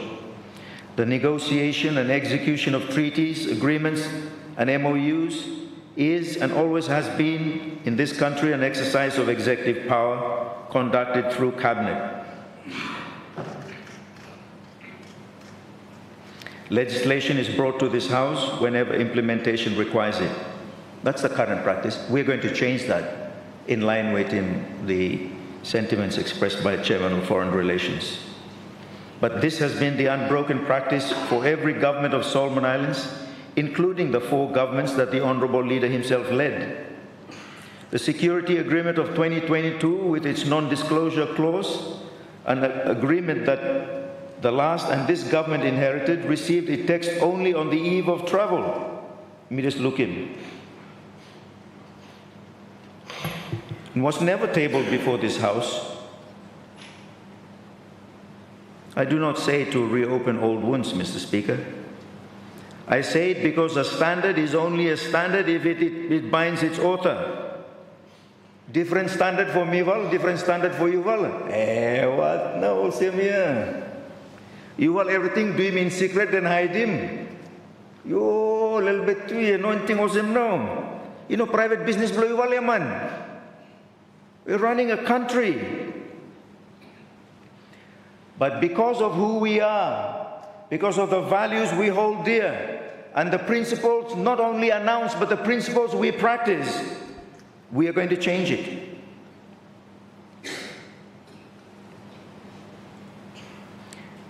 Every agreement was signed here by coming. Foreign Relations Lulukulan. They'll be on the public record. Once the website is fixed, Lohia Parliament, you may post them. What may we hide him here? You may not steal here, man.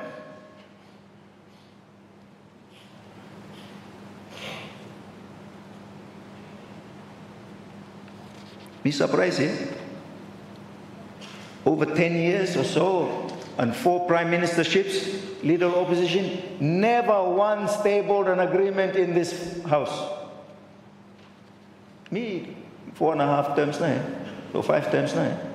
You looking any something money and puputum lo table it? I'm saying no table in the House no eh? Ma garam little bit shame little bit okay time. You know do him, then you turn around, you say, hey, you will do him. Hey, you say a little bit okay time. Me same on behalf no man.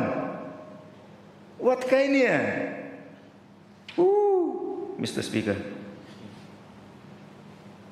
I come now, sir, to the investment incentive agreement signed Lohoniar on the 23rd of May, and I want to begin by thanking the Honourable Leader sincerely for the fairness of part of his own presentation. He was fair in parts, because those parts actually answer much of the alarm his other parts raised. Tami lilisin Lohemia and voice Lohemia, Mr. Speaker, money raising voice blame go go sem. Sahem korosyo em fright o em no swim kam lo morning o minus awat nak kasi mem. But sir, he did raise some fair points. He acknowledged that under Article 2B of that agreement, neither the projects receiving investment support nor the investors in those projects are exempt from Solomon Islands tax. This one, no mislead him House and the public. A DFC financed wharf, power plant or processing facility pays Solomon Islands tax in full. No Layalo here. He acknowledged that the tax treatment of the DFC is capped by a most favored nation ceiling, benchmarked to the treatment of this country already extends to the Asian Development Bank, the World Bank, and comparable development finance institutions. He acknowledged that Article 4 is state-to-state only. No private investor can invoke it. There is no investor-state dispute settlement, no expropriation clause, no umbrella clause, none of the machinery that has cost other developing nations dearly. And he acknowledged, sir, that our customary land tenure, our Environment Act, our Labor Act, our Mines and Minerals Act, our public health laws, and our criminal law continue to apply to every project in this country. DFC financed or not, Mr. Speaker, I could not have summarized the safeguards of the agreement better myself. And I am content to adopt the leader's own words as the government's case. What remains then, Mr. Speaker? The leader says our people must go to Washington's website to read the agreement. Very well. Let us cure that today. I will cause the text of the investment incentive agreement to be laid on the table of this House. Also me explaining first time now. Not because the leader asked for it, but because 2 months ago caucus and cabinet agreed this is the way we do business now in our foreign relations. And I welcome the interest of relevant committees of Parliament, especially foreign relations, to inquire into it.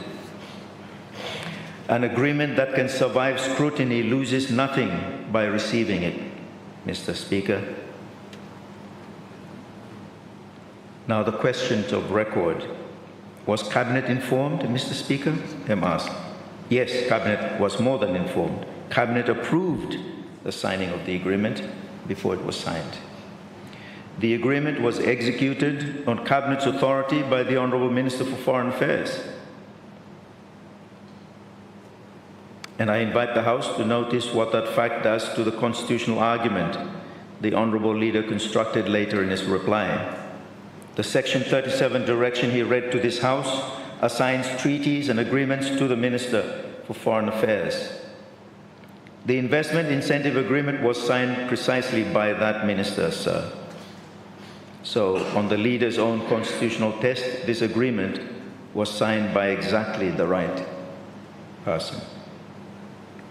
Was the negotiating history known? Yes, it was, Mr. Speaker. And the leader himself told the House the essential truth of it. The substance of the operative articles was settled under the previous administration. Chairman of Foreign Relations, by confirming here, in exchanges with the DFC that were concluded in writing months before Great Coalition took office. The incoming government inherited a close negotiation, Mr. Speaker, but we considered it through caucus and cabinet and signed because the alternative to signing was not a better agreement. The alternative was no agreement. And without an investment incentive agreement, sir, the DFC cannot lend, insure, guarantee, or invest $1 in Solomon Islands at all. That is not this government's characterization. It is a plain statement of the DFC itself, and the Honourable Leader quoted it to this House. Has the Article 5A notification been transmitted? Yes, Mr. Speaker, it has. Following Cabinet's approval and the signature on the 23rd of May, the Ministry of Foreign Affairs conveyed the third-person note giving effect to the agreement, dated the 27th of May 2026, through our embassy in New York. The agreement, sir, is in force, and I answer the question directly because the House deserves a direct answer. And because a government that has followed its own processes has no reason to be coy about the dates. On the legal points, Mr. Speaker, the interaction of Article 2 with our revenue law, the character of the immunities, the survival clause, these have been examined and clarified by the Attorney General. And the position is not the constitutional crisis the leader's presentation suggested, the fear-mongering.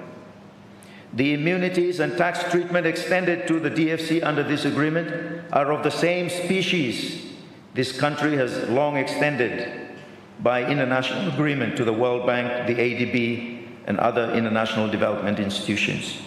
Indeed, the most favored nation clause, the leader himself acknowledged, makes those existing arrangements the express benchmark, Mr. Speaker.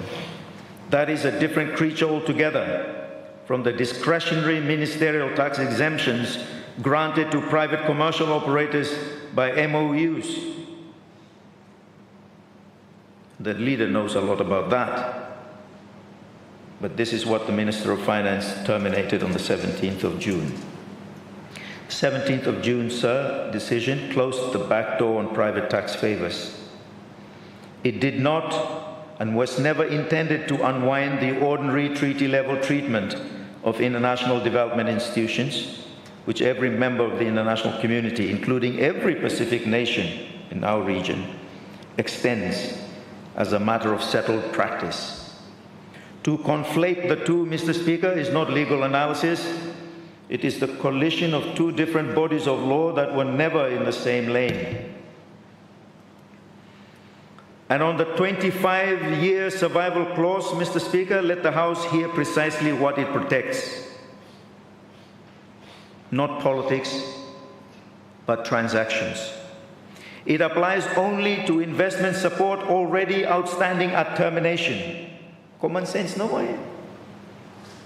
A loan already made to a Solomon Islands project, an insurance policy already written on a Solomon Islands investment, and only for as long as that support remains outstanding, is capped at 25 years. So if we were to give him loan for building wharf or building project of Solomon Island, and then you may opt for terminate, or with conditions here, but still apply until go-go, you may pay him off. Or him cap him not 25 years, whichever is sooner. Why straight man give him select, you must pay him back. Common sense, no. You know something for scaring people for variety here. It protects, sir, the wharf that has already been financed, if that is what was invested in, from having the legal ground cut from beneath it by a change of political weather in either capital. Sir, that is not a chain on Solomon Islands, binding Solomon Islands. That is the certainty without which no development financier, American, Asian, or multilateral, writes a 30-year infrastructure loan to a small island state. The leader himself said it, with a fairness I acknowledge. A lender is entitled to seek certainty, and that is, sir, the nature of finance. Lobinaya, Mr. Speaker, him talk about DFC as if DFC now by financing Binaya, no more. US team by come here in a week and a half's time for come do him assessment. DFC by come, I'm also Minister of Planning explaining here. USAID has been dismantled by Elon Musk. Then MCC is the grant part of it. DFC is the concessional financing part of him. So lo binaya to bina this time hemi boost no more. So I'm greenfield. To get it from greenfield to investment grade, we need to build the jetty, the wharf, the port. We need power, we need water, we need roads, and we need fuel storage. That's to get it from greenfield to investment grade. You may do something here before private sector come, building factory and another something here. So to get it from greenfield to investment grade, hem no MCC now by come, hem grant. About lulukulem, or like him construction start next year, you may not sign it. That's their aspiration, that's also our aspiration. I know Member Blokia Havule has been negotiating financing also when he was Prime Minister. Good something here. But we're closer now. The team is coming, ordered by Lukulahem. Business case below binay hemi. How much ba? 470?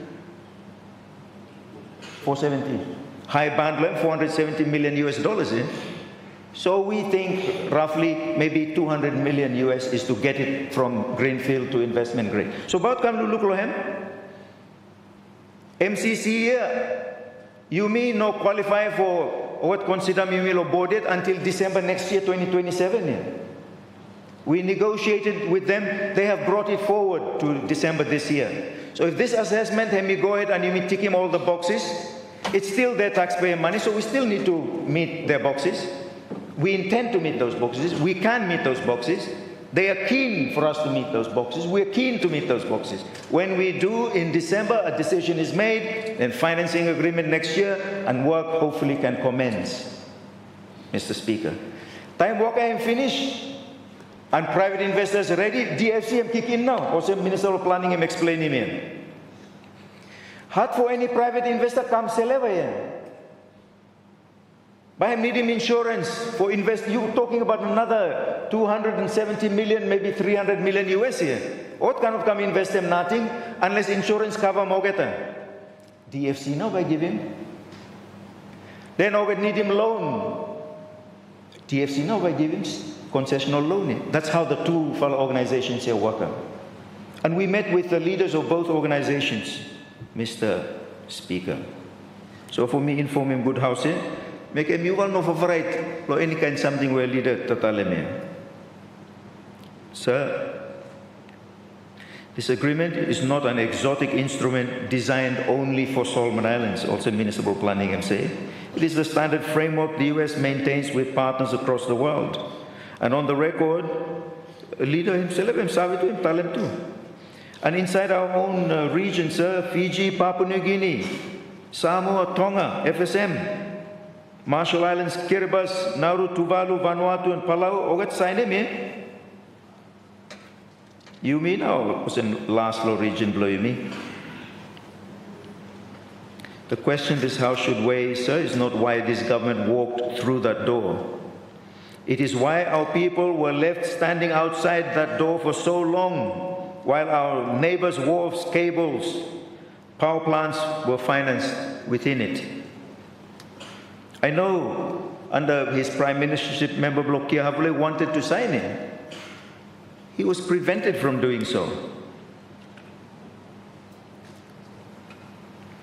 Sir, leader him stay here, people of Malaysia entitled to know. Yeah, of course they're entitled to know. But this one, project lo Malaysia no more. Hem also Noro, project lo West no more. This one blow Solomon Island. The people of Solomon Islands need to know, and me explain him now. That is how Bina is going to be built, sir. You may talk about it for so long, we are going to build it. Let me just briefly turn to the shipwrighter agreement, because municipal planning Hemi talk about him, and he's much more qualified having worked law and close division law UN for so long. Sir, illicit transnational maritime activity operations and one of a big problem blow you mean. Last time member blow loan by leg go find one was submarine law. Ramos Island or somewhere Logao or same now. We've had 4 that have come ashore. Fiji, Fiji's become a destination for illicit drugs, no longer a transit point. Also, Minister Blow Police and Talent. We are where Fiji was 20 years ago. And if we do nothing about it, Mr. Speaker, in 20 years we will be where Fiji is. And it's a big challenge for them. Sir,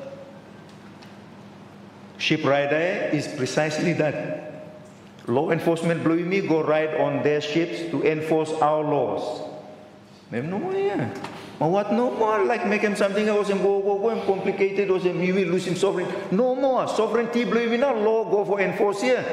It protects, it advances, it enforces our sovereignty here, Mr. Speaker. No liable people also. Sir, it is a bilateral maritime law enforcement agreement of a kind the US maintains with more than 60 nations of the world, and in our own region with 12 Pacific Island countries. Also, Planning Minister Hemi Talan. Sir, our brothers and sisters across the Blue Pacific continent have operated under these agreements for years, some for decades. And I invite any honorable member, Mr. Speaker, to name one of those 12 sovereign nations in our region that has lost its sovereignty to a ship rider agreement. Name one. Sir, because there is none. These agreements are not instruments of foreign control, they're instruments of our control, extended by a partner's platform. Sir, let's talk about how the framework actually works. Nothing, sir, under this agreement happens except at the request of Solomon Islands. Operations occur when Solomon Islands asks for them. Our officers embark, our laws are enforced, and law enforcement decisions and actions in our waters remain at every point under Solomon Islands authority. The US supplies what we do not have: ships, aircraft, fuel, drones, surveillance, reach. And Solomon Islands supplies what only Solomon Islands can supply: sovereign authority and sovereign decision-making to enforce our laws. That is why, sir, the honest description of a ship rider agreement is not a surrender of jurisdiction, is not a surrender of sovereignty. It is quite the opposite. It is the multiplication of our sovereignty. Our EEZ, sir, is fairly large. Over 1.3 million square kilometers of ocean. And over patrol boat blue me. By hat to masih for patrol. By rango no mo go kasim lolata, by petrol empty now, a diesel empty now. No insulin for diesel too. All these years, I know the ship rider agreement has been before governments, successive governments, for a long time. I know Member Blokia Havle wanted to sign it, but was prevented from doing so. All those years that they were not signed, we lost millions, perhaps hundreds of millions, in fish that was stolen. Illegal, unreported, unregulated fishing. So you're worried we're losing sovereignty? You're not worried about the hundreds of millions we're losing in fisheries? You me all right or what? Now we don't have the money to pay for free education. Oh my.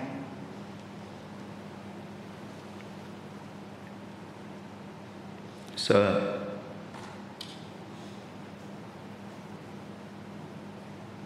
we need the ship rider agreement to protect our tuna stock so that supply to Bina and Noro hemi plentiful. If we don't have it, and me ask him Japan too, yeah. For Coast Guard boat come too. Me ask him New Zealand too. Ask him Australia too. So that you me, because you know buy diesel for patrol boat for go out. So me ask him what help him you me. So that at any given time we have one of our partners' boats is around our waters. Drugs come through anywhere. FFA look him, or any ship him still all boat, FFA look him, and we report him, there is a boat there to load one of our staff and go do him arrest. That's how we're going to make money. How else do you want to make money? You want them to keep stealing our tuna? You're right, you. Sir, no Pacific Island country on its own can manage the problem of illegal fishing and illicit drug flows through the region. We need our partners and each other.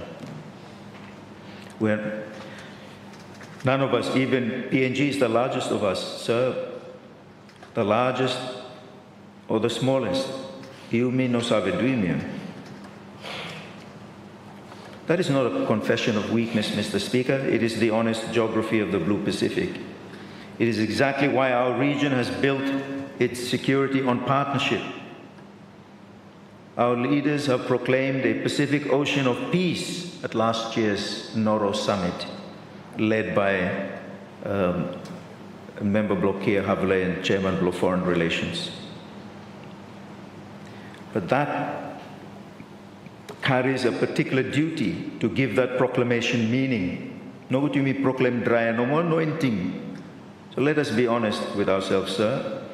The Pacific Ocean of peace would be meaningless without some capability to protect it. An ocean of peace that cannot be defended from the poacher and the trafficker is not an ocean of peace at all, Mr. Speaker. It is an ocean of opportunity for criminals. A shipwrighter agreement, sir, is one part of that capability. That is the background against which this House should weigh it. Sir, the leader asked about remote authorization. The principle of this agreement, Mr. Speaker, is the principle I've just stated. Enforcement action under it proceeds on the authority of Solomon Islands, granted by Solomon Islands, in the manner Solomon Islands specifies, and where any mechanism for granting that authority exists, the authority granted remains ours to give and ours to withhold. An authorization mechanism does not transfer jurisdiction at all, Mr. Speaker. It exercises it. It enforces it. As an international agreement, sir, this instrument, like every bilateral maritime law enforcement agreement, sir, can be amended or terminated by the parties. We're not locked in a room, sir. We hold the key because we built the door.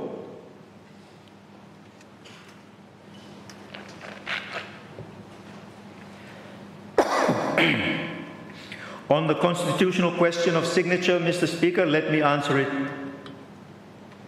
clearly.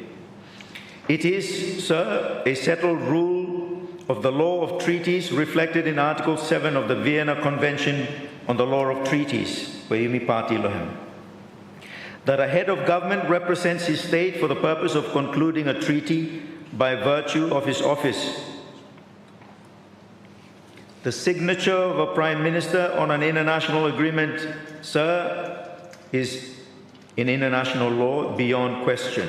It has never in the history of this country been suggested that a Prime Minister of Solomon Islands lacks the authority to sign for Solomon Islands. Not when previous Prime Ministers, including the leader himself, signed international instruments in their own hand, as they did repeatedly across the years, without a Section 37 reassignment being gazetted for each signature, and without this House being shown an instrument of full powers on any occasion. Sir, the conduct of the business of government domestically is collective. The Prime Minister presides over a cabinet whose authority stands behind the state's engagements. And the Prime Minister and the Foreign Minister do not occupy rival kingdoms. They serve one government, one state. The suggestion that the government of Solomon Islands may have signed a treaty with itself out of order is respectfully a doorway to nowhere, Mr. Speaker, and I decline to walk through it. If the leader wishes to press the question by notice and by motion, that is his right, and perhaps go to court too. But I say to this House today, Mr. Speaker, the agreement of the 28th of July is an act of the government of Solomon Islands, lawfully executed by Solomon Islands Prime Minister, and it binds because this government, through its proper collective processes, willed it. Sir, and to remove all doubt about openness, I will likewise cause the text of the shipwright agreement to be made available to this House and the committees of this Parliament, also me explaining first time. What I will not do, and I say this plainly, sir, is to undertake that no operation will occur in our waters until every committee process has run its course,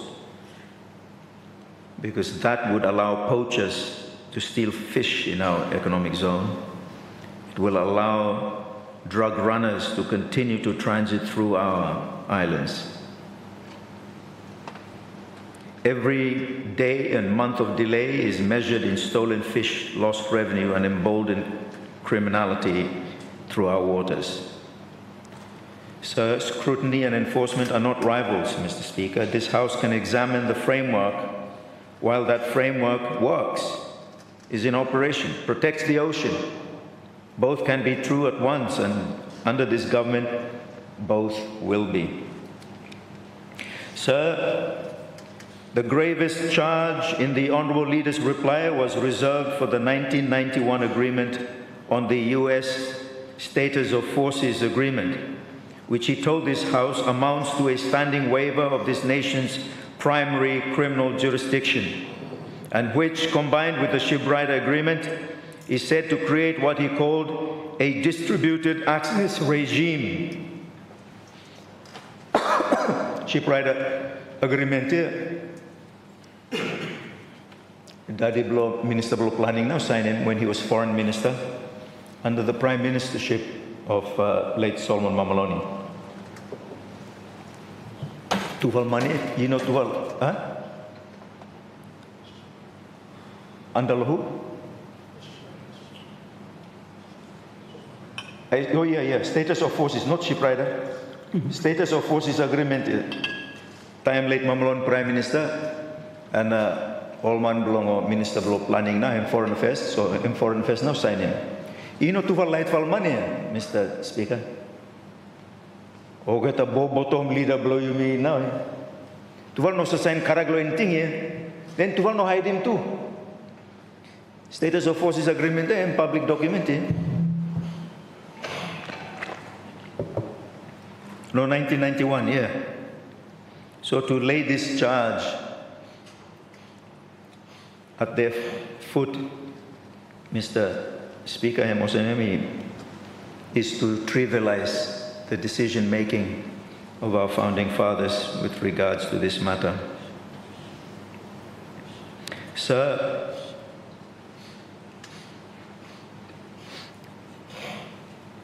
I have taken advice on this, and so I must respectfully but clearly correct the reading, because the reading inverts the instrument. The jurisdictional architecture of the 1991 Status of Forces Agreement, sir, is found in Article 5. And its second section, at paragraph B, provides the general rule, and the general rule is this, sir.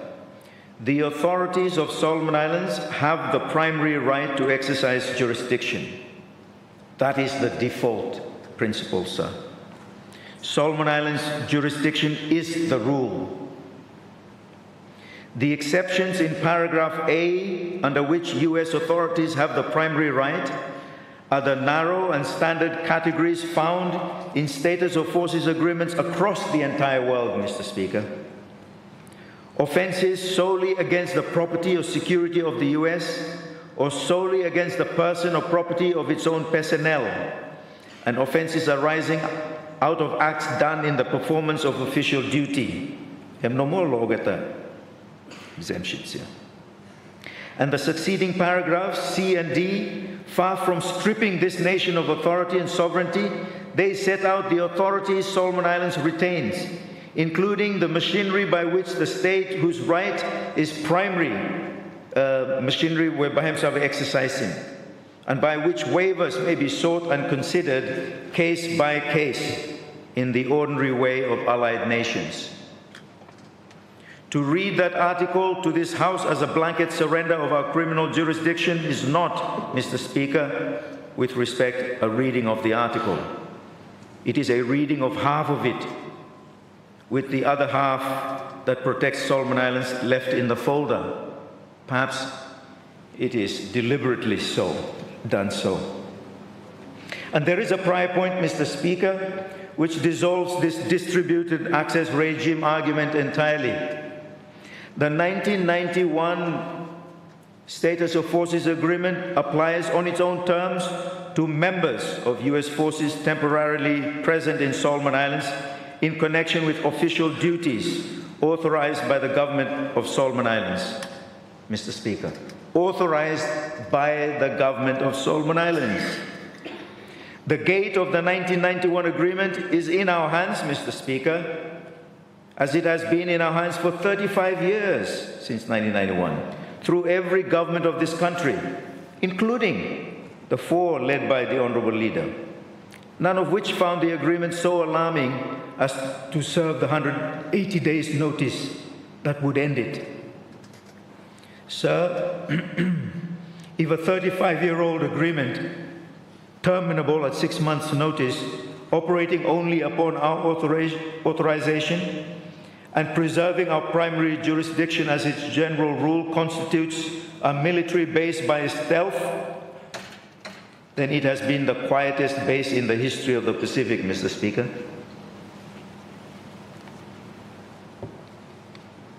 Invisible even to the 4 governments where Leader Hemi lead him, Prime Minister. Sir, the truth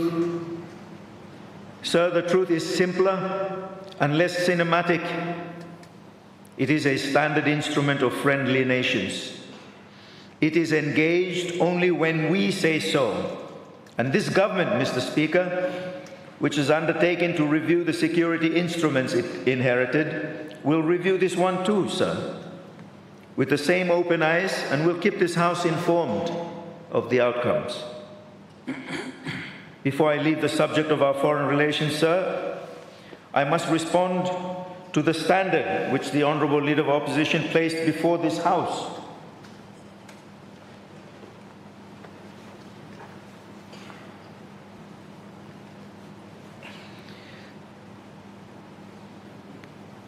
The standard in his own summary of treaty to none without the informed consent of this House. Hey, nice standard here. And let me begin, Mr. Speaker, in the spirit in which I intend to close this debate. Not with confrontation, but with welcome. I welcome that standard, sir. I embrace it. The government embraced it 2 months ago. A parliament that reads the instruments signed in its people's name is a stronger parliament. And a government whose agreements can survive the scrutiny of this chamber is a stronger government. On that principle, sir, there is no distance between us. If the leader's reply marks his arrival at that principle, then I say to him sincerely, welcome, brother. This side of the House has been waiting for you for many years. You never applied that standard to yourself. I say waiting, and I must explain why I use that word. On the 20th of April, 2022, in this very chamber, a Prime Minister of Solomon Islands rose to inform this House that a security treaty, the most consequential security instrument this nation had entered into in a generation, has been signed few days ago. Hansard record. Not will be signed, here is the text, no more. MCA has been signed a few days ago. Not is under negotiation, and the Foreign Relations Committee will examine, no more. Has been signed a few days ago. The House learned of a concluded act by ministerial statement on which the Honourable Speaker of the day was obliged to remind members that debate was not permitted. Why fight him debate here? Hey. Sir, I remember that morning well because I was the member on his feet asking the questions. Hansard records by leukemia. I asked the Prime Minister, and I quote the record, whether the Prime Minister will allow disclosure of the agreement so that members may have perusal of it. The answer of the government of the day, sir, as recorded in Hansard, was that disclosure was a matter that we will have to talk to our friends about, because it was a bilateral treaty with the People's Republic of China. Sir, that's how you treat Parliament? Is that how you want us to treat Parliament? You know apply standard yellow, you say then you turn around and say, you will apply come. Too much now one. No shame to you. But no shame now. Say, let this House hear that, what that answer meant, sir. It meant that whether the elected Parliament of Solomon Islands could read a treaty binding Solomon Islands depended on the views of a foreign nation, a foreign power. I pressed, Mr. Speaker, Hansard records it. I asked for no more than an indication of when members might see the text, and the answer the Hansard records is this: on whose interest are we trying to rush this? And now Prime Minister that time answered me, leader of opposition this time. And I asked once more. The answer was, I will not talk a lot on this, I can only repeat what I have said. Well, eat your own words. If me answer me all same this time, how? Am good you? You think me frighten you? My karagi, what ya? Im tol sa okay kumaran putet sem no mo.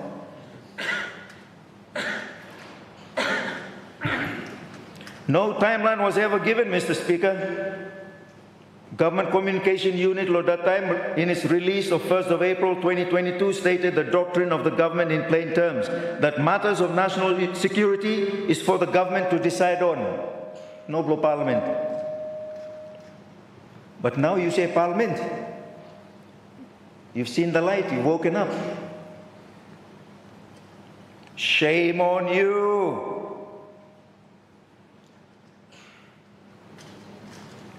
See, government no more for decide, not blow Parliament, not blow committees blow Parliament, not for the people through the elected members. Political government no more.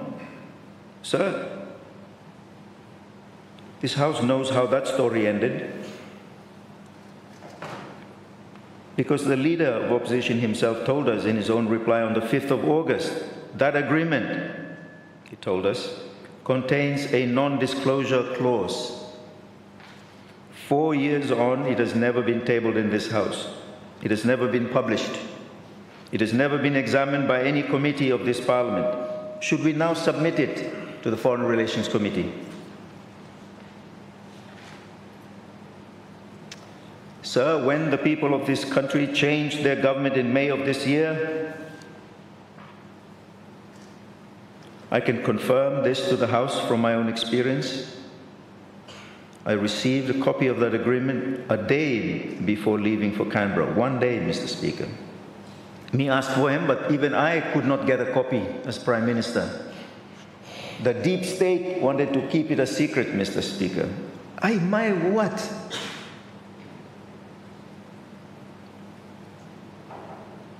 Tu must know, man. Is that how a treaty signed in the name of people of Solomon Islands was held?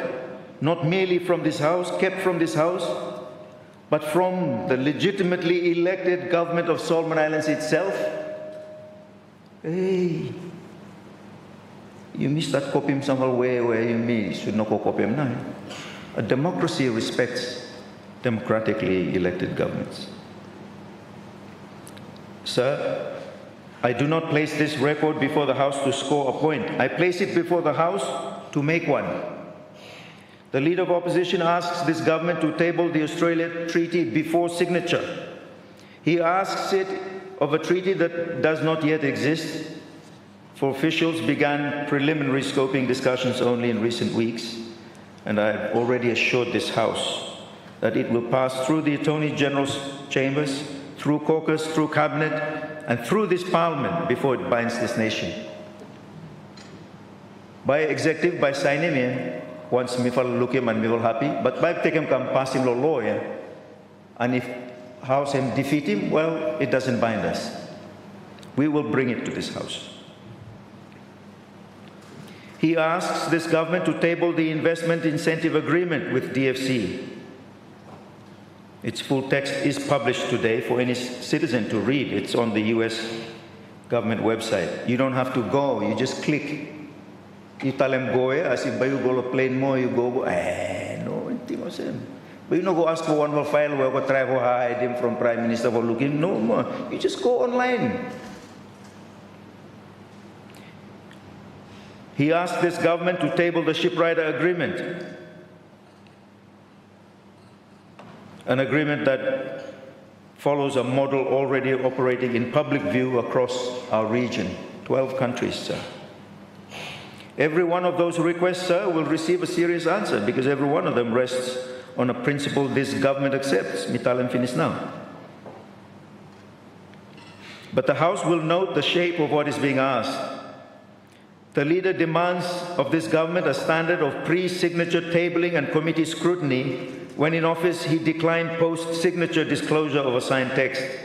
He declined a timeline for that disclosure, made disclosure conditional on the consent of a foreign power, and accepted non-disclosure clause that keeps that instrument secret from this House to this day. Mr. Speaker, treats Parliament with contempt. Sir,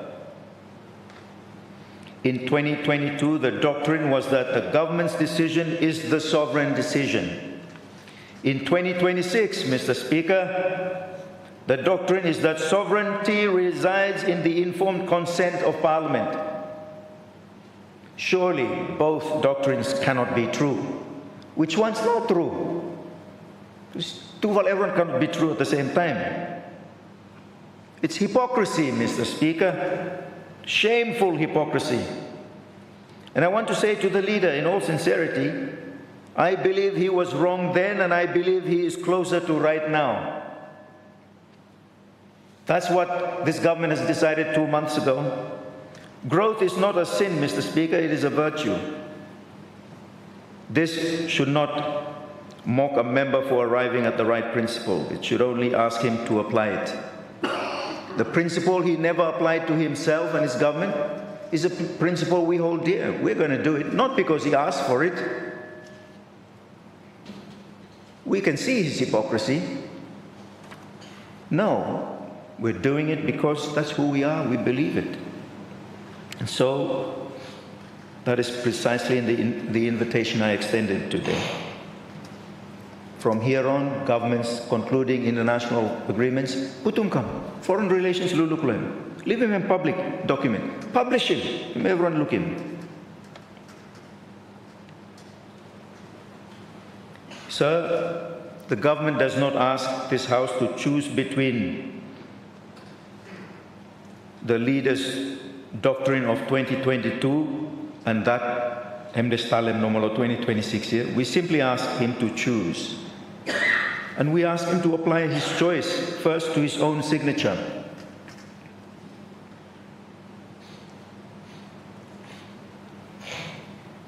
This government, Mr. Speaker, will has started the review of the 2022 security agreement, including similar agreements, not just that one. As for the 22 agreement, sir, finally I was permitted to read it as Prime Minister. Permitted, Mr. Speaker. As if they reluctantly gave me something they had right over, Mr. Speaker, one day before meeting our nearest neighbor. If the leader of opposition truly holds that no treaty should stand without the informed consent of this House, then let him stand with the government in that review. Let him join us in seeking the disclosure to this House that he declined to give when the decision was his. Let the standard he has announced from that side of the chamber be the standard for every instrument this nation has signed, not only the ones signed since the 15th of May, 2026. No hide behind Mitripi, Memablo, West Arar Talem. You think you hide behind Mitripi? People look at you naked no more, man. Sir, because the principle he has stated is not a partisan principle, it is a national one. Sovereignty does not belong to the government of the day, his or mine or member Blo Havule. No more. It belongs to the people of Solomon Islands. And that sovereignty speaks through this House. That was true in April 2022, as it is true in August 2026. And it must always be true. And under this government, sir, we will practice it. Not merely profess it when in opposition. We will practice it when in government. We will legislate it so that no narman come time no government em hide mon sam time call opposition em totok kam hide behind mitri be totok kam o sem em put clean man yo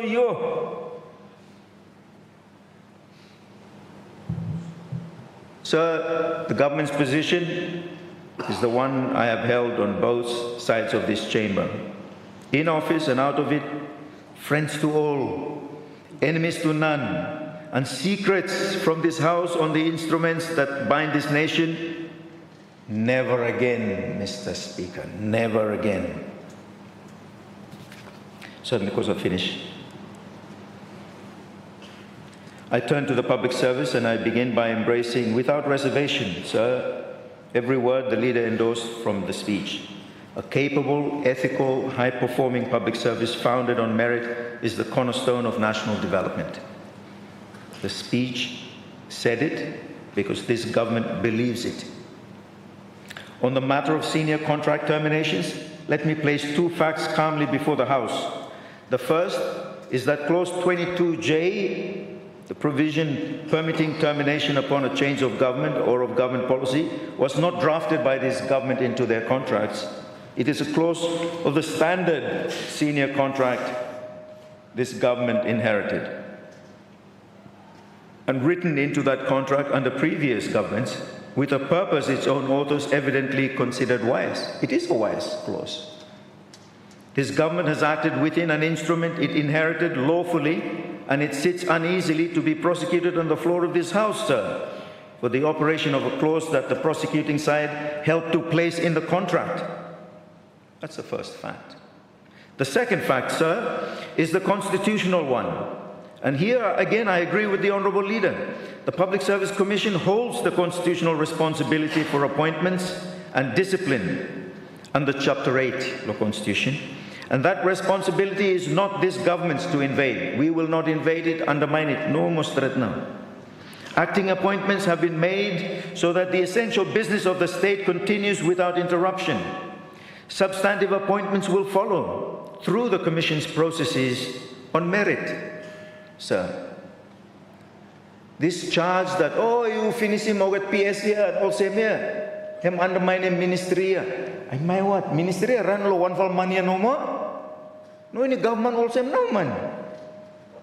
There's a whole lot of senior public service, there's corporate memory there and all the rest of it. One for man go and not taking full ministry here, go to walk both with him lo market. Government state here, go ahead here.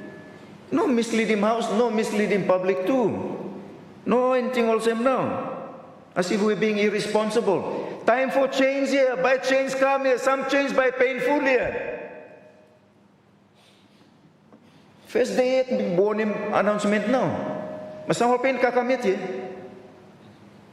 Hem sising out small pain now. Hem sising out pot pain by kami minus sabi now. Ting akis na bang wolem kamlo ye. Sabat now ni sino to. Sir, beneath the charge, there is a real question that is worth this House's attention.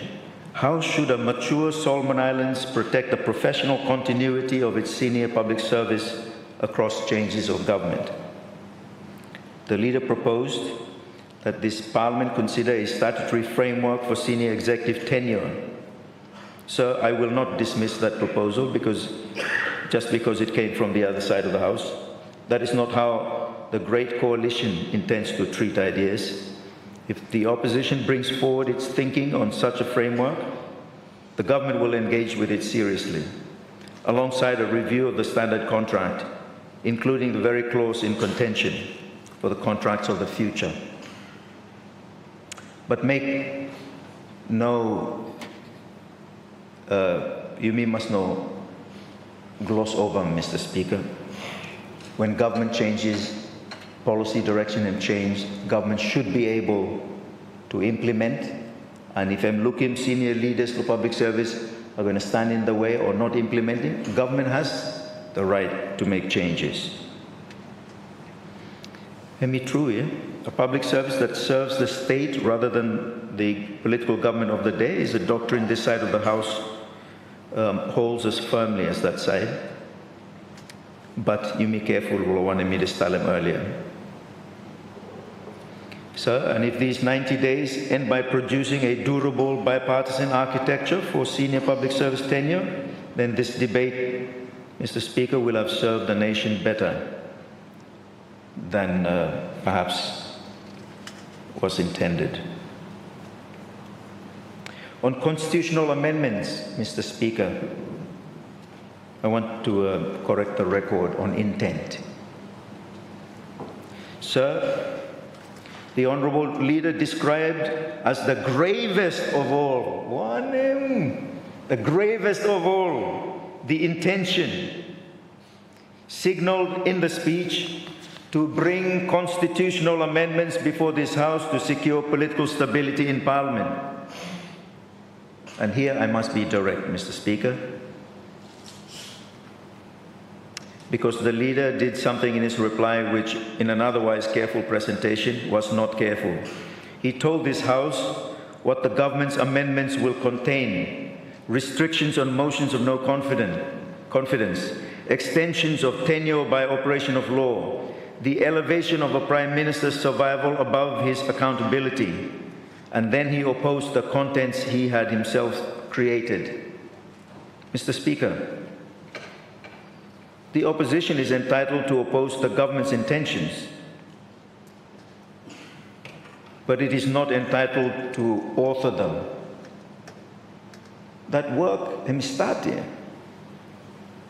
Why you opposing come now? Time you no clear lower now, lower amendment here. What too much you variety me? Sir, no bill has been tabled, no clause exists, so that the leader, let me read him finish, him sabe what is being proposed. What was placed before this House and then viciously attacked, sir, was not the government's proposal, it was the opposition's leader's own imagination of it.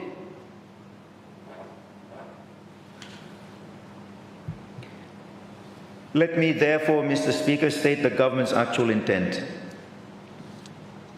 The instability this nation has suffered, and every member of this House has lived it, does not come from the existence of the motion of no confidence, Mr. Speaker.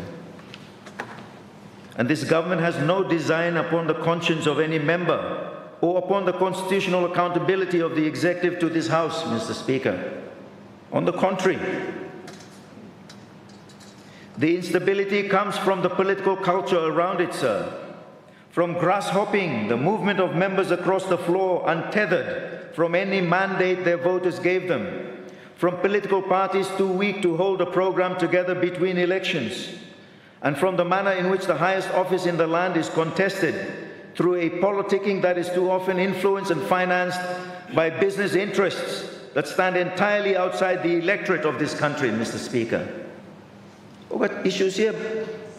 Former Prime Minister and Member Blokia Havule made those points here in the motion. Are we going to fix them now? Or have something where time you will government no more talk about, time you opposition where will come back to government, keep him open, make him instability, go ahead, make him ride into government. Hey, what kind of politics here? Let's fix it. Time lo government, you say, you must fix him, you must do him. Ma you me do him now. Time me law opposition, me tell him, you me do him. We supported it. We want a stable parliament for Solomon Islands. You look on New Guinea. Stability, since stability come to New Guinea, GDP hem double. And when they fine-tuned it, hem triple. Because it gives greater confidence to investment. Former Prime Minister said so himself. Is it something we only believe in when we're in government? No more. I believed it when I was in opposition. I want to get it done. I ask you all, let's get it done. It's not about politics. It's about serving Solomon Islands, building the GDP, giving it the stability that is prerequisite, Mr. Speaker. You may not like for fix him. So the time you jump, go, you say in the national interest. Then 1 month later, you jump, come back, you say in the national interest. Hey, how many national interests now you jump to and for all same here? Him now you know like fixing for him, Mr. Speaker. Hey, no same now. You hide behind Mitripia or national interest there, but behind Mitripia. Yeah, what's that?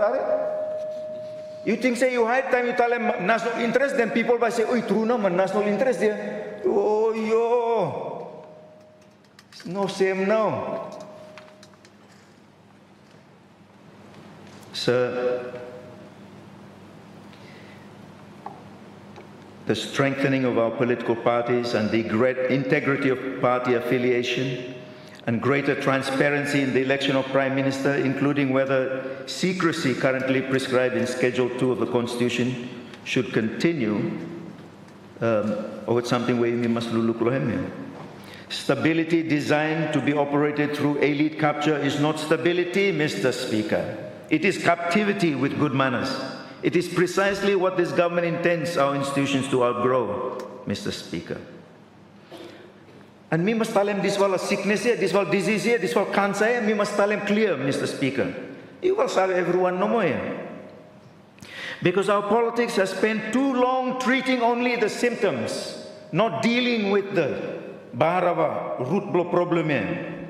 When political stability is achieved by illicit money, sell and blow logging, sell and blow mining, hem no mo hohole member fuel here, hem no mo hohole member of loyal government. When that is the case, loyalty blow members of parliament is not at all stability, it is state capture. We must move away from that business as usual, Mr. Speaker, and let this House understand what is truly at stake. Because it is nothing less than the independence of this nation. Solomon Islands loses its sovereignty when its executive government is held together merely by money given by foreign business interests. You mi sabe, you will sabe. You will ever ask Lokokas Blue last time here, when out man tetek sell income give him here, bus fare, I would say, fuel here. Okay, tetek low here. Have you ever wondered? There's no accountability. Selena come from Moget business money. Time Moget take my license go away to me. So you cannot ask for the right price.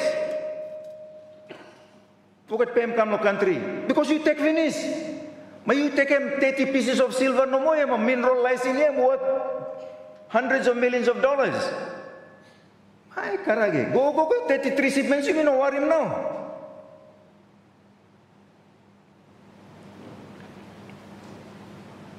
A government that is purchased is a government owned, and it's certainly not owned by the people of this beautiful country, Mr. Speaker. That is why the constitutional amendments are going to seek to stop members jumping sides in the national interest, excuse here, and within the same month jumping back again in the national interest. That is the business as usual status quo this country is sick of. And every member of this House knows it. The conscience of members, sir, must be protected. Yes, I agree. And this government says so without reservation. We must protect the conscience of members of this House. But it must be protected not from stability, Mr. Speaker. It must be protected from elite and state capture through illicit, illegal, corrupt money, sir. A conscience for sale is not a conscience, Mr. Speaker, and a constitution that leaves it on the market is not protecting that conscience. That is the repair these amendments intend.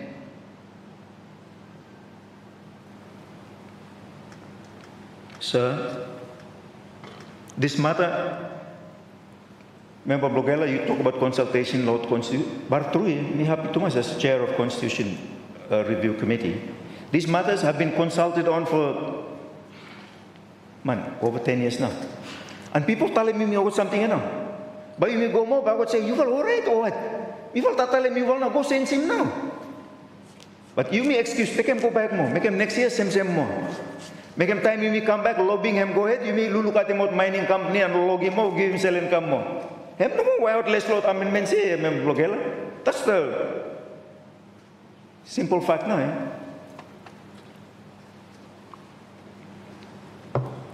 In the name of our people, let us change.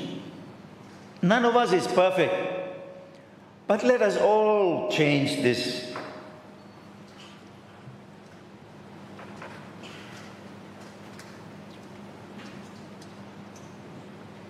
When the bill comes, sir, by Constitution Review Committee by Luluk Lohem, Bills Committee by Luluk Lohem, everyone must look Lohem. You know, we looked at these issues in 2010 under Sikua government, and they were defeated. Again, politik no more, politik no more get defeated. Not interest of people of country, politik.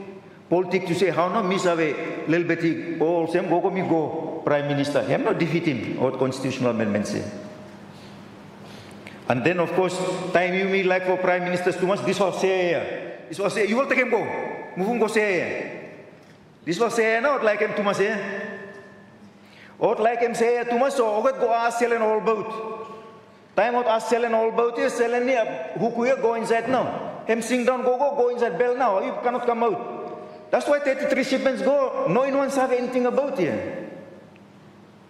That's why low price and low all the way. True one here. Maringe kokota, you know like one, you saw no more, that's why you love to hear. And that's how they capture our government. You talk about sovereignty, my sovereignty now you sell them for 30 pieces of silver here. You should be ashamed of yourself.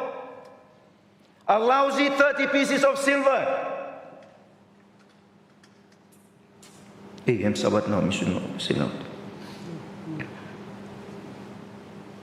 Sir, while I am on the institutions of democracy, let me just address the matter of parliamentary autonomy directly, because on this subject, the record deserves more than an answer. It deserves a confession on behalf of all of us, Mr. Speaker. The 5 bills that would give this parliament its institutional autonomy are well known to this house, sir. Okay, new one no by no are well known. But you me where you me all man finish here. You me sabe.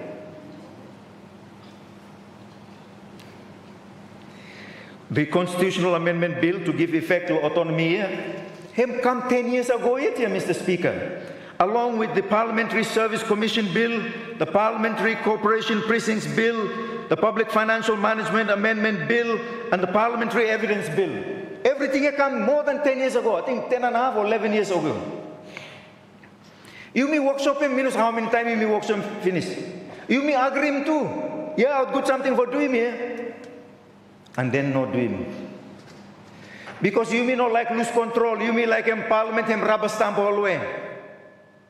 That's the reason. The reason is the executive always wants parliament to be a rubber stamp. Well, not this executive, not the great coalition, Mr. Speaker. We want parliament to be truly independent, exercising its oversight, responsibility and functions.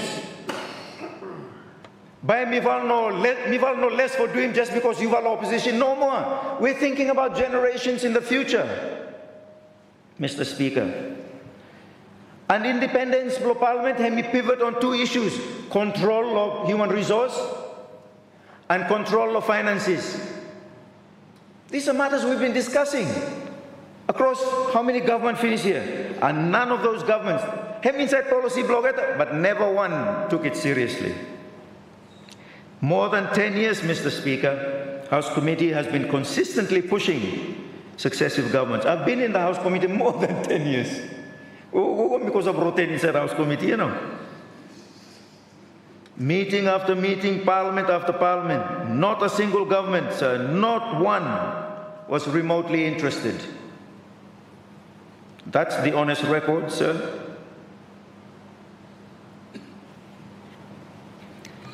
Sir, also Governor-General announcing task force.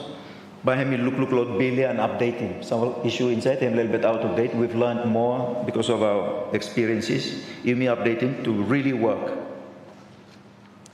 Matters of such weight, sir, go to the institutional integrity of Parliament and of our democracy itself. We want Parliament to have its own calendar, where you may everyone work towards. You know, Prime Minister now call him, oh, by me meet lo time No more by me the drag and go if motion of no confidence come. You speaker now by call, you know head law legislator, you know. Calendar law there, you give notice now. Hey, time was by me meet here. There'll be a business committee where government and opposition by inside. We'll agree the budget. Budget goal of finance no cut them more. It'll be charged against the consolidated fund. Same with the judiciary. Minister of Justice came no more last week. Cabinet caucus has approved it. It's coming to cabinet next week for further approval. Same thing with judiciary. Let's make the changes this country is crying for and deserves. Changes that have been proposed 10 years ago, Mr. Speaker. You must do him. These are not matters for political aim here, Mr. Speaker. Misa maring kokota like politik, but you mean no political aim.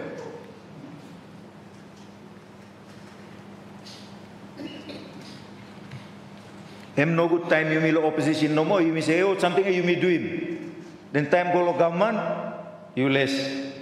No more.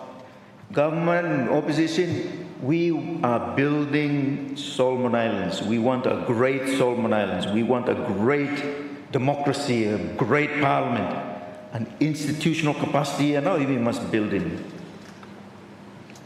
So, for the most part, Lord, this whole debate, the House has been at its best. Me listen to debate member Blogela today, my what? It was genuinely, it was a really very well-informed, well-crafted debate. I really enjoyed it and appreciated it. If the House keeps that level of engagement and debate, good here. So I encourage that level of debate for go ahead. No feel also you me enemies, no more. No enemy here. We love you with the love of the Lord. Maring kokot sawe.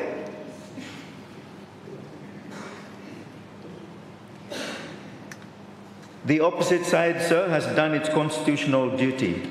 It has probed, it has questioned, it has reserved its position, and it has placed the government on notice of scrutiny to come. We accept that. And we did that too, the time blue wall. And what blue you mean now? Him not also you mean like him independence for parliament strong. Make him time you will need for doing inquiries where you will think him important and you will ask for selling. No, you will not control him. Parliament not control. You no go more than meet give him go talk finance. Hey, finance stop him selling from Mogate, make him not no go. No. That's not the independence of parliament. You get on with it. It's in the service of our democracy. It's in the service of our people. So, good. You will doing good law. Sir, the government welcomes that notice. And today we have done our own duty in return. We have attempted to answer the questions placed before us as best we can. Some of the questions, answer by come behind. So at the right time, we will see. Time budget come and so forth.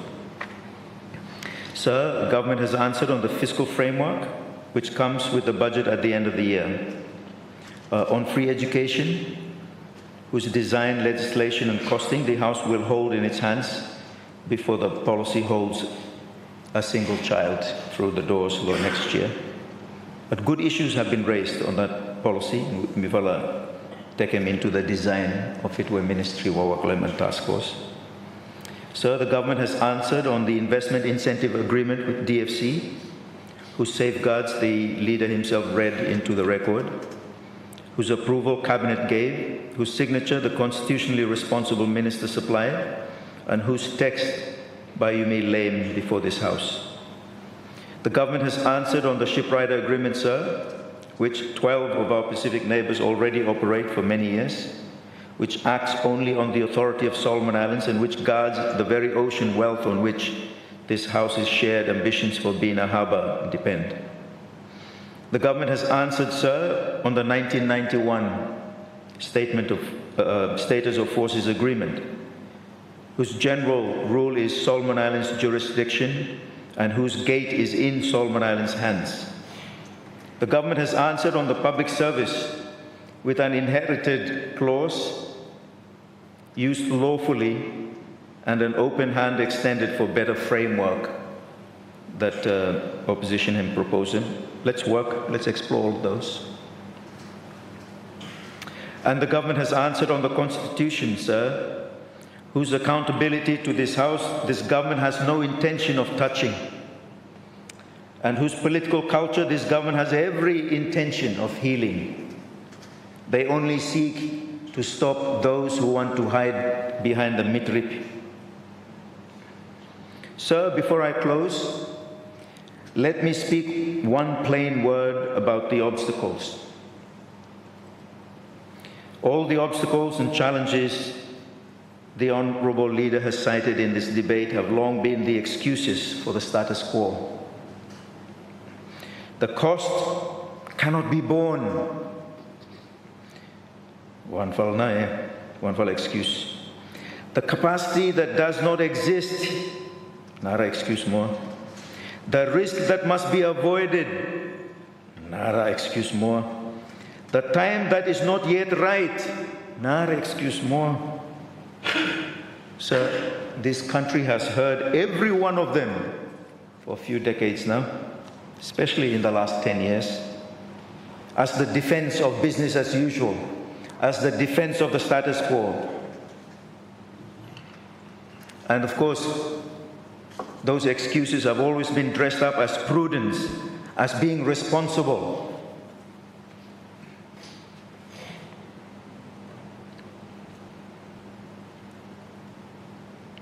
I say with respect, sir, but without apology. The status quo is no longer, get used to it. Business as usual is in the past. It is time to move forward. Embrace change. Embrace it. This is not politicking. There is a season for everything, and this is the season for change. So, in moving this motion, I spoke of a paradigm shift, of a nation that resolves to take hold of its resources in their beautiful entirety and turn them at last into the emancipation of its people, freedom for its economy, freedom from the bondages of the past, the elite capture, the state capture, from political, social, economic, perhaps even spiritual bondages, and to raise our vision, our eyes, and look down the line.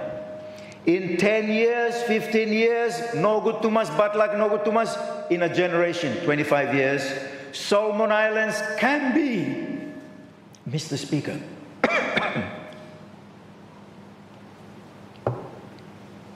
Solomon Islands can be, and because it can be, well, let's make sure it will be a middle-income country,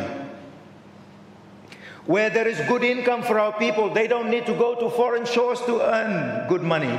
They can earn better money than that right here in their own customary land. They don't need government to acquire it even. So that's the vision. Let's turn Solomon Islands into a middle-income country. Let's embrace it, sir.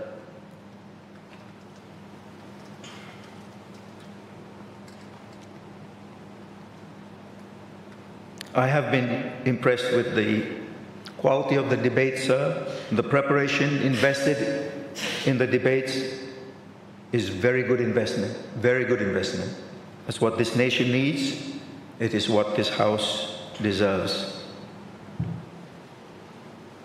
Sir, the speech from the throne closed with the motto of our nation, and so will I.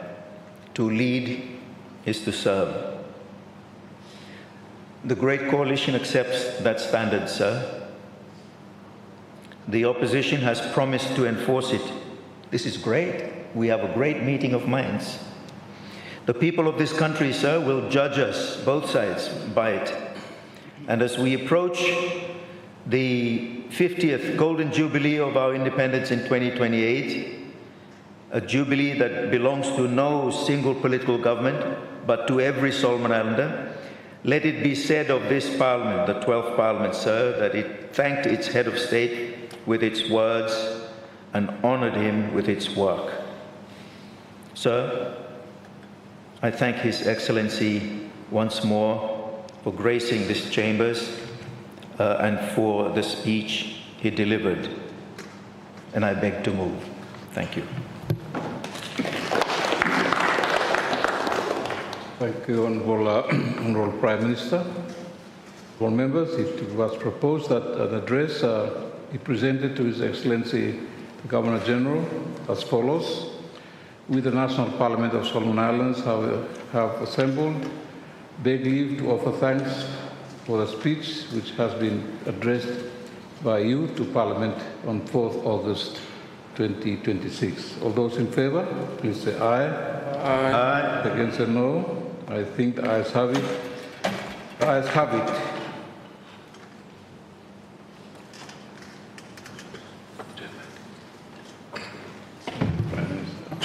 Motion of special adjournment. Honourable Prime Minister, please.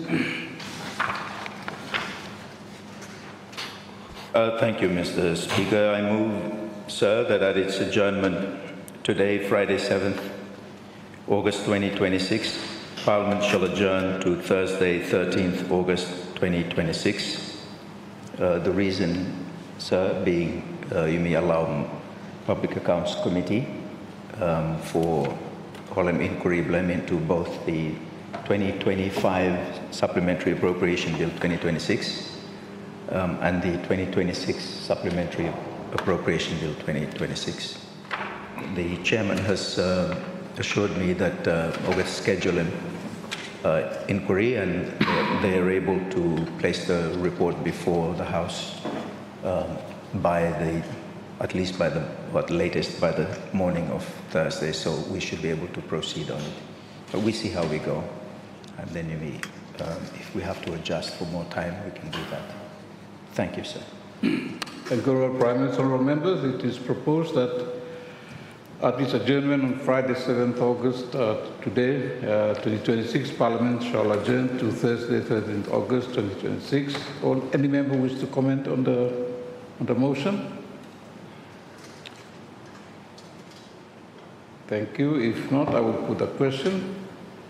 The question is that the adjournment on Friday, 7th August 2026, Parliament shall adjourn to Thursday, 13th August 2026. All those in favour, say aye. Aye. Those against, say no. I think the ayes have it. The ayes have it. And honourable members, in accordance with the earlier resolution of the House and pursuant to Standing Order 10.5, the House is now adjourned until 9:30 a.m. on Thursday, 13th August 2026.